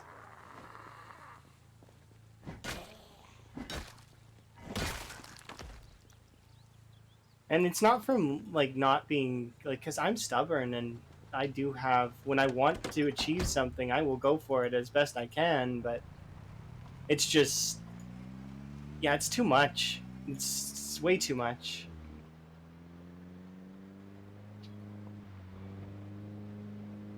And if you do manage to do it, though, kudos.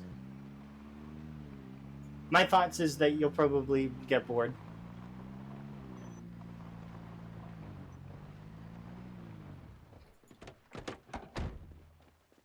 And in saying that,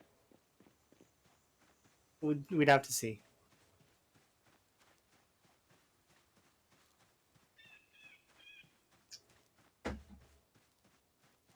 But for somebody to go from absolutely brand new to suddenly like killing all 4.6 million, that would be crazy. It's doable. Yeah, it would take at least 15 years in game, and that's minimum. Minimum. And that's assuming that he raised his socks up and decided to really kill every day and use like lures and like really work hard. I think it'd take 20 years in game. Because you got to remember there'll be a lot of stragglers and loose zombies that don't want to come out. Even with pinpoint hearing, they can sometimes be stubborn. Fire doesn't count towards kill count, so you can't burn them. Neither does running over the zombies, so you have to be extra cautious about running them over too.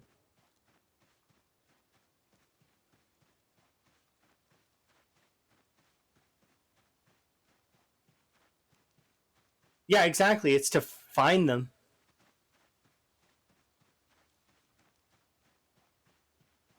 Because he has maxed out skills.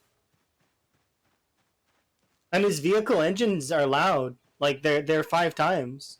So the vehicles do pull in from a large distance. And he even goes as far as to log out away from the vehicle so that he doesn't lose the zombies to the game's natural cull that exists. Because the game does have a culling system to keep your frames not in the toilet due to amounts of zombies that exist.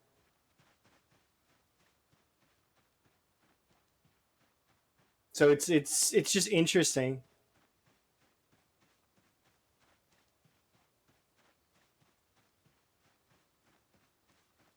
So assuming that you know that you were able to do 1 million zombies every 5 years, which I mean he's close, and Lamprey's the best zomboid player in the world. So, and if he's having troubles, then you know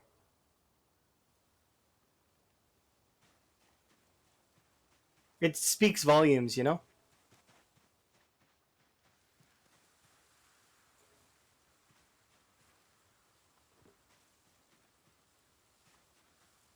And he's been playing the game for 10,000 hours. So like, it's kind of crazy though, because essentially most of Lamprey's gameplay is actually on two characters. Well, not most, but a sizable chunk.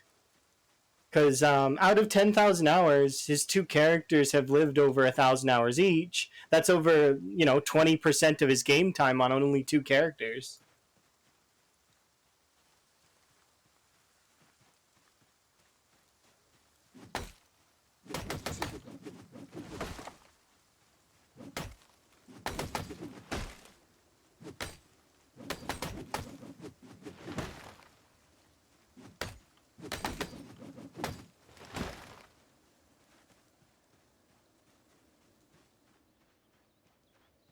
Yeah, I don't doubt that a person that's brand new could pick up the game and suddenly be really, really super good at it.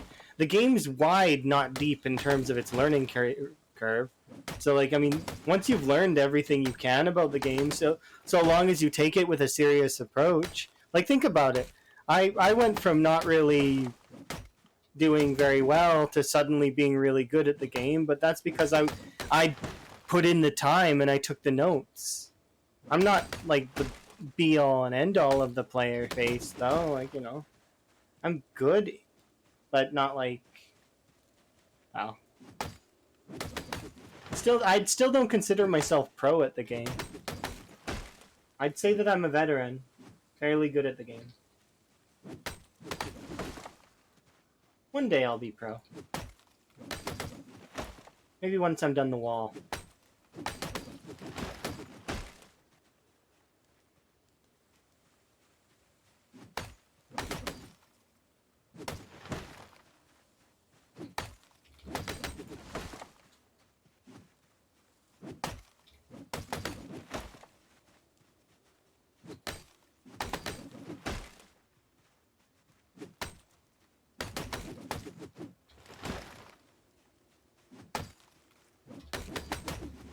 Anybody can achieve anything though. So, maybe that person will surprise us. We'll just have to wait and see.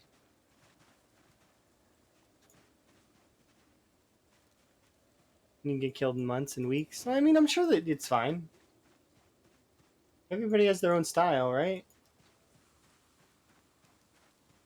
Plus, who knows?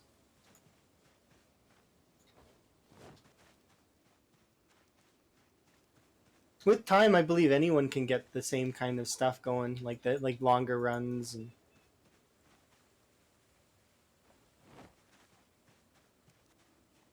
I died on the Wild West server. I was kind of killed by a poor decision and jank. So I know that vehicles are kind of dangerous in multiplayer, and I should have been smarter. So what happened on the Wild West server was I chose to we were going to extraction, and I chose to climb on an ATV on somebody's ATV, and as they drove away, my character started T-posing, and I thought that was strange. And then I was in the middle of the desert. There was no zombies around me, but my character was T-posing in the middle of a desert with a frozen screen. Like, the screen was frozen. I thought it would snap back to wherever they were, right? That's not what happened. What happened was my character snapped back to the location that they were, the screen was frozen, and then immediately died to an impossible amount of zombies. Like, there were way too many zombies on my screen. There was no way I would have been able to weave that, even if I didn't have to deal with the fact that they were all surrounding me. Like, literally all around. Like, my entire screen coated. Like, And I've played on time 16, so like, and I've seen a lot of zombies. It was a lot of zombies. But yeah, so I died a little bit to jank and a little bit to my own poor decision. Because if I had walked there later when nobody was on the server, I would have survived. But, you know, it's fine. I'm not even salty about it or anything. I just move on, right? I don't really blame the server at all. It's my own poor decision that got me killed.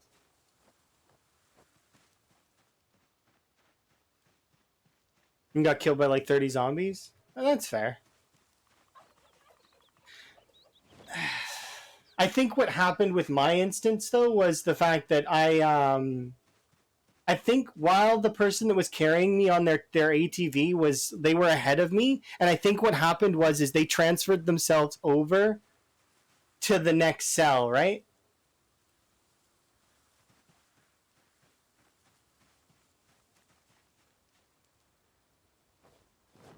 And that's what happened is they went over to the next cell, and as a result my screen froze, and then later it when it was trying to catch up it was like, oh, you're still there, and then it killed me.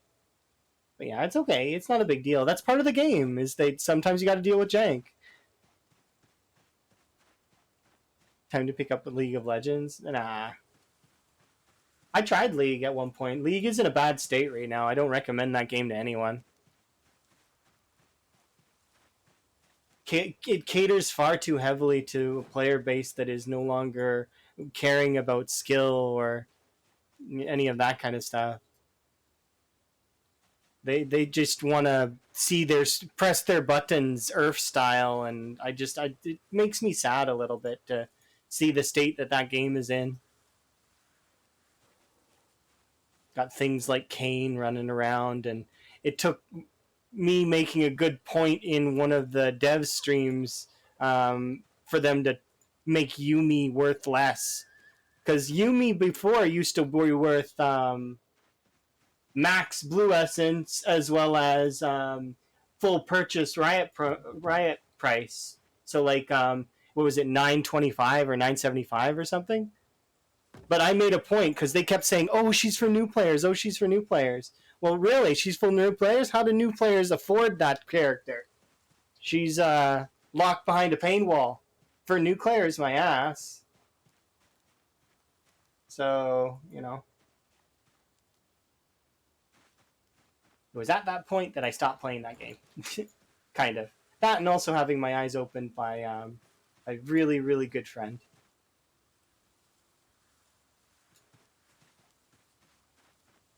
I wanted League to be something that could fill my Overwatch void, though.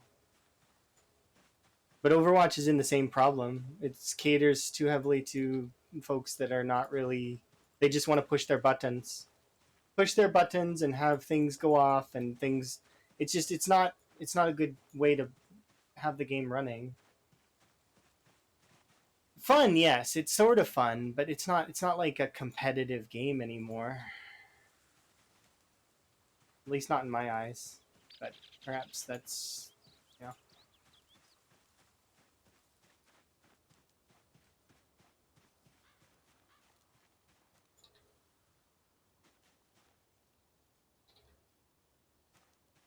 Nope. Because that game also is the same. I had hopes for that game when it was coming out, but I lost all hope for that game as soon as I seen it in action. So, plus, would you really want me to not be playing PZ? Like, let's be honest. You want me to drop PZ for any of those games? No. Exactly. I'm not gonna drop PZ. Don't worry about it. I'm already happy with PZ. I'm not gonna move on to a different game. PZ gives me everything that I want in a game. So, gives me high scores to shoot for, skillful fundamentals, and, you know, it's all the things I want in a game.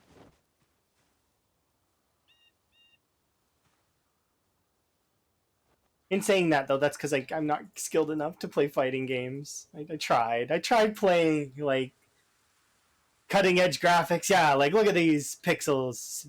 I mean, hey, I like The Sims 1, okay?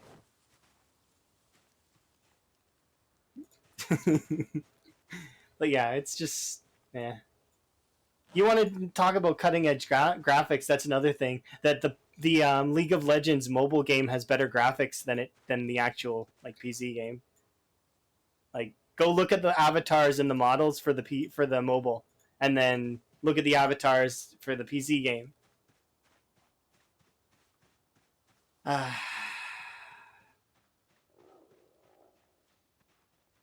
Game companies are weird. Make some poor choices.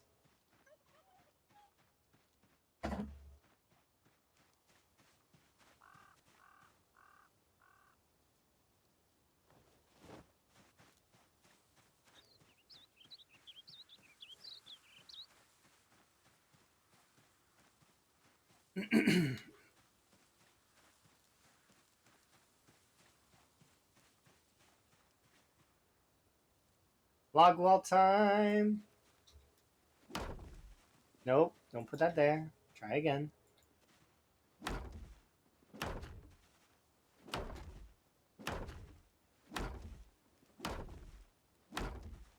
PZ has got a lot for it. For a sandbox game that is in early access, and like I mean, gives you the freedom to kind of build your own adventure, make a story, and then it also teases you at the beginning. The devs still care about the game, and that's notable by the fact that they constantly are posting things, and even if they are a little bit late on their posting sometimes.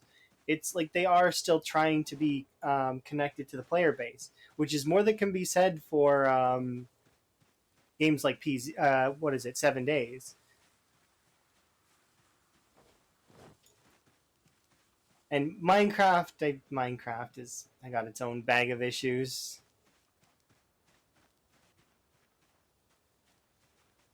You think I'd be okay? I'd be okay at pretty much any VR. It's because I've got the system of the way BRs work in my mind, like priority fighting, go to the circle, etc., etc. I wasn't bad when I did BR stuff.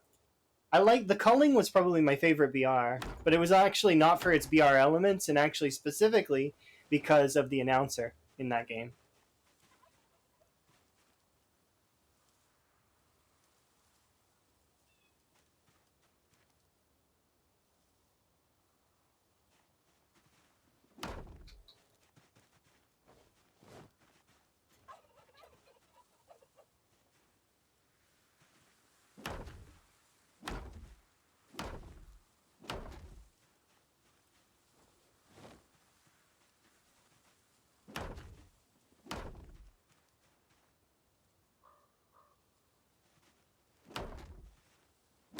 Well, it's been great. So you playing RimWorld again, Kurumi?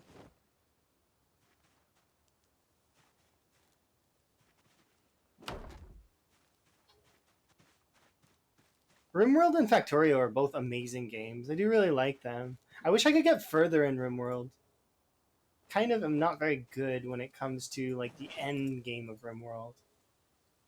And that just takes practice. I'm aware. I just like I would need to just play it for longer, and then I could probably get better at it. I get to the stage where everything's auto building itself, and I can do everything remote. I don't even need to move anymore. My character can just stand in one spot, and I can like zoom in and out on the map and just have things auto build. It's great. And then like also just like auto strike down the bugs. Like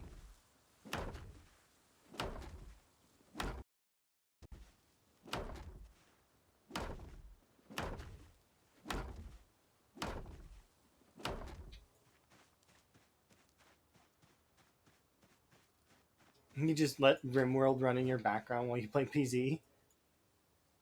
I've learned recently though that some of the people in the PZ community don't like RimWorld, which is strange to me. They're very similar in styles and difficulty. What is it about the two that kind of why would they not like them? This is weird. Maybe it's just the whole um, well, I can't say it's the aesthetic because, like, well, they're kind of both pixely.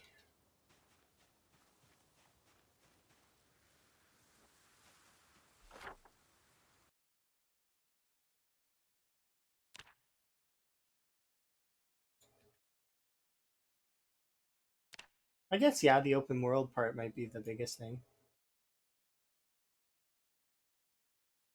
Look at that. Look at it. We're doing it. It's happening. Okay, time to go back home and have a nap and eat.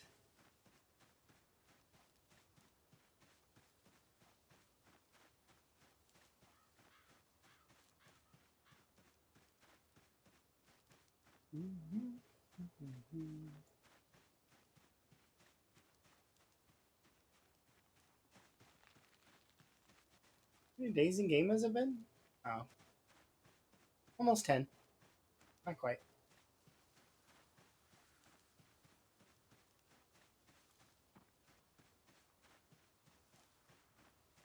What do I think of DayZ? DayZ's a good game. I didn't like when I played it with my friends how they constantly wanted me to log out. I was like, combat logging is sort of scummy, and I don't like it. Like as a player, I don't like it. If other people combat log, I don't mind that. Go ahead and combat log if you like that. But for me as a player, I don't like to combat log. I will go down fighting and I will die. I don't like to combat log. So my friend's like, "Oh, we're here at the airport. Okay, okay, so we're gonna log out and we're gonna go to a different server. Okay, now we're on a different server."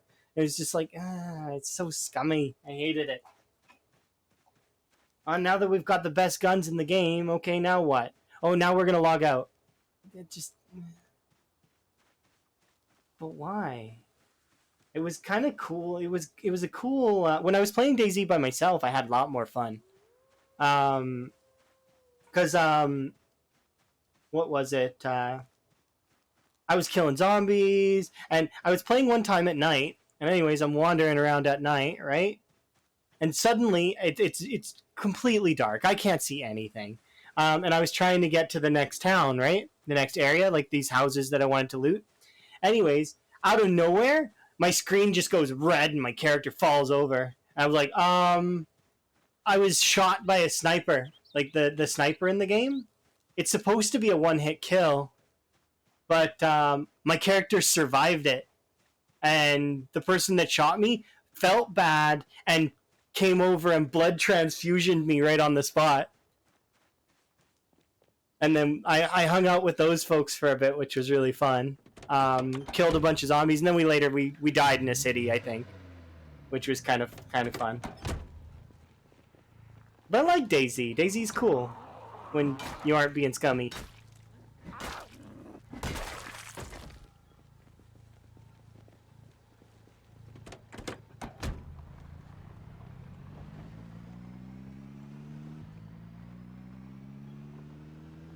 Did they fix the issue? Because if they did, it wasn't back. Like it wasn't.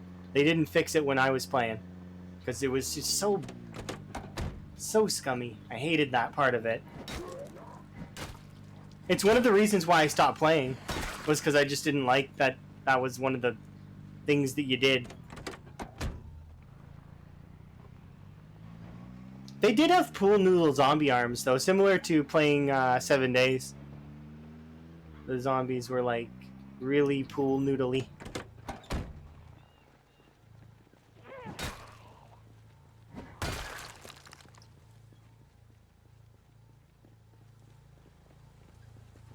I thought the game was fun.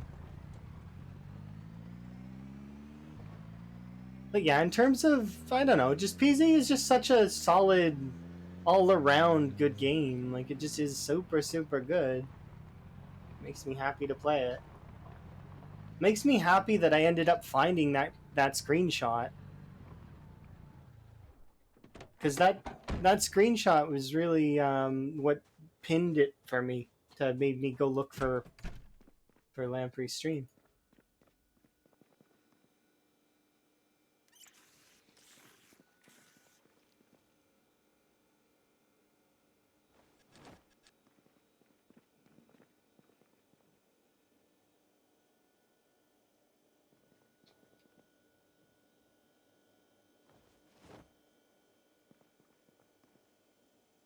It's not that Lamprey showed me PZ. So what happened is when I played PZ before. I had played PZ before. I was never very good at it. Not even close. Like before I got good at the game, my longest survived character was 6 months with 10k kills. That was my longest survived character before. 6 months, 10,000 kills, and I was proud of that. I thought that was pretty good. Not that it isn't. It is fairly good. It's just I was looking for a goal to do in PZ because I didn't have a goal at the time. So I was like, okay, it's been a few years. I wonder if there's any other challenges that exist. So because I tried the 1 year challenge and failed it way back when, and I later on I've tried the 1 year challenge since then and I've beaten it. But the the I wanted to see if there were other challenges or a high score to go for, and I stumbled upon the office image in West Point, Lamprey's old character, 10 years, 735,000 kills. I was like, that seems like something to go for. And then over time, I ended up finding Lamprey's stream as well as finding out a bunch of the other PZ streamers like Rural, Wick, Beaten Buzzers, like a bunch of other cool people to like see their styles, and like tons more like Unknown Host and Vanishing Tower and all these other amazing people to be around.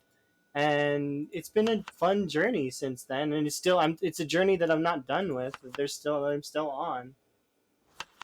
There's still lots to do, lots to kind of progress with, and I'm really happy about it. It's been really fun.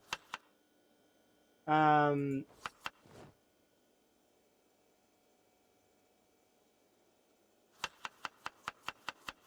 yeah, and now you're here. Indeed. It's one of those things, right? It's funny because Time 16 was starting to burn out on a lot of people at the time when I started to really pick up on Time 16. Because I had never killed as many as I had before, and that run was going on for ages. And I was learning more and more about the game as time goes on, taking notes, trying to get better and better. And I still am. I'm not done being better yet. There's still a long time before I will decide that I'm at a stage where I'm comfortably professional at this game.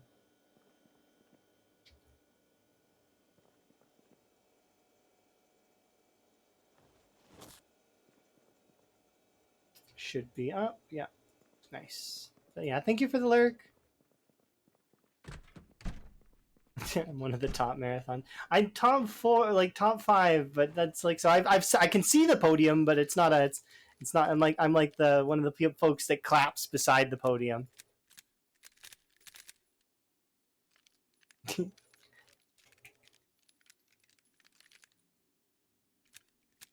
Nah, I'm not pro. Not pro yet. One day we'll be pro.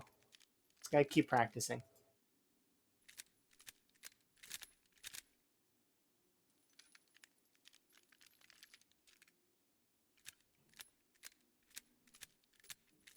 No, I don't want to beat Lamprey. I just want to. Well, right now, I kind of there's a part of me that's like hopeful that I'll be able to at least hold the vanilla world record for a bit, which would be kind of cool. I would definitely like to do that. I'll consider myself pro if I can snag that record for even just a little bit. Because, well, you heard before, I'm sure, Karumi, that once Lamprey's done with his current mode, he's either going to flex in vanilla and just stomp that or real quick, or he's going to do sprinters, which I would be really keen to try and get above 15,000 sprinter kills. Imagine getting 100k kills in sprinters. That would be fun. That's my kind of one of my next goals, sort of, was to do more sprinter content. I'm gonna keep practicing though on with well, lately it was with Bonds and with Rhett. Rhett was there too. Rhett's really good at sprinters, which is, I mean, makes sense.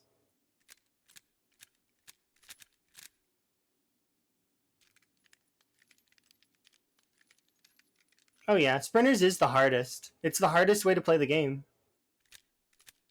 Nobody can make an argument against that either. It is like it's partly because the sprinters themselves kind of jank their AI or their animations a little bit, like and do things that are a little strange. But it's also because well, you kind of have to take things differently than you would in a Shambler game. You have to be more aware of your large scale area. Positional combat isn't just like in my player circle. It becomes like way like you want to know where the zombies are in your entire area and where they can come from. Oh, it's 4 a.m. What am I doing? I'm sitting here. This is suddenly a reloading stream.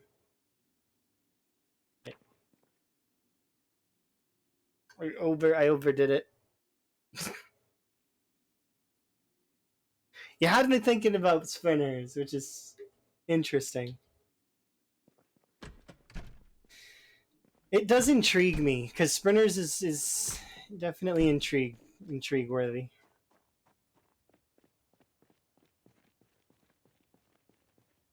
That's true. I played just a little while ago. I played some more sprinters, and you know what happened? I think I died like 12 times or something, maybe more, maybe less. But I got 129 sprinter kills in one life so far, so I'm getting better. Not as good as my PB. My personal best in sprinters is 200. 200 in one life, and I survived a week. That was a very scary week of survival, hiding in houses and trying not to die.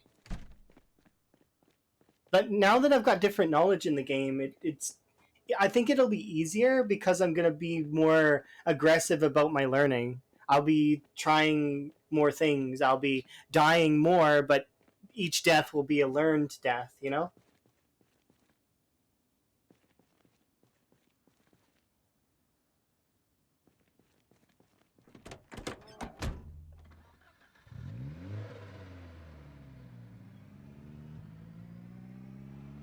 It's definitely interesting to say the least.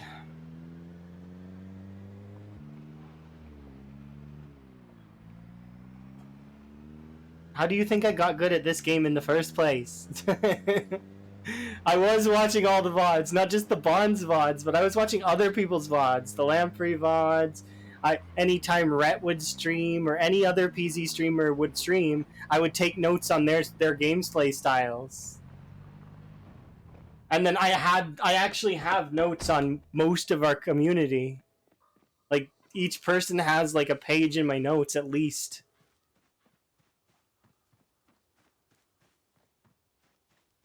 It'd be kind of cool to like laminate this notebook and you know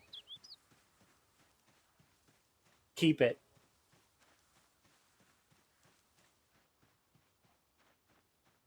Maybe show it off later.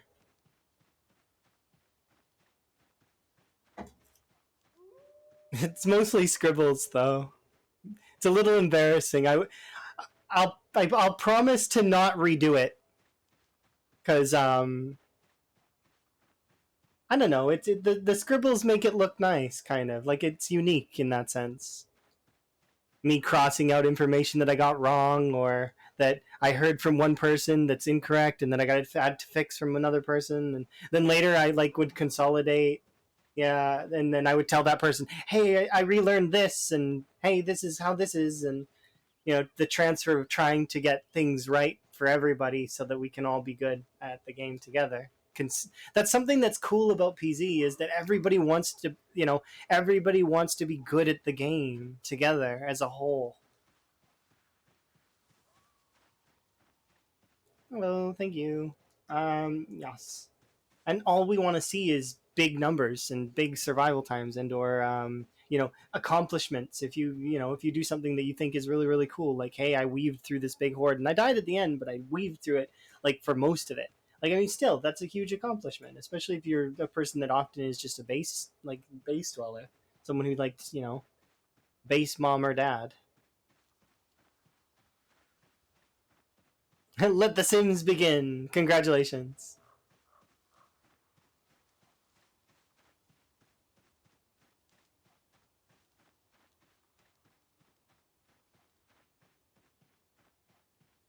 1 to 70 days? Really?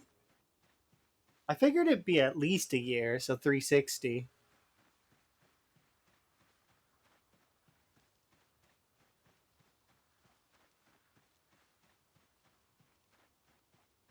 Yeah, that's still early game. 1 to 70? Hell, this is still early game right now. We're 6 months in.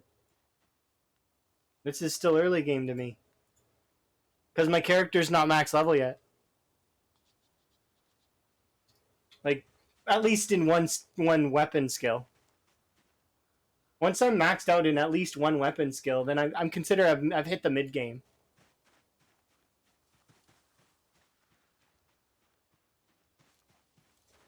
And then, you know, once these are all maxed and these are all maxed and, you know, these are at least level 6 or so, and most of this is like in the like higher range. Too many pine cones? Can you eat the pine cones? I don't think you can eat the pine cones, right? I've never tried to eat the pine cones. Can we find a pine cone? I wonder if you can eat them. Come on, I'm in the woods. Give me a pine cone. What are they classified under? Can you eat them? I found strawberries and berries. You can't eat them? Okay. Well, that makes sense that you shouldn't be able to eat them.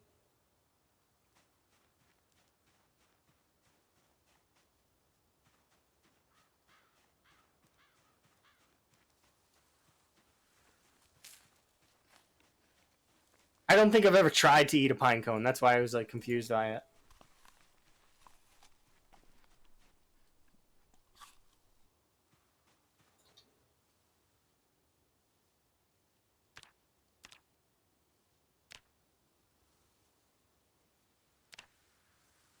Okay, I just wanted to see if I had Herbalist because I didn't have it earlier when we were playing. What's it called? Sprinters.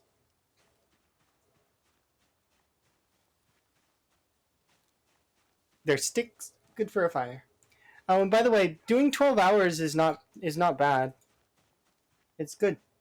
It means that you progress, and so long as you're learning from the mistakes, it's fine. So you learn something new every time, and slowly you'll get better.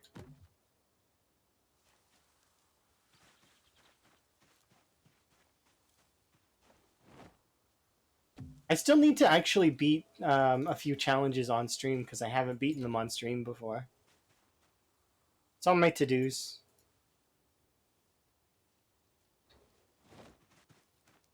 Like doing King's Mouth, like clearing that place out. That I think that would be pretty fun.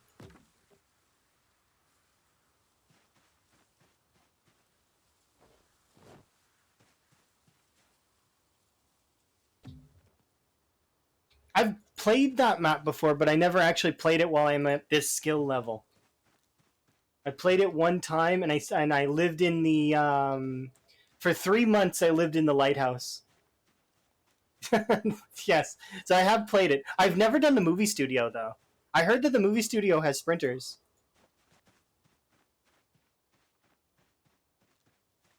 which would be kind of fun.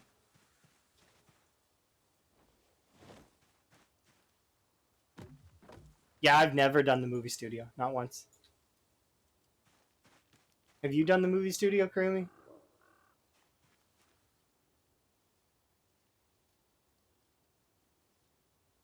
Le gasp.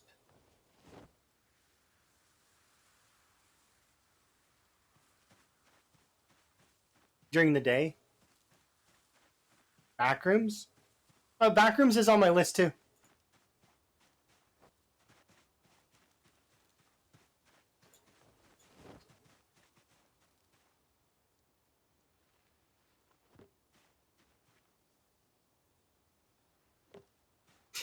Kurumi, are you just saying that now every time? You know I've not even really even done any modded maps, right? Aside from, I guess, technically we can include the desert map that I played on the Wild West server. I'm mostly just doing this. And thank you very much for the follow, by the way. But when? When I'm done building a wall.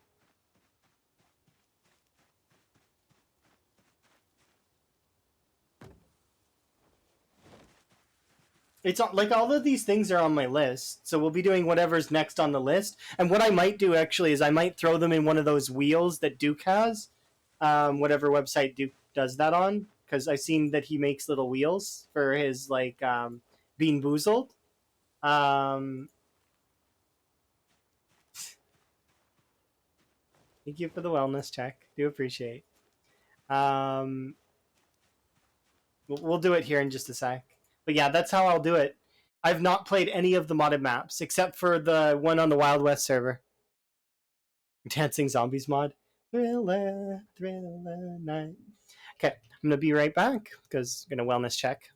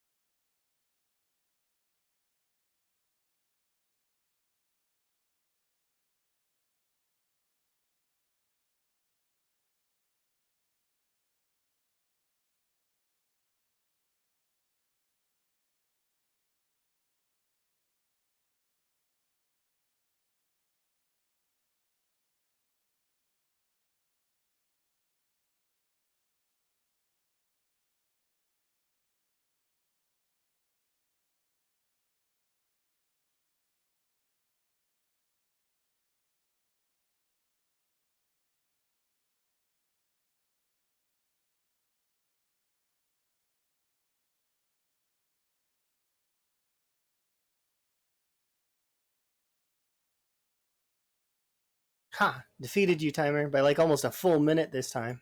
In there.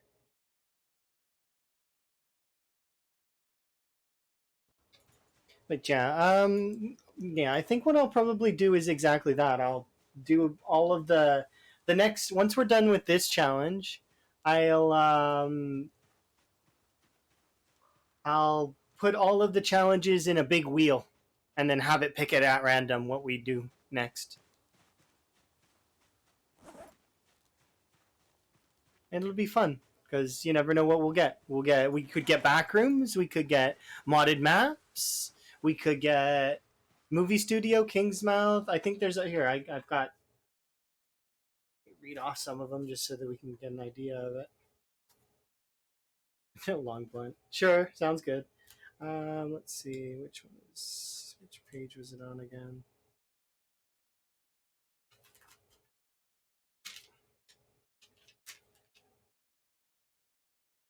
Oh, so here we go.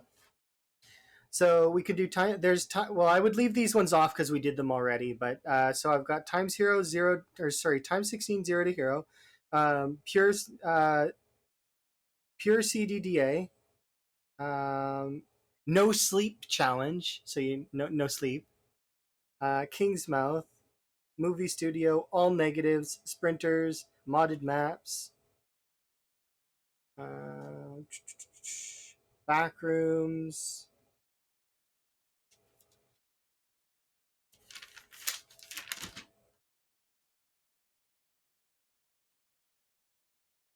Some of these are crazy.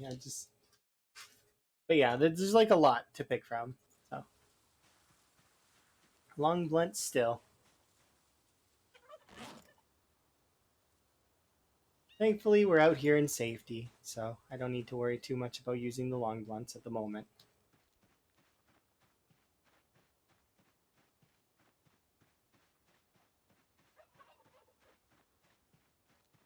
Sometimes, yeah. The best part about snow is fighting.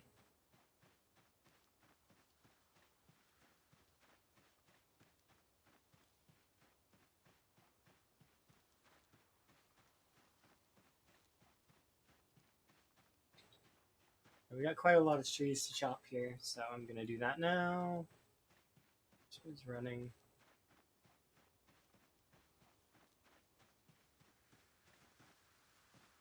Louisville's not that bad. People just think it's bad.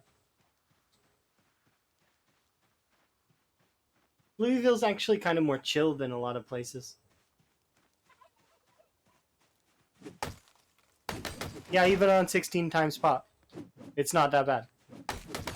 Quantitatively, there are a lot of zombies, but when you go to 16 times pop Louisville, you'll understand exactly what I mean.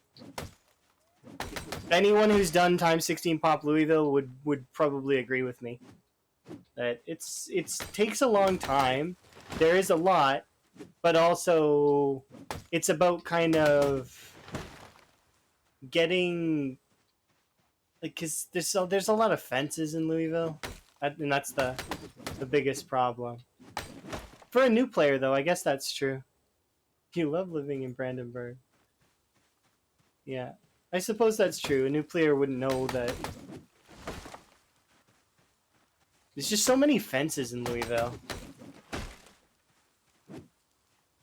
If you want to cause yourself pain, spawn in West Point.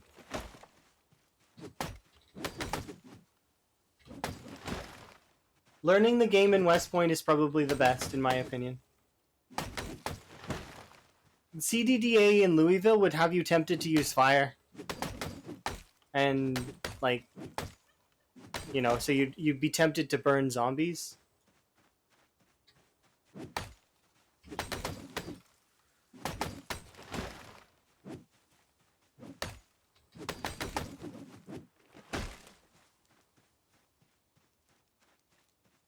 I guess that is true though. And for a new player, it would be a lot harder, especially because you don't know the mechanics behind how to lose zombies properly and a bunch of other little things that are because you'll be brand new, right?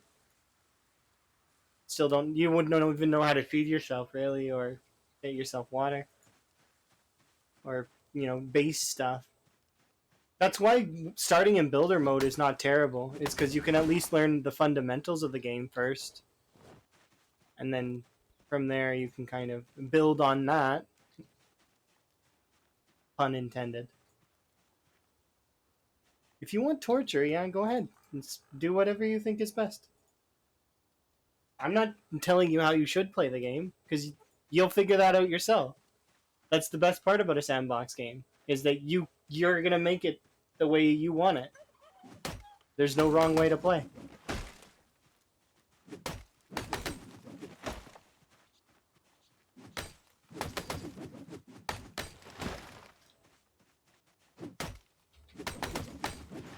If you want real pain, like absolutely the most pain possible, do the 1 day challenge.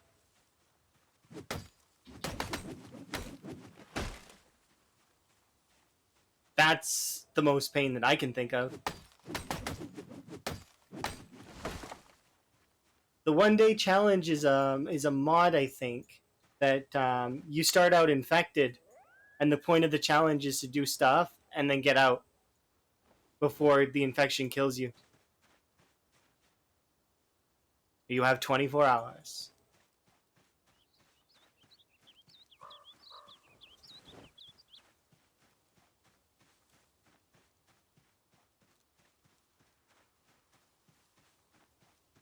There's also the other one, which is the one that where you have 24 hours before the zombies come, and they come in such large numbers that you even with fire you probably couldn't kill them all.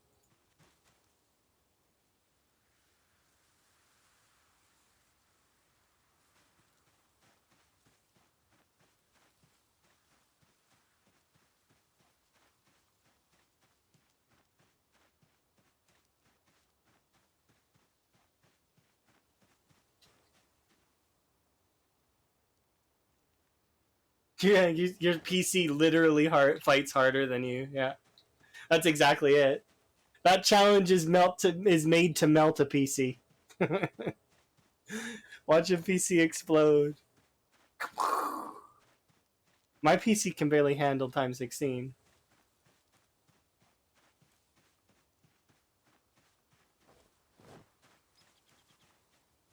And there's that challenge is if you really wanted, if you swore vengeance on your computer and you wanted to make it suffer,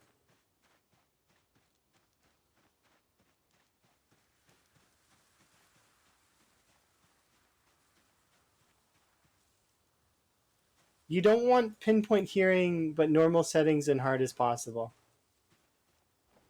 Um, and that's fine. That's okay. I'm trying to think of ways that that would work. Because just cranking up the pop setting will be enough. Time 16, yeah, that's enough on its own. Even if you chose time 16 and spawn in Riverwood, or sorry, Riverwood, that's a crossbreed between Rosewood and Riverside.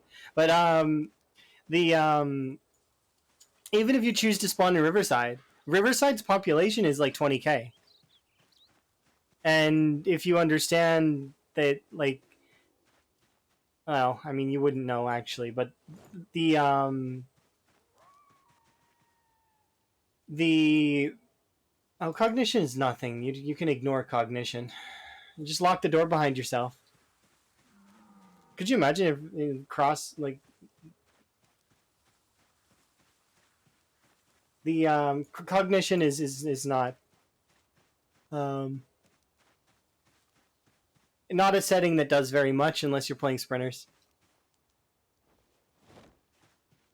Sprinters, it's annoying because if you don't manage to lock the door behind yourself fast enough, they will get in there behind you, and then you have to deal with sprinters inside. And anybody dealing with any zombie inside knows immediately it's not fun.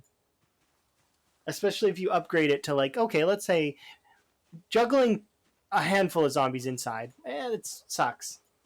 But let's say you keep upping it to like maybe 7 zombies inside. You shouldn't be inside then, right? Don't fight zombies inside. It's a trap.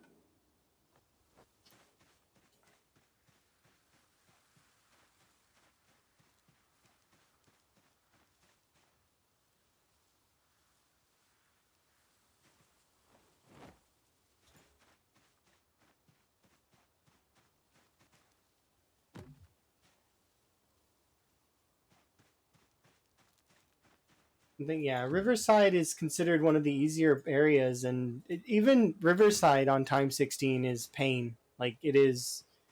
You're looking at a few, like at least a few in-game months of clear. Well, maybe not.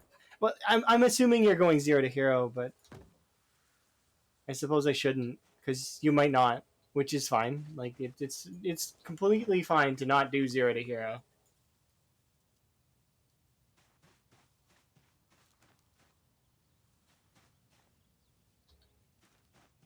For reference, though, 0 to hero is when your character starts out with the unfit, weak, and very underweight, or I guess the obese too, but it very underweight is usually picked traits. So it starts you off with lots of extra trait points, but it starts you with 0 fitness and 0 strength. So you get 0 in these two.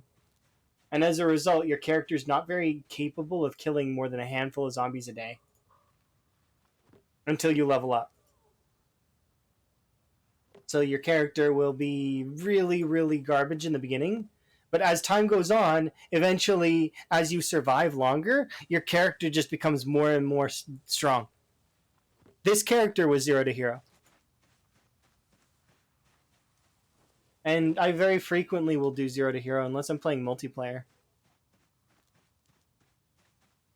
If I'm playing multiplayer, I won't, because I don't trust multiplayer. Um, Even with good servers, it's I would rather not um,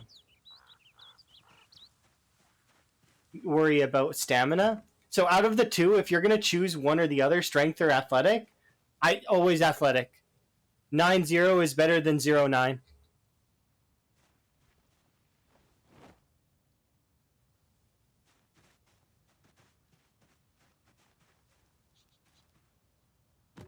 Because you can train strength faster than you can train fitness. Fitness is slower.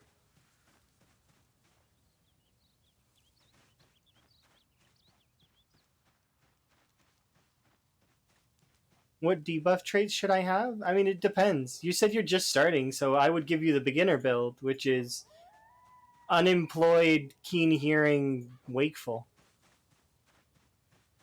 That's the beginner build. The reason being is you don't take any debuffs, none. I know that there's a lot of people that would swear by all these debuffs that I have here, but the beginner build is, you know, keen hearing and wakeful. So you can fight longer and have eyes in the back of your head. Some folks like high thirst, some folks like coward, some folks like all the other debuffs, but the thing is to get an understanding of a character like at their base level, it's is good. And then you can start messing with your character after that. So like the base Zomboid character is a 5/5 character that doesn't have any real traits. So like they wouldn't have anything. It'd be zeros across the board for almost everything. And then they'd be 5/5. And they'd have a little bit more daylight hours because of wakeful.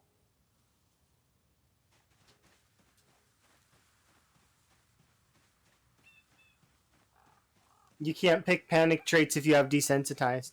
Oh wait, you're saying you have the mod that gives you desensitized?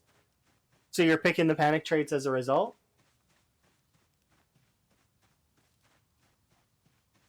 You said you're brand new at the game.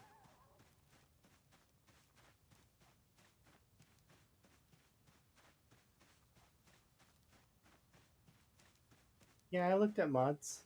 Interesting. Usually when folks are brand new to the game, they don't really pay too much attention to the mods. They'll just kind of play the game first.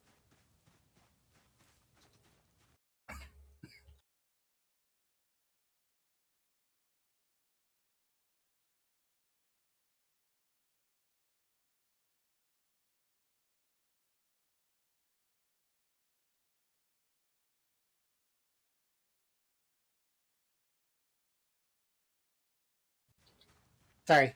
I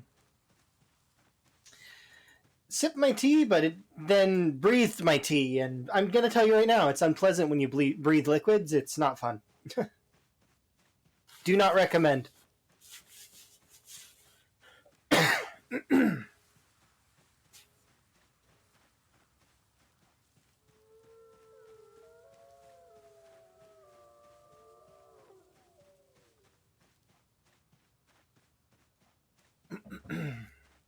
Thank goodness.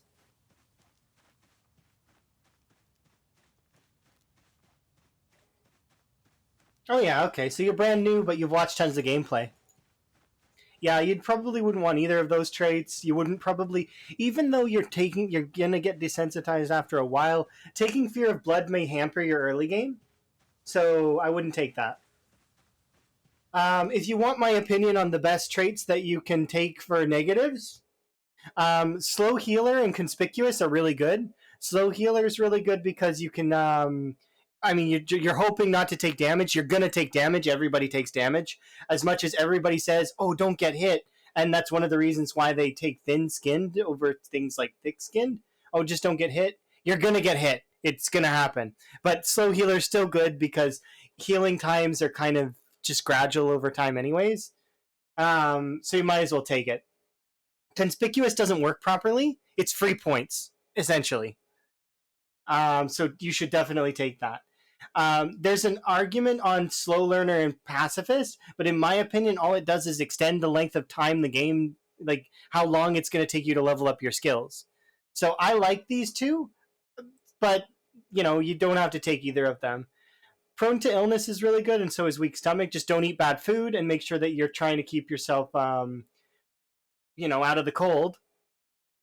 Prone to illness is really, really good pairing with outdoorsman because it gives you less chance to get sick, as well as outdoorsman's all of that, the benefits, the foraging, the and the tree defense, because trees are razor blades if you don't have it. Short sighted's really good. Slow reading's really good if you're on a single player game, because you can just fast through all the books, and once you've read all the books, that's it. The trait's just free points after that. Traits that I guarantee that you'll like will probably be all the ones that are worth 2. So cat's eyes, dexterous, outdoorsman, and wakeful. I very much like brave as a trait because, but you don't need it because you've got the desensitized mod. Gymnast is really good because of the nimble bonus. However, if you take police officer or burglar, you also get a nimble bonus from them, so you don't really need it then. Keen hearing's really good. I like low thirst and light eater because I don't like to have to manage my moodles very often. One second though, Breaker, and I'll answer your question. But I took organize this time. You don't need it. It's an extra. It's a bonus trait. If it's good to have for some like scenarios, but it's just nice. That's all. It's luxury. If I needed the points, I'd drop it. I definitely take thick skin though, because if I'm gonna take damage, I want an extra dice roll in my favor. This is an extra dice roll to protect you from dying. So, I would rather, as opposed to thin skinned, where when the dice roll happens, it's out of your favor instead. As well as thin skinned works against you with trees too. I don't like carpentry, so handy is good for me because it gives me a bonus to that. As well as it gives you a maintenance bonus, and everything that you build has a little bit more HP. That's not really relevant to me though. I just do it for the carpentry, and I guess the maintenance as well. Burger flipper for my short blades because I like short blades in my maintenance. So technically, I start with 2 sets in maintenance, and then I do hunter as well because for the aiming and for having all the traps at the very beginning of the game. But yeah, and then I also, for my character, I take. Oh, thank you, by the way, for the follow. um, Very underweight, unfit, weak.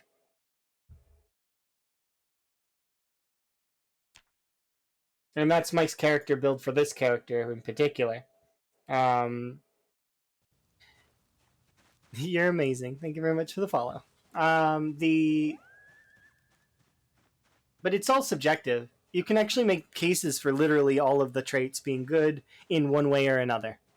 Even the worst traits in the game have benefit. Sunday driver, one of the worst traits in the game. If you're not going to drive, if you're on a multiplayer server, it's a free point.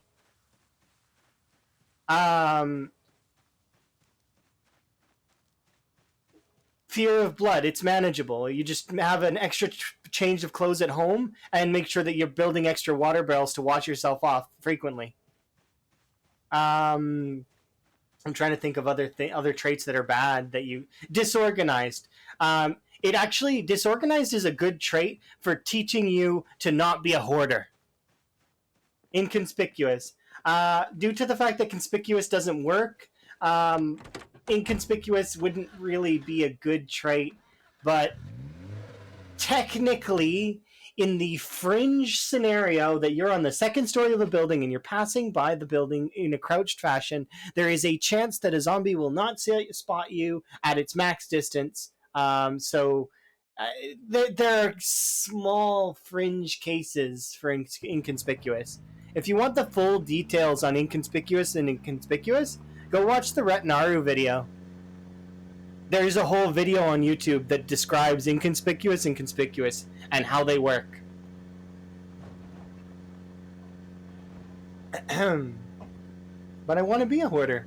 So go ahead and hoard. It's okay. The things that I was saying were that you can make a case for every trait being good. Not that, yeah. You think it's peaking? Yeah, it's probably because I'm yelling a bit. Sorry. Because I can do that.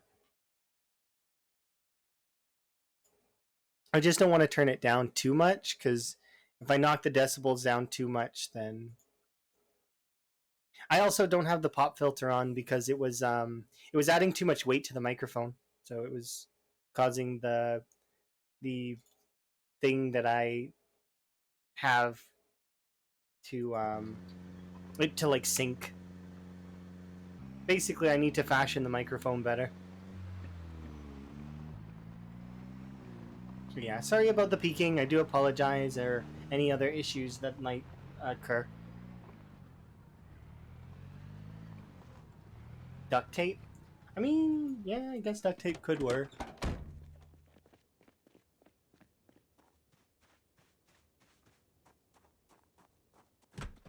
Right now, it's tethered with a hook and wire.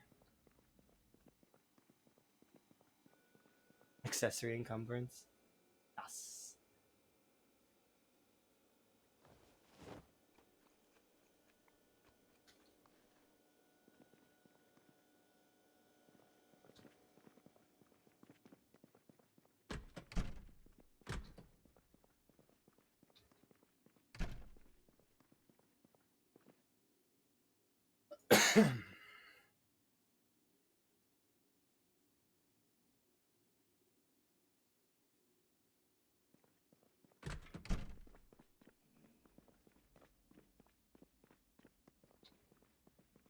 Come on.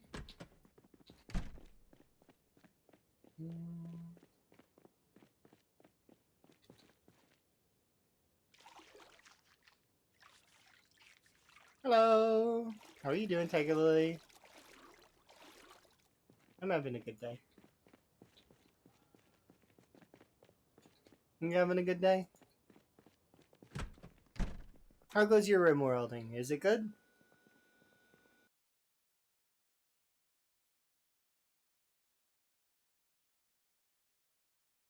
Fair dues. I'm still recovering from accidentally breathing tea.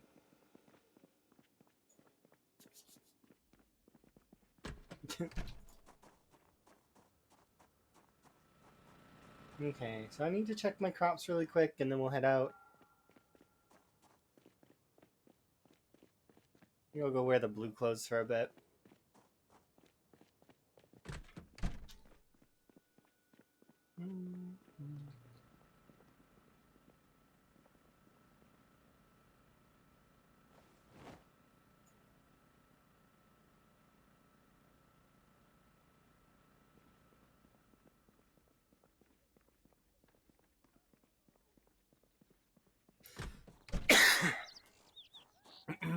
Alright, giver. How's PZ? It's going pretty good.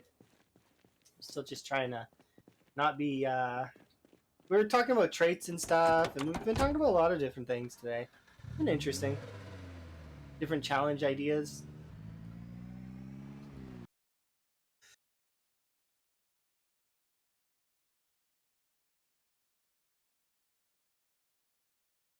Hmm? Oh, I don't mind if build 42 takes its time. I'd rather it be, fully baked than half baked and given to us, Um, yeah, both sides are gonna have the double doors. Half baked cookies.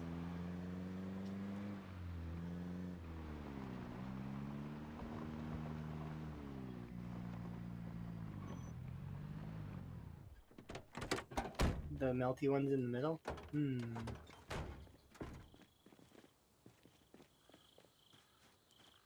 Like hot liquid cookie. I prefer the like macadamia. If I'm gonna have a cookie, I want it to snap. Like I want to like ginger snap or sugar cookies are good.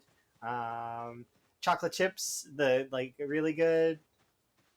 I'm not really keen on lava cakes. Like, I don't mind them, but I find that they get sticky and messy everywhere. I'm having a decent day, yes. And thank you. Your name is interestingly colored. Sticky and messy. Yeah, I'm trying to think of my favorite. Okay, but my favorite, like, I really like honey krillers. If you've not had a honey kriller before, it's a type of donut that tastes like a glazed cloud. It is really good.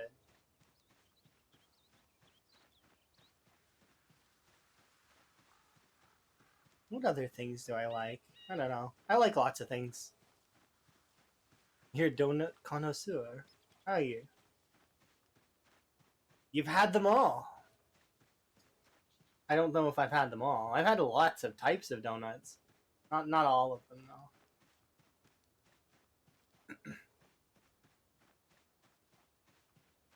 Donuts are really really good. The nickname in your platoon was Donut.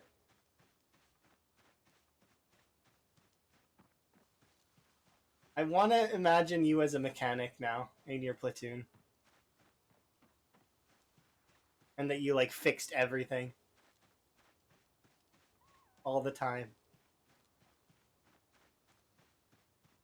My favorite dessert, probably chocolate cake, because you have to eat the whole thing, and it makes me think of that scene from Matilda where the Trunchables like, "You got to eat this whole cake," and then the kids got to eat the whole cake, and then everybody cheers the kid on, and he eats the whole cake. Because you can't cut a chocolate cake in PZ. You have to eat it whole, the whole thing.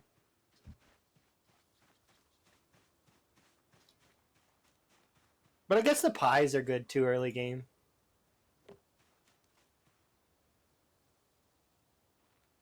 You like pumpkin pie? I like pumpkin pie in reality. They taped you up to it. Really? That seems weird.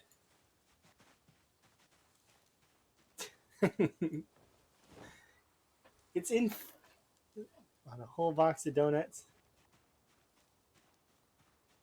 And then they ate them all? Oh, wow. Okay, that seems interesting.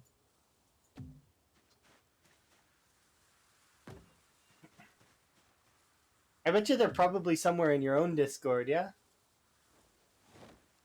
Why am I blue? I decided to wear blue clothes today.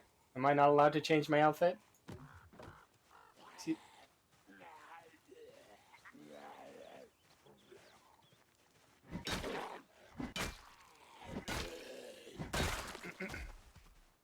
years and years ago. Okay.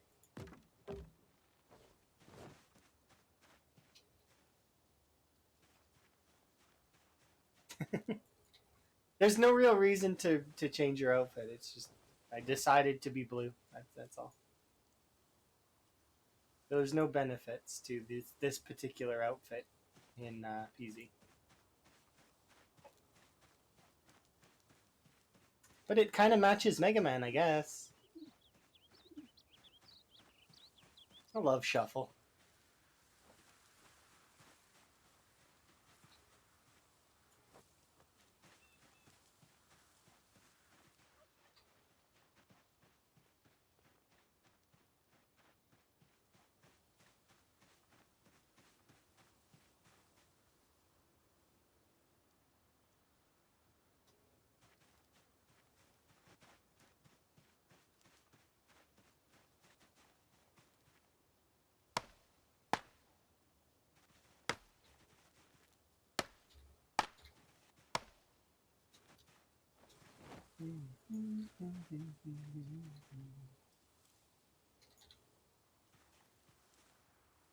With the amount of squats your chaps makes you do, I'm sure that that'll happen again soon. You do all the fitness.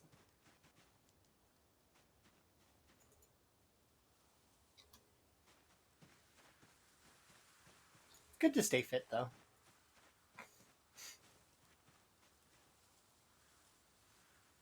Emma was surprised that I took up jogging a while ago. I still do. I jog. It's important. That and yoga. I do get lazy sometimes on the yoga though. Got to do it more.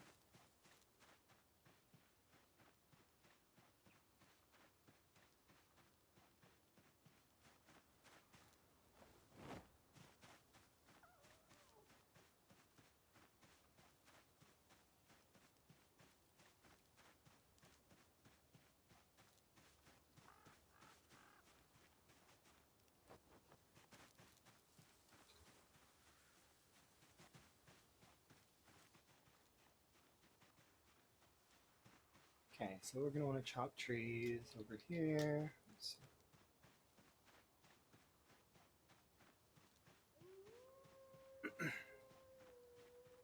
And we'll go have a rest.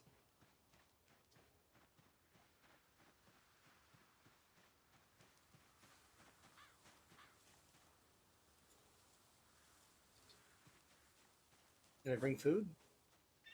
Nope. That's okay. We starve until we get home. Alternatively, though, I could.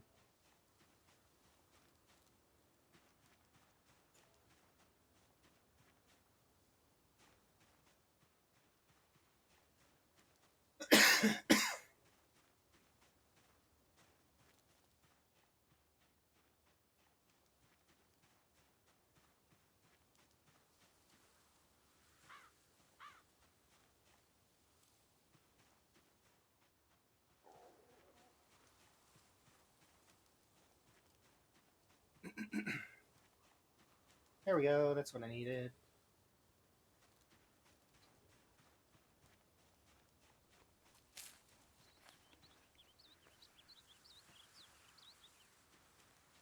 Why would I need a worm? I can just eat mushrooms that I find on the ground.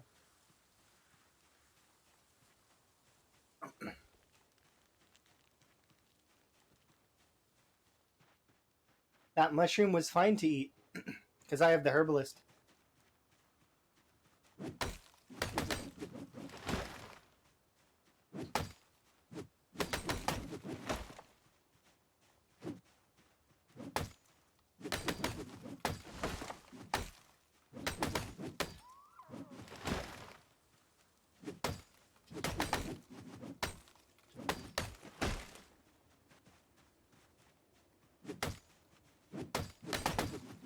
I'll eat worms if I have to. You know what I won't eat if I don't have to? Or sorry, even if I have to, I probably wouldn't eat my frogs. It's not worth it. I have frogs here. And the game thinks they're food, but I will never eat them.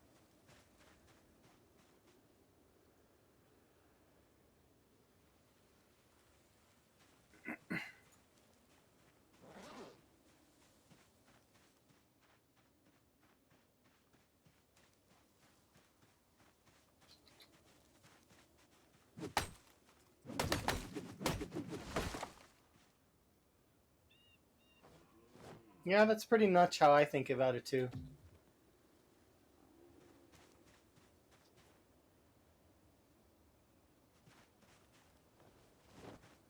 I can find food in other places, and I will go like travel far and wide before I have to do that.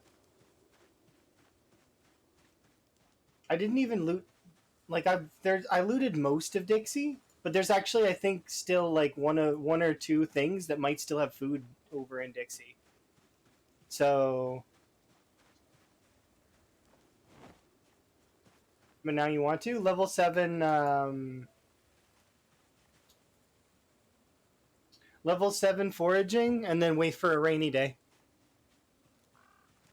Or if there's puddles on the ground.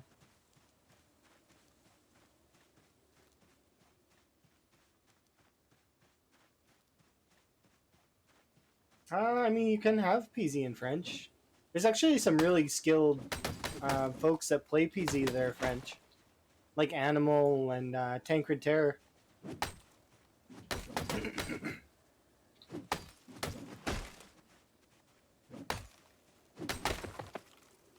Dang.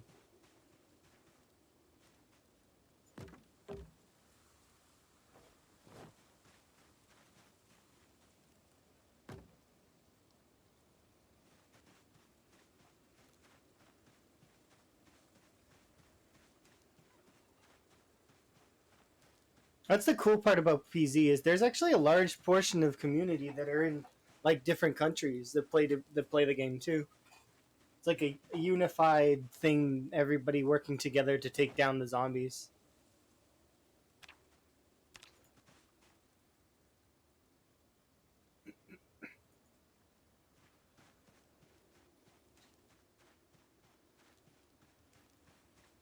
It brings the whole world together when you have a zombie virus.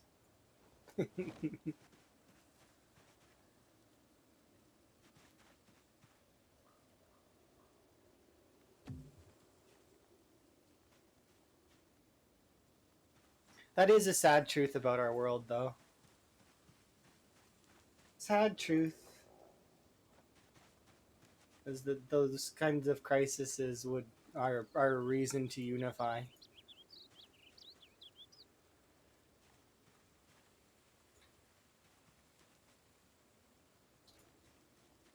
Project Zomboid achieves world peace. Yeah, pretty much. It requires that level of catastrophe to kind of not be jerks to each other.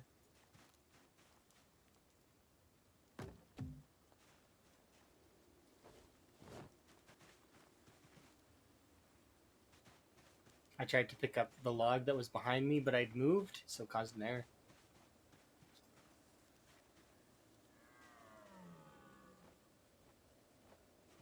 Finishing tower, how are you? You having fun? I like that little glow stick one thing you got there. Look, I'm making a wall. Still. I know. Shocking. That you wouldn't expect it.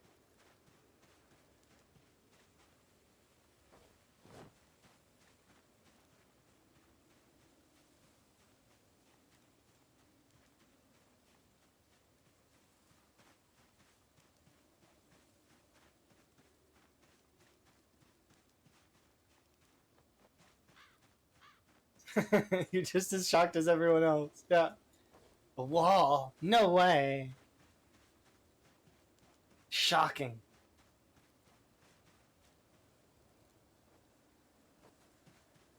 It's funny because given my previous like games and stuff, it wouldn't surprise anybody from back then either. They would be like, "Well, yeah, of course you built a wall. You wouldn't have done anything different, would you?" Nope. I like walls. Walls are nice. Just a coincidence that walls are the solution to my problem.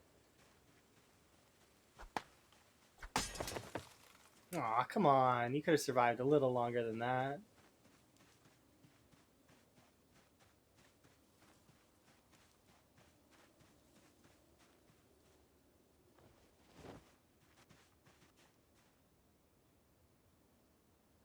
Well, we're on our last axe again.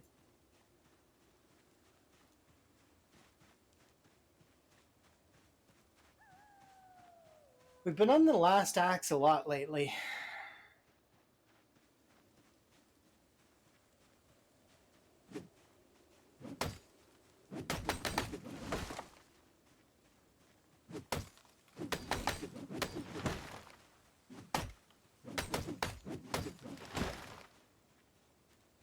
Have a good sleep.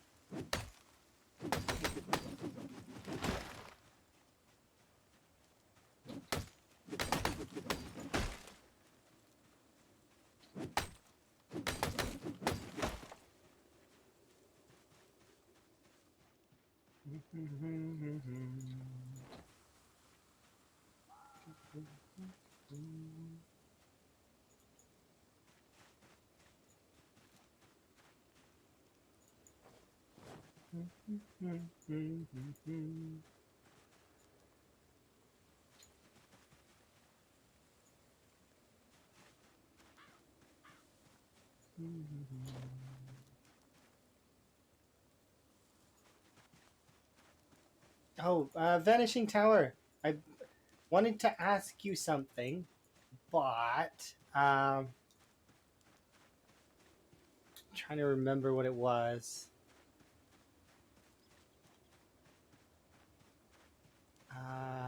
Oh, I remember. I think you might be AFK.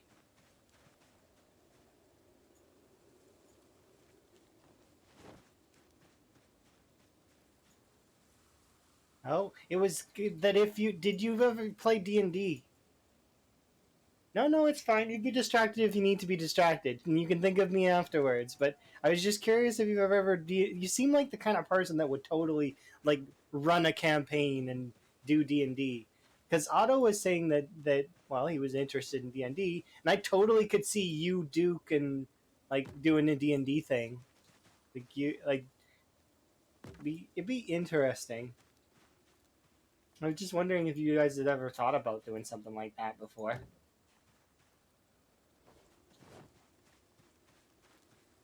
It's a lot of fun.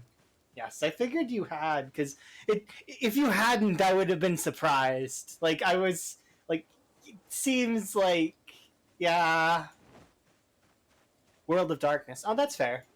That is definitely a fair assessment.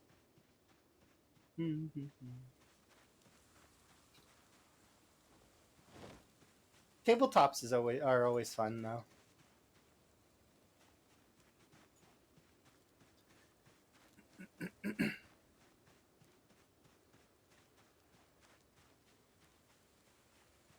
You got 2 bites from that. I'm not surprised. That is a very tempting kind of like I'm already in a D&D group myself, but it's that kind of like thing. That's what got it brought up in the first place was because I was talking about our D&D like the D&D group that we have on Saturdays, and Otto's said that he'd always wanted to do D&D, and then he'd never had anybody to do it with. And then I was like, but Duke seems like the kind of person that would do D&D. And then I thought, like, well, same for you. You're the kind of person that would do D&D. So it's like that right there is a group. Like, is in my head. I'm like, this group could exist in an alternate space of some kind. Some timeline somewhere there is a Duke, a Tower, and an Auto all playing D&D together.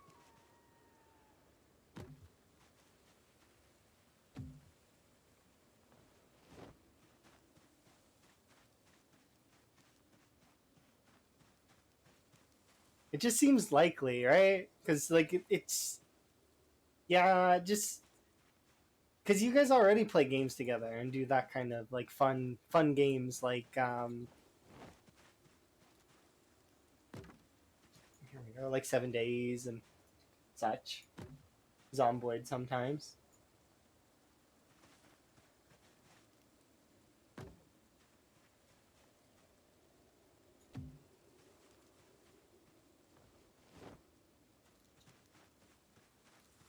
You're working on going pro with it. That's fair.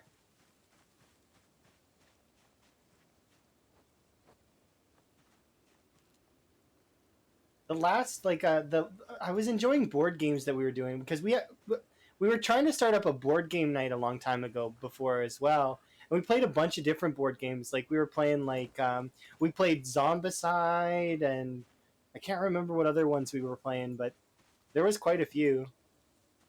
As well as we were trying to play there's a game called Tower Unite that's kind of like a virtual, like one of those virtual spaces, where you can have like a little apartment and it has mini games all over the place. We were playing a lot of that too, with like Little Crusaders and the zombie virus game that's in that one, and mini golf. Well, mini golf's always fun. It just has me thinking about all that kind of stuff, those kinds of games.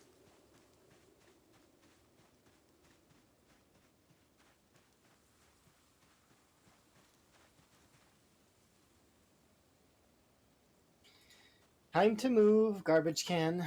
Let's go.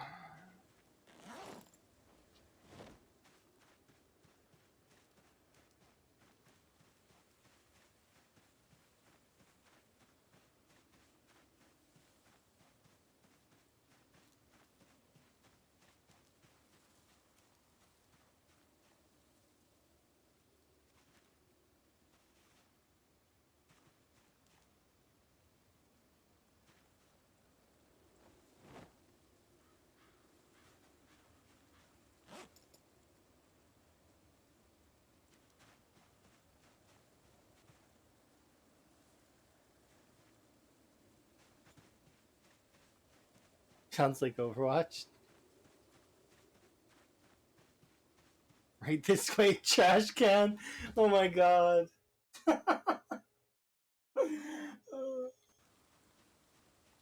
That can mean two things in Overwatch.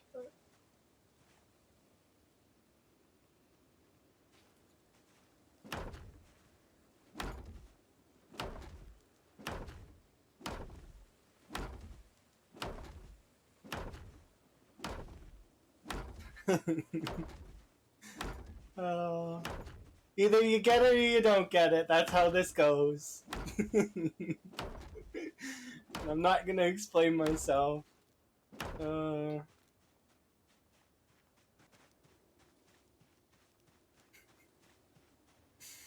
so yes.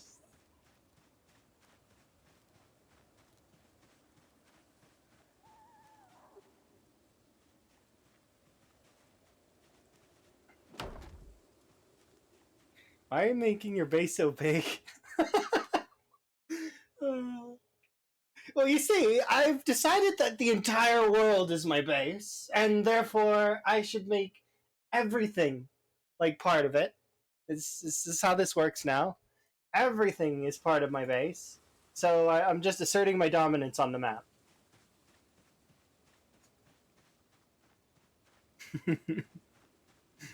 Dominance is being asserted. The zombies need to understand this is my base, all of it, the whole map. I could make this out of rocks, technically. I wonder, does the Karn actually count as a...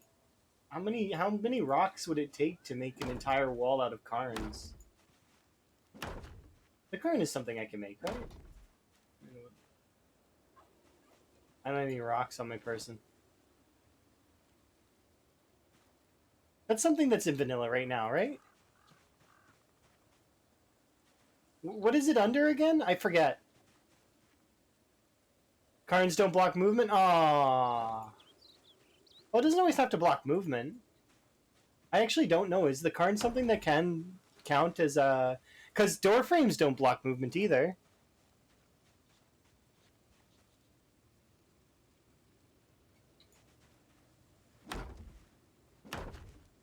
There's a handful of things that don't block movement. Player-made chairs don't block movement. They do, however, get destroyed by zombies. Or wait, no, did... Did they change player-made chairs? Player-made chairs might actually block movement now. I don't remember if they... Or maybe they always have. I don't remember. When was the last time I made a chair, like myself? Can I make a chair? Take 6 stones to make a Karn.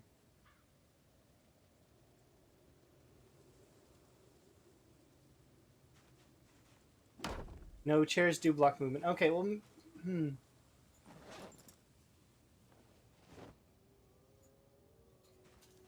Trying to think. Because it doesn't know...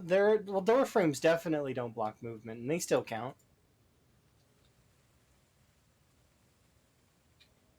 Did I mark this on my map already? No, I haven't, but we can do it now.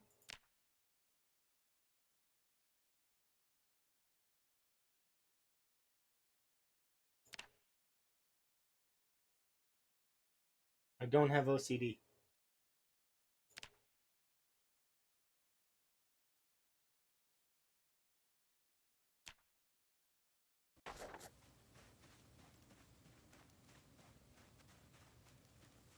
Spiffos opened an outdoor diner. Yeah. But yeah, no, this is not, the wall is not actually a base of any kind. This wall is specifically to defend against respawns. Hello.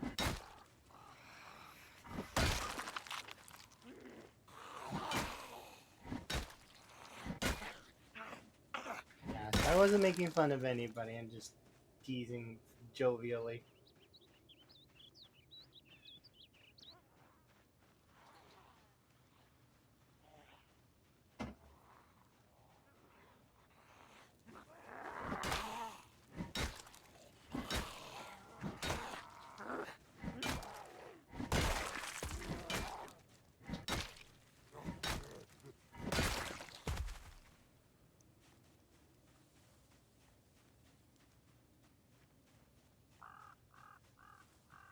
Yeah, you are right. You are 100% right.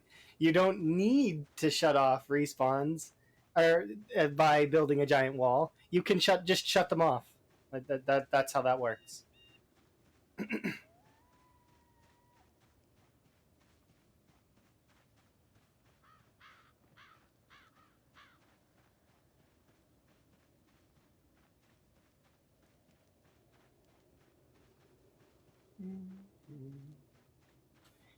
Don't know how that works because I never really played much with vampires when I played RimWorld.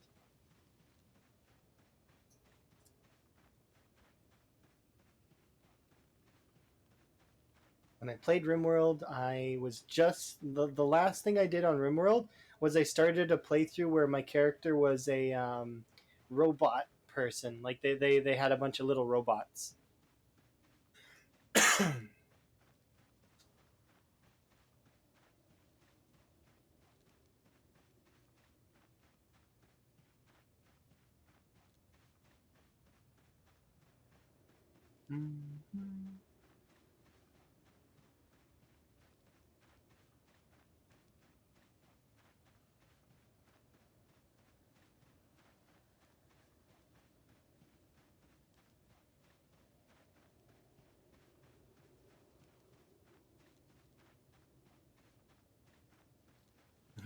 Between vampires and zombies? I prefer the war between plants and zombies. Why does Zomboid not follow that trend? Why is it that the trees join forces with them?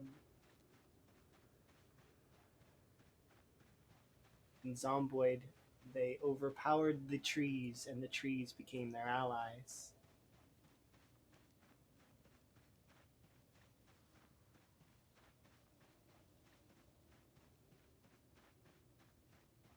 To be fair, I mean, no, they're not innocent bystanders. Do you know how many trees I've had to deal like in order to? They're not innocent. They hide the zombies in their foliage. Hello.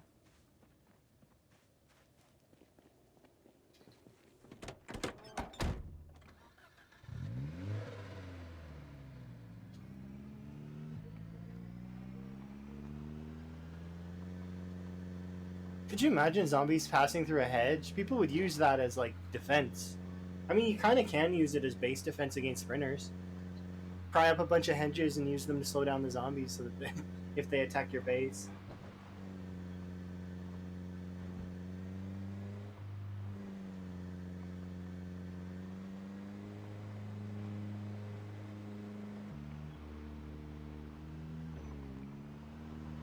The trees always cut you when you run by.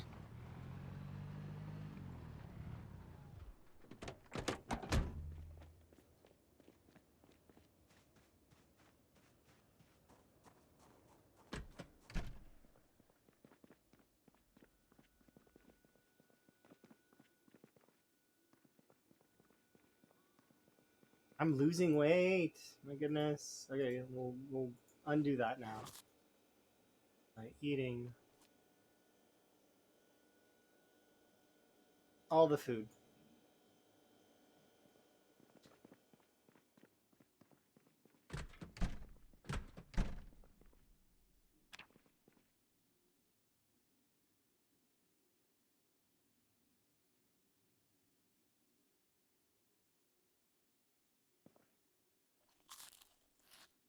There we go. Situated.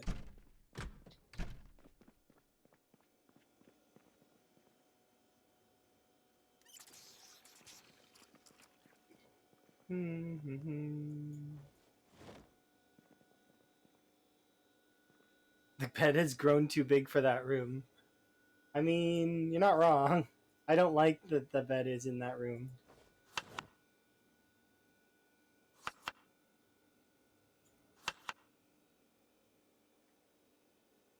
But I didn't have a choice. It's either I put it in that room or I have it against the wall in the bathroom, and I just didn't like the way that it looked.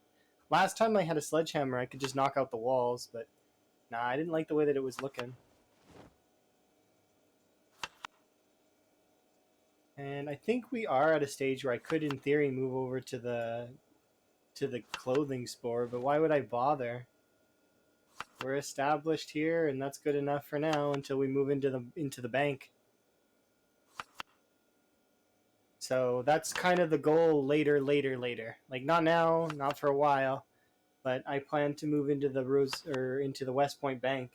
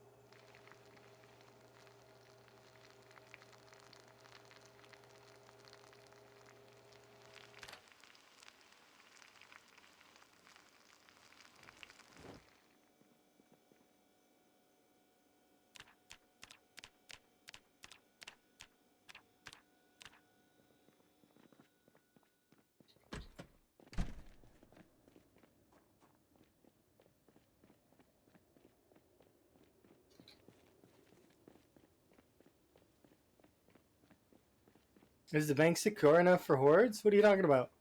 Once this wall is done, there will be no hordes. But I probably should say that in 3 minutes when the ads are done. I didn't even notice that they were gonna play. My bad. Yeah.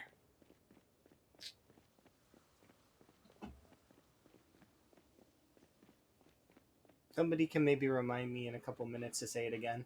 But there's no worries for hordes because utilizing the method we're doing right now, there won't be any hordes in West Point. That West Point will be clean, absolutely pristine. No hordes, zero.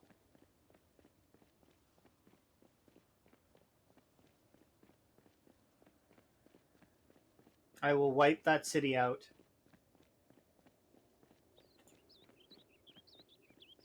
And I would do it now, but I would be fighting respawn the entire time. So I could eventually out attrition the respawn. It's just that the respawn would still be consistent. So as soon as I leave, they would respawn, and it would be annoying. So doing it this way is best. And then we'll wipe West Point out completely, and West Point will become our hub for doing most things. That and the crossroads here, where we are now. I really brought this far, didn't I? Did I pass it? I must have, right?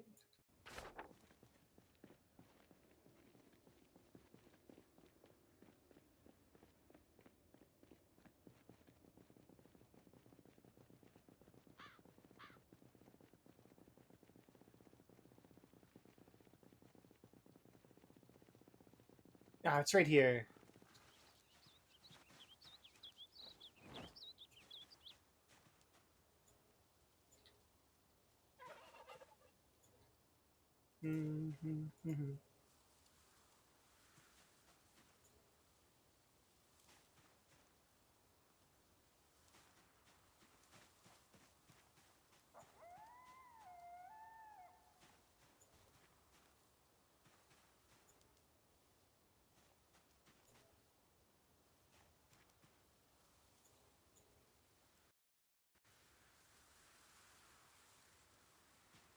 All right, are you back now? Or did you hear what I said before?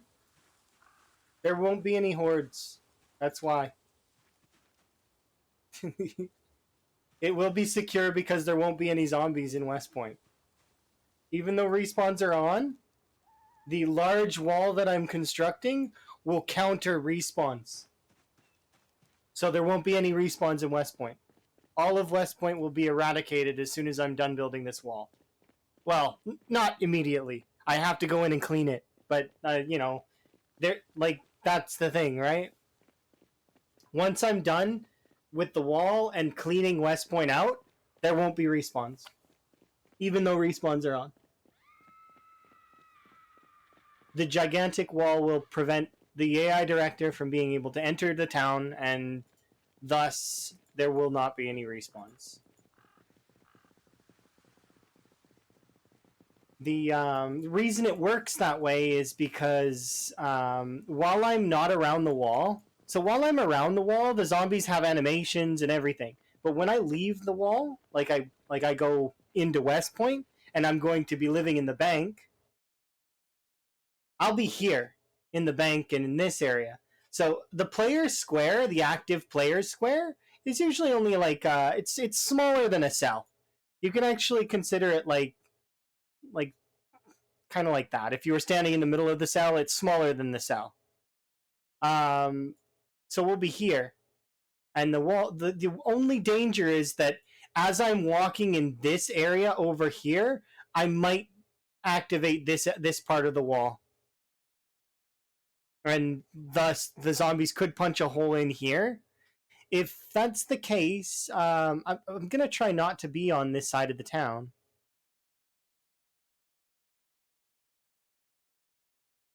because I plan to live here. So we'll loot this side really quick, take all of the items over this way, and then once all this side is cleaned out, there's no reason to come over here in this area unless I'm planning to go over to Valley Station, which we will eventually do.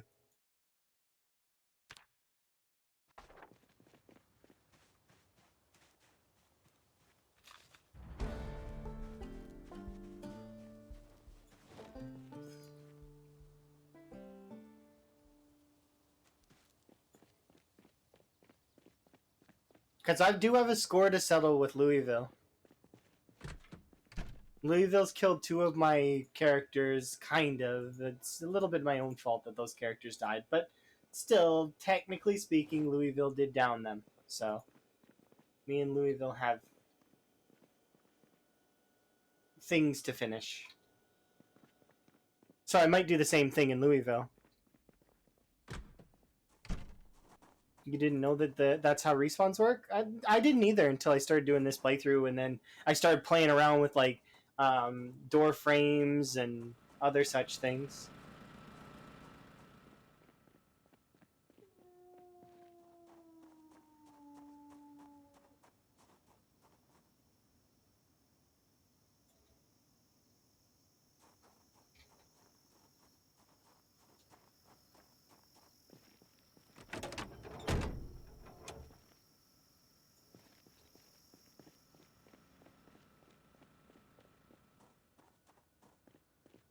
I'm gonna do a little bit of mechanics.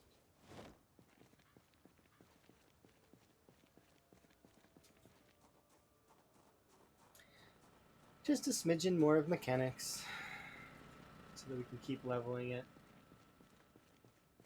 Oh, that reminds me, I need to read the Fishing 4 book. We'll do a little mechanics first, and then I'll read the Fishing 4 book.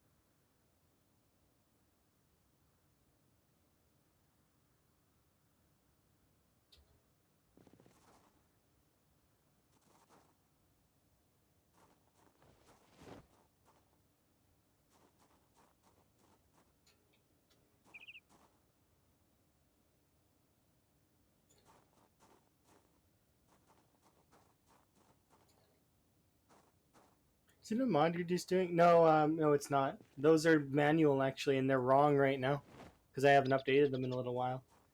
There is a mod that you can do to link it to a text file that applies that, yes, but I'm not using that mod right now. So like I can show you in a second that my see, I'm at 10,603, and I survived for 6 months, 16 days. So I have to update that manually right now.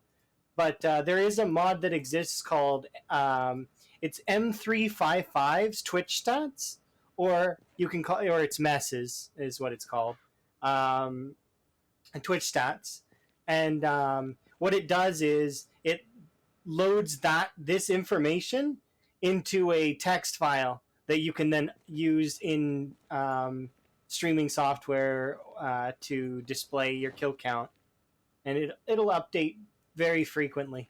Like I think it's like once every couple minutes or so or something. It's better to do it with that than in my opinion, but the reason why I'm not right now is because I'm playing a vanilla run. It means it would. Yeah, there is a way to do it. Exactly like I just said. However, like I said, I'm playing a vanilla run, so I can't have that. I can't have cosmetic mods. I can't have anything. Otherwise, you would see me running around right now in a frog hat. Because one of my favorite mods is actually it's called Craftable Headgear, and it has a hat in it called the Frog Hat, which I really like. It's really cute, and I would run around in that hat. But yeah, exactly, frogs.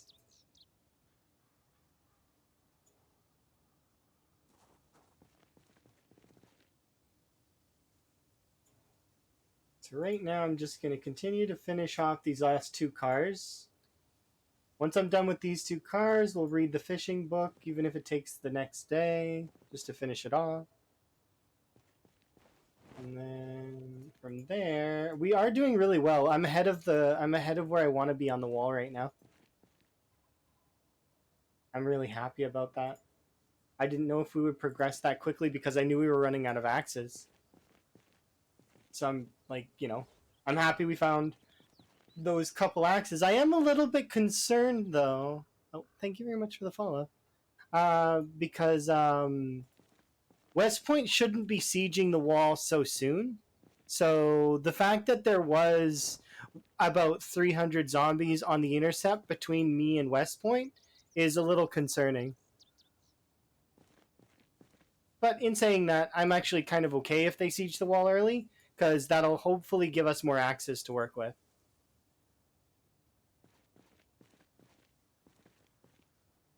They shouldn't be sieging it so soon, though. It's early.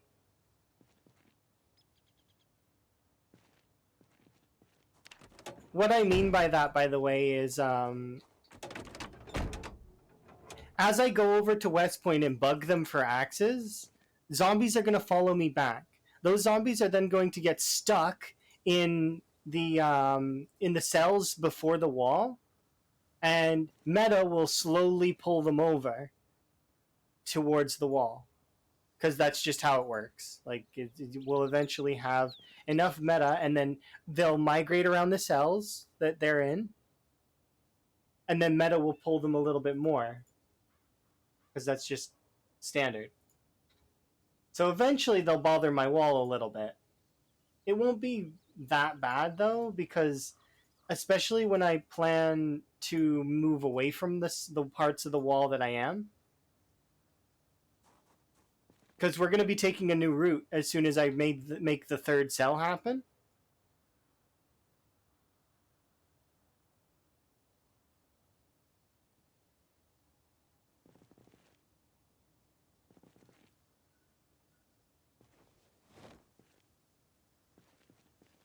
I mentioned it earlier, and I'll mention it again here in a second once we're done with this car. We're almost done. We're on the tires now.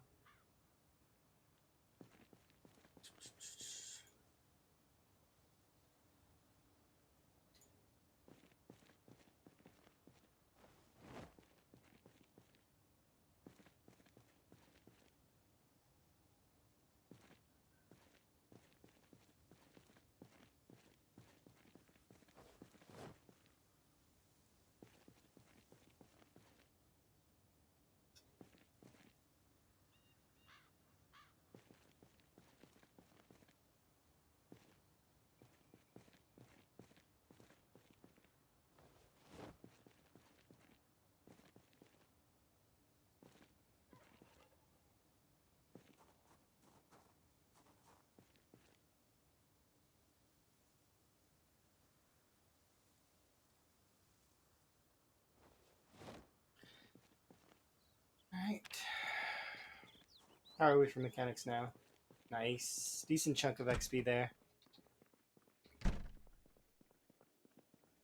It's smart doing it like this? Yeah, I only do the parts that I can put back. Because that way I don't damage the vehicle ever. Of course, I forgot that I keep forgetting that this is a sports car over here. Because it looks like a standard car in my head. I don't know why. But this is a sports car. And so I'm not actually able to do the brakes and the suspension on that, but I kind of damaged them a little bit because I keep forgetting. But anyways, we're doing okay. Want to grab my fishing 4 book if we have it. Okay, do we need anything else? I don't think we have cooking 5, but we don't have cooking 4, right? No, no cooking 4. Okay. And I don't think we need to read the farming book quite yet. No.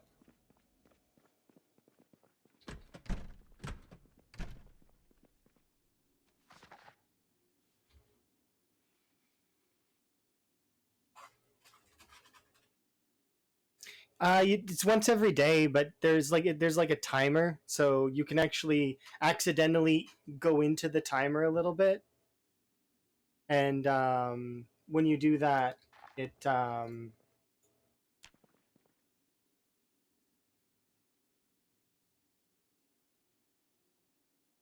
won't give you XP. So it's best if you're going to do mechanics to do it like do one batch of mechanics on like several vehicles and then stop and for like a day or and then go do something else and then come back and do another batch. Or you can take it in one hit if you've got the timers down in enough cars. Like I did it in one hit once. Last time we played our last character before this one. Um, we did the mechanics all in one go and got to level. What was it? It was like level 10. What are we farming at? Put it.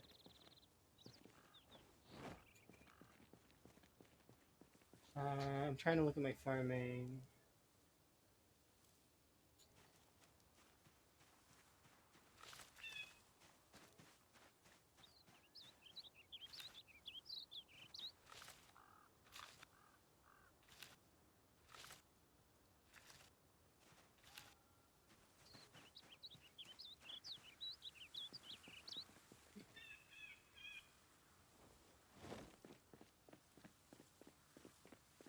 How's our farming now? Oh, we're getting there.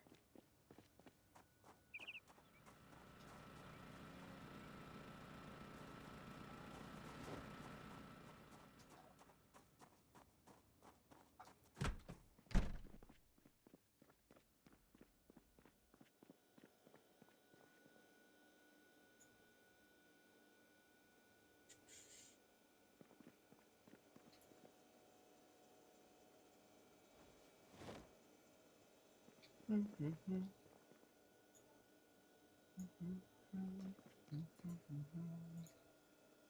cooking pot, put it outside.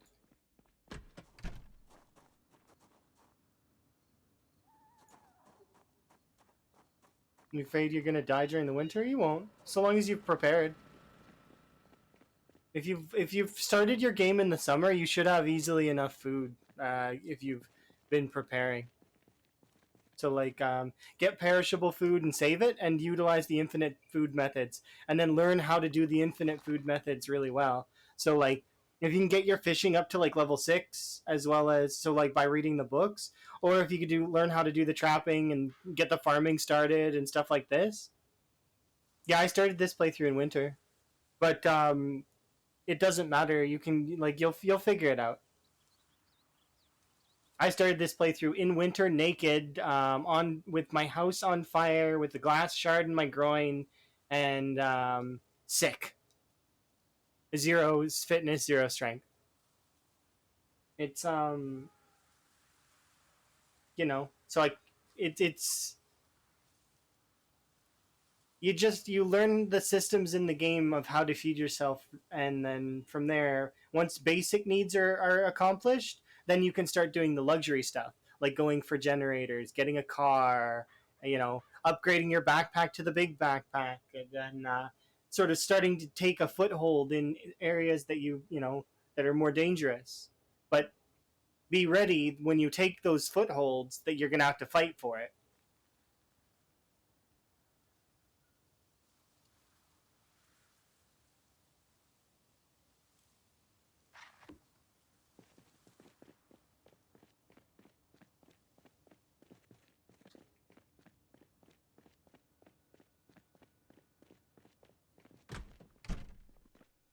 Did I put carrots out? I think I did.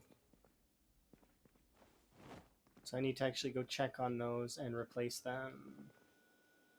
Or actually, we don't need to replace them. We'll just pick up all the rabbits that are going to be over there.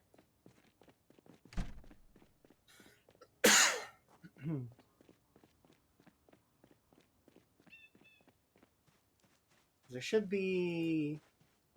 Well, we could guess, but I'm guessing, and I'm gonna guess. There's 10 traps there. I'm gonna guess 4 out of 10 traps have activated and have rabbits. Because there's 10 traps. They would have had a single day of rotation. Yeah. Plus, my trapping skill isn't very high. Not that that really plays a role in it like that.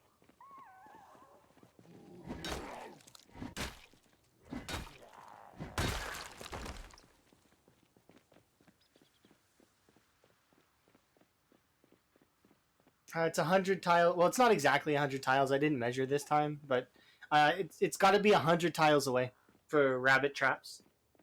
Bird traps don't matter. You can have a bird trap in your backyard. And look, I said 4, and 4 is the number. Yeah. Oops. Okay.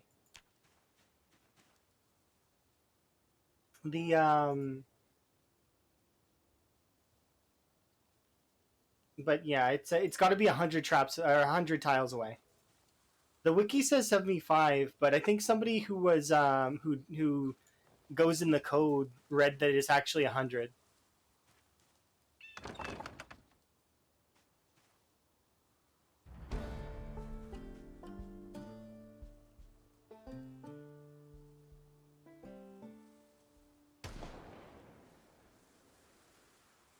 There we go. If you have mouse traps, you just what you do is you catch mice or rats, you butcher the meat, and then you put it in a bowl, and your character will be less upset with it. Especially if you chop up like what's it called? If you put it into like a pan, roasting pan, stir fry, bowl, any of those sorts of things, or into a soup, your character will be happy with it then. It's just they don't like to eat the rat meat while it still looks like a rat, because they're a little bit picky.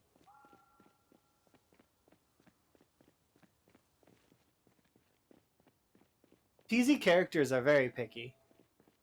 Just like they don't like how if you like were to make a salad that is 5 or 6 just cabbage, like they're not going to be keen on that. They need some variety in their diet.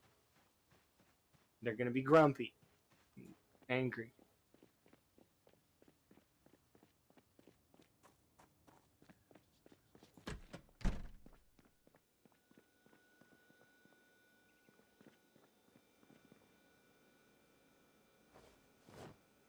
There we go.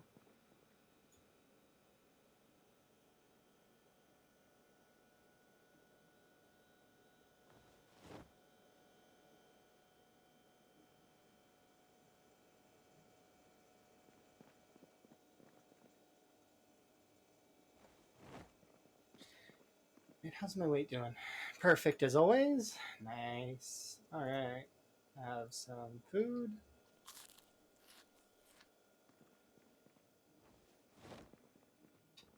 Once you get to this stage, though, it becomes really easy to maintain your weight, especially if you kind of. Well, I hyper focus on it because I just like to have my weight perfect. I like will very rarely dip between like 77 and like 83. Those are that like I stay in that range. And that's the range you want to stay in because then you won't get any like underweight or overweight. We can read trapping. Was it trapping 3?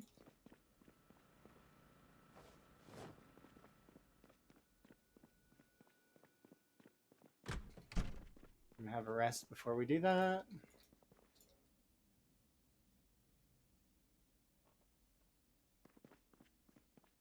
It's all about presentation.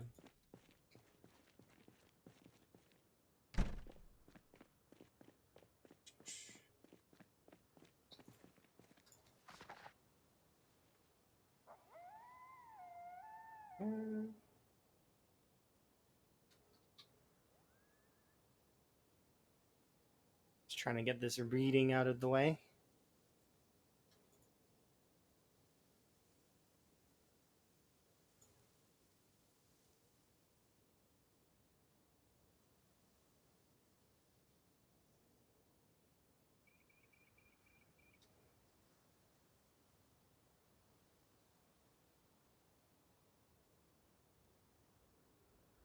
We're taking this a bit far, and I know it.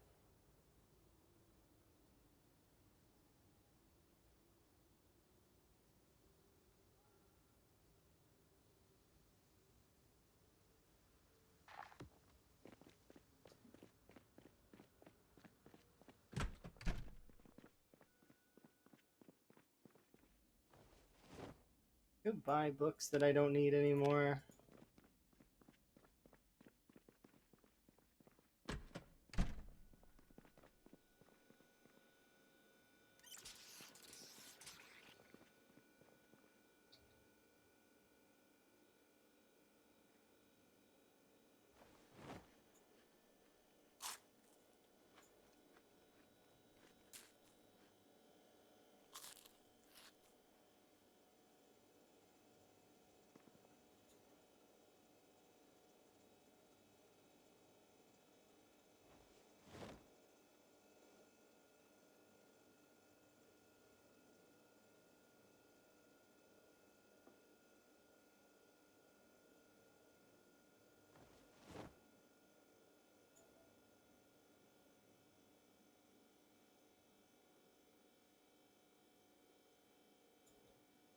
There we go.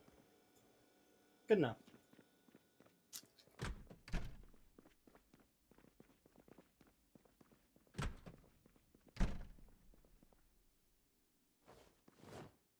I'm just gonna fix my sleeping schedule really quick in the best way I know how.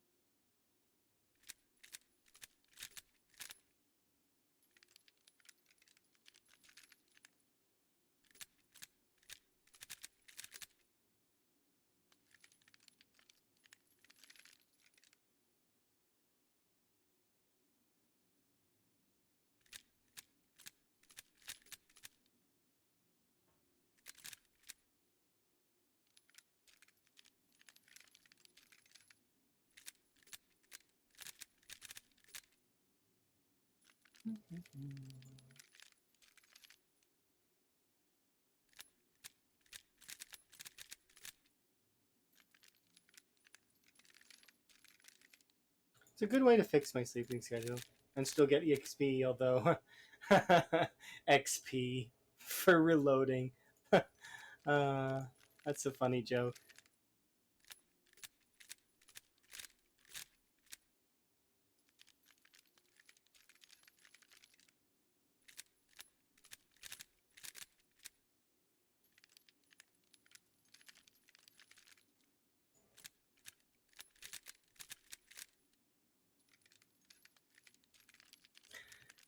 All right, almost done though. We've got another 3, 7 in-game hours. Less than that.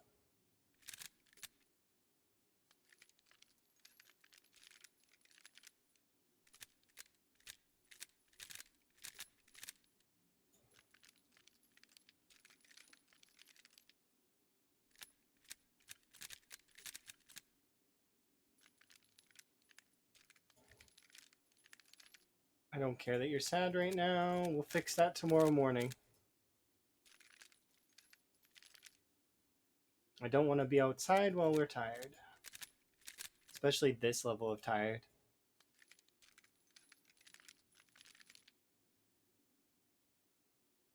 Oh my goodness, what is with me in equipping these?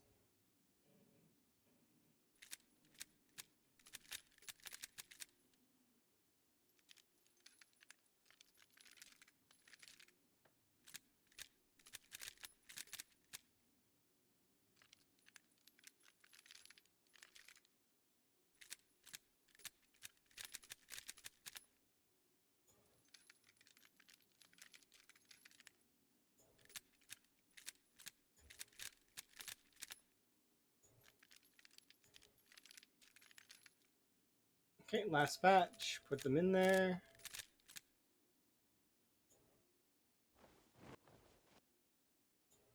Nap time. And that fixes my schedule. Kinda. And we slept a little long, but that's okay.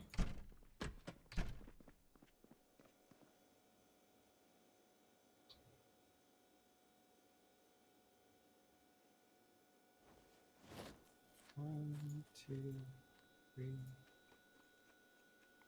5.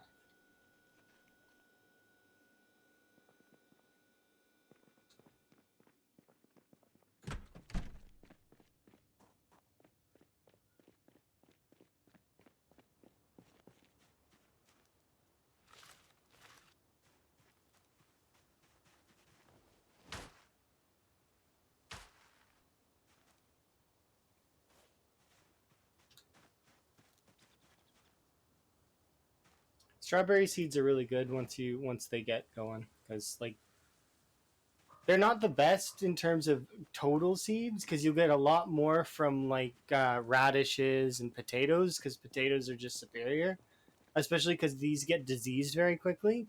But these are essentially like taking antidepressants. Like once the boredom's gone, here I'll speed up time a little bit and let boredom go away.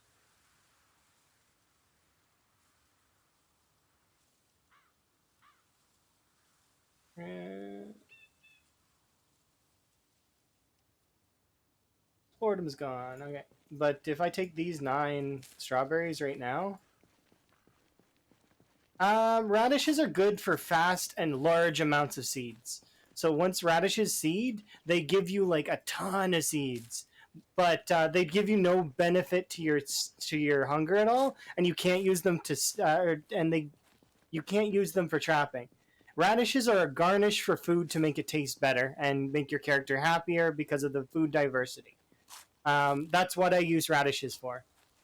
They also produce way more seeds than all the other um, plants.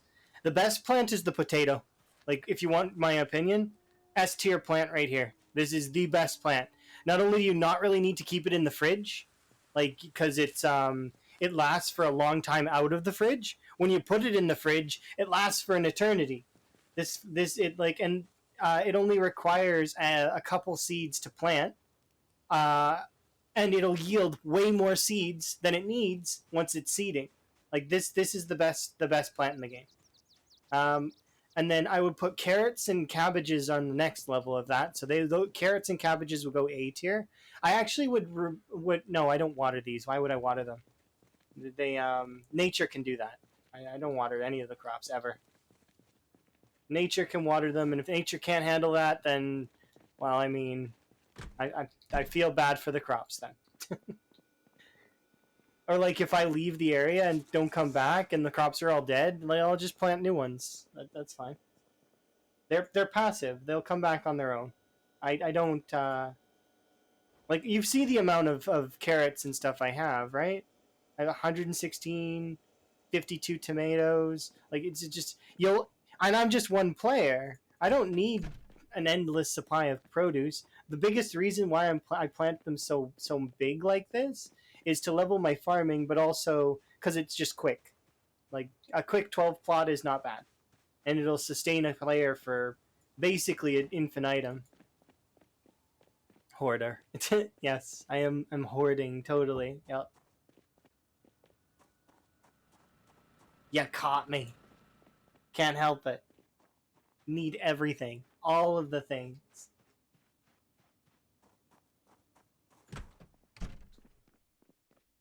Okay, today is supposed to be. Let's see. So we would still need to fix up our character a little bit. Our stats are looking fairly decent. Like, I mean, I don't need to read any books. We've read the books that we need to read.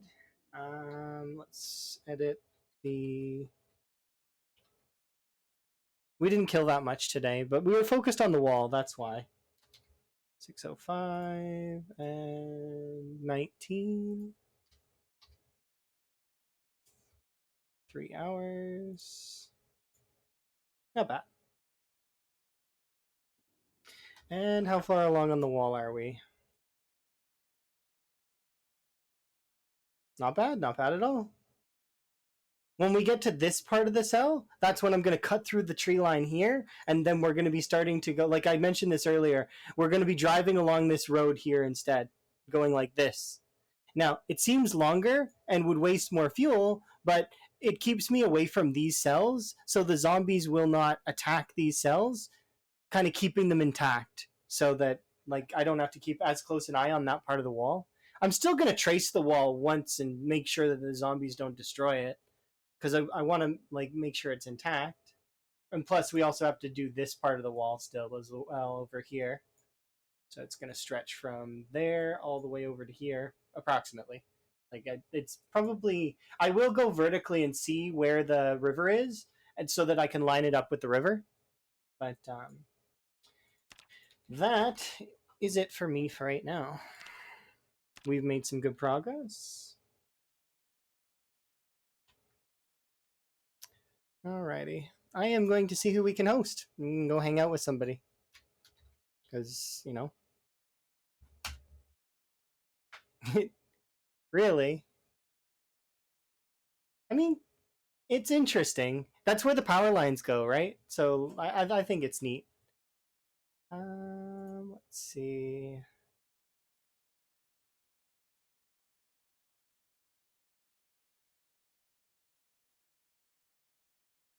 Mm-hmm.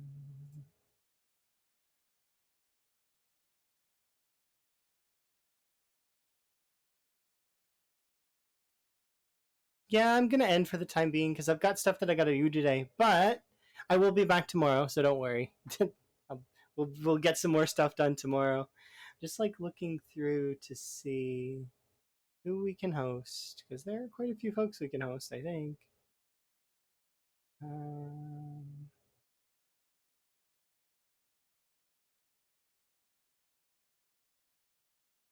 I've never hosted this person before, so I kind of want to host them. Let's see if I can do so.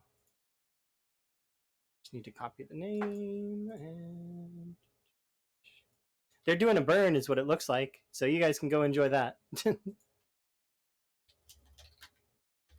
right, go wave at Supertone Man for me.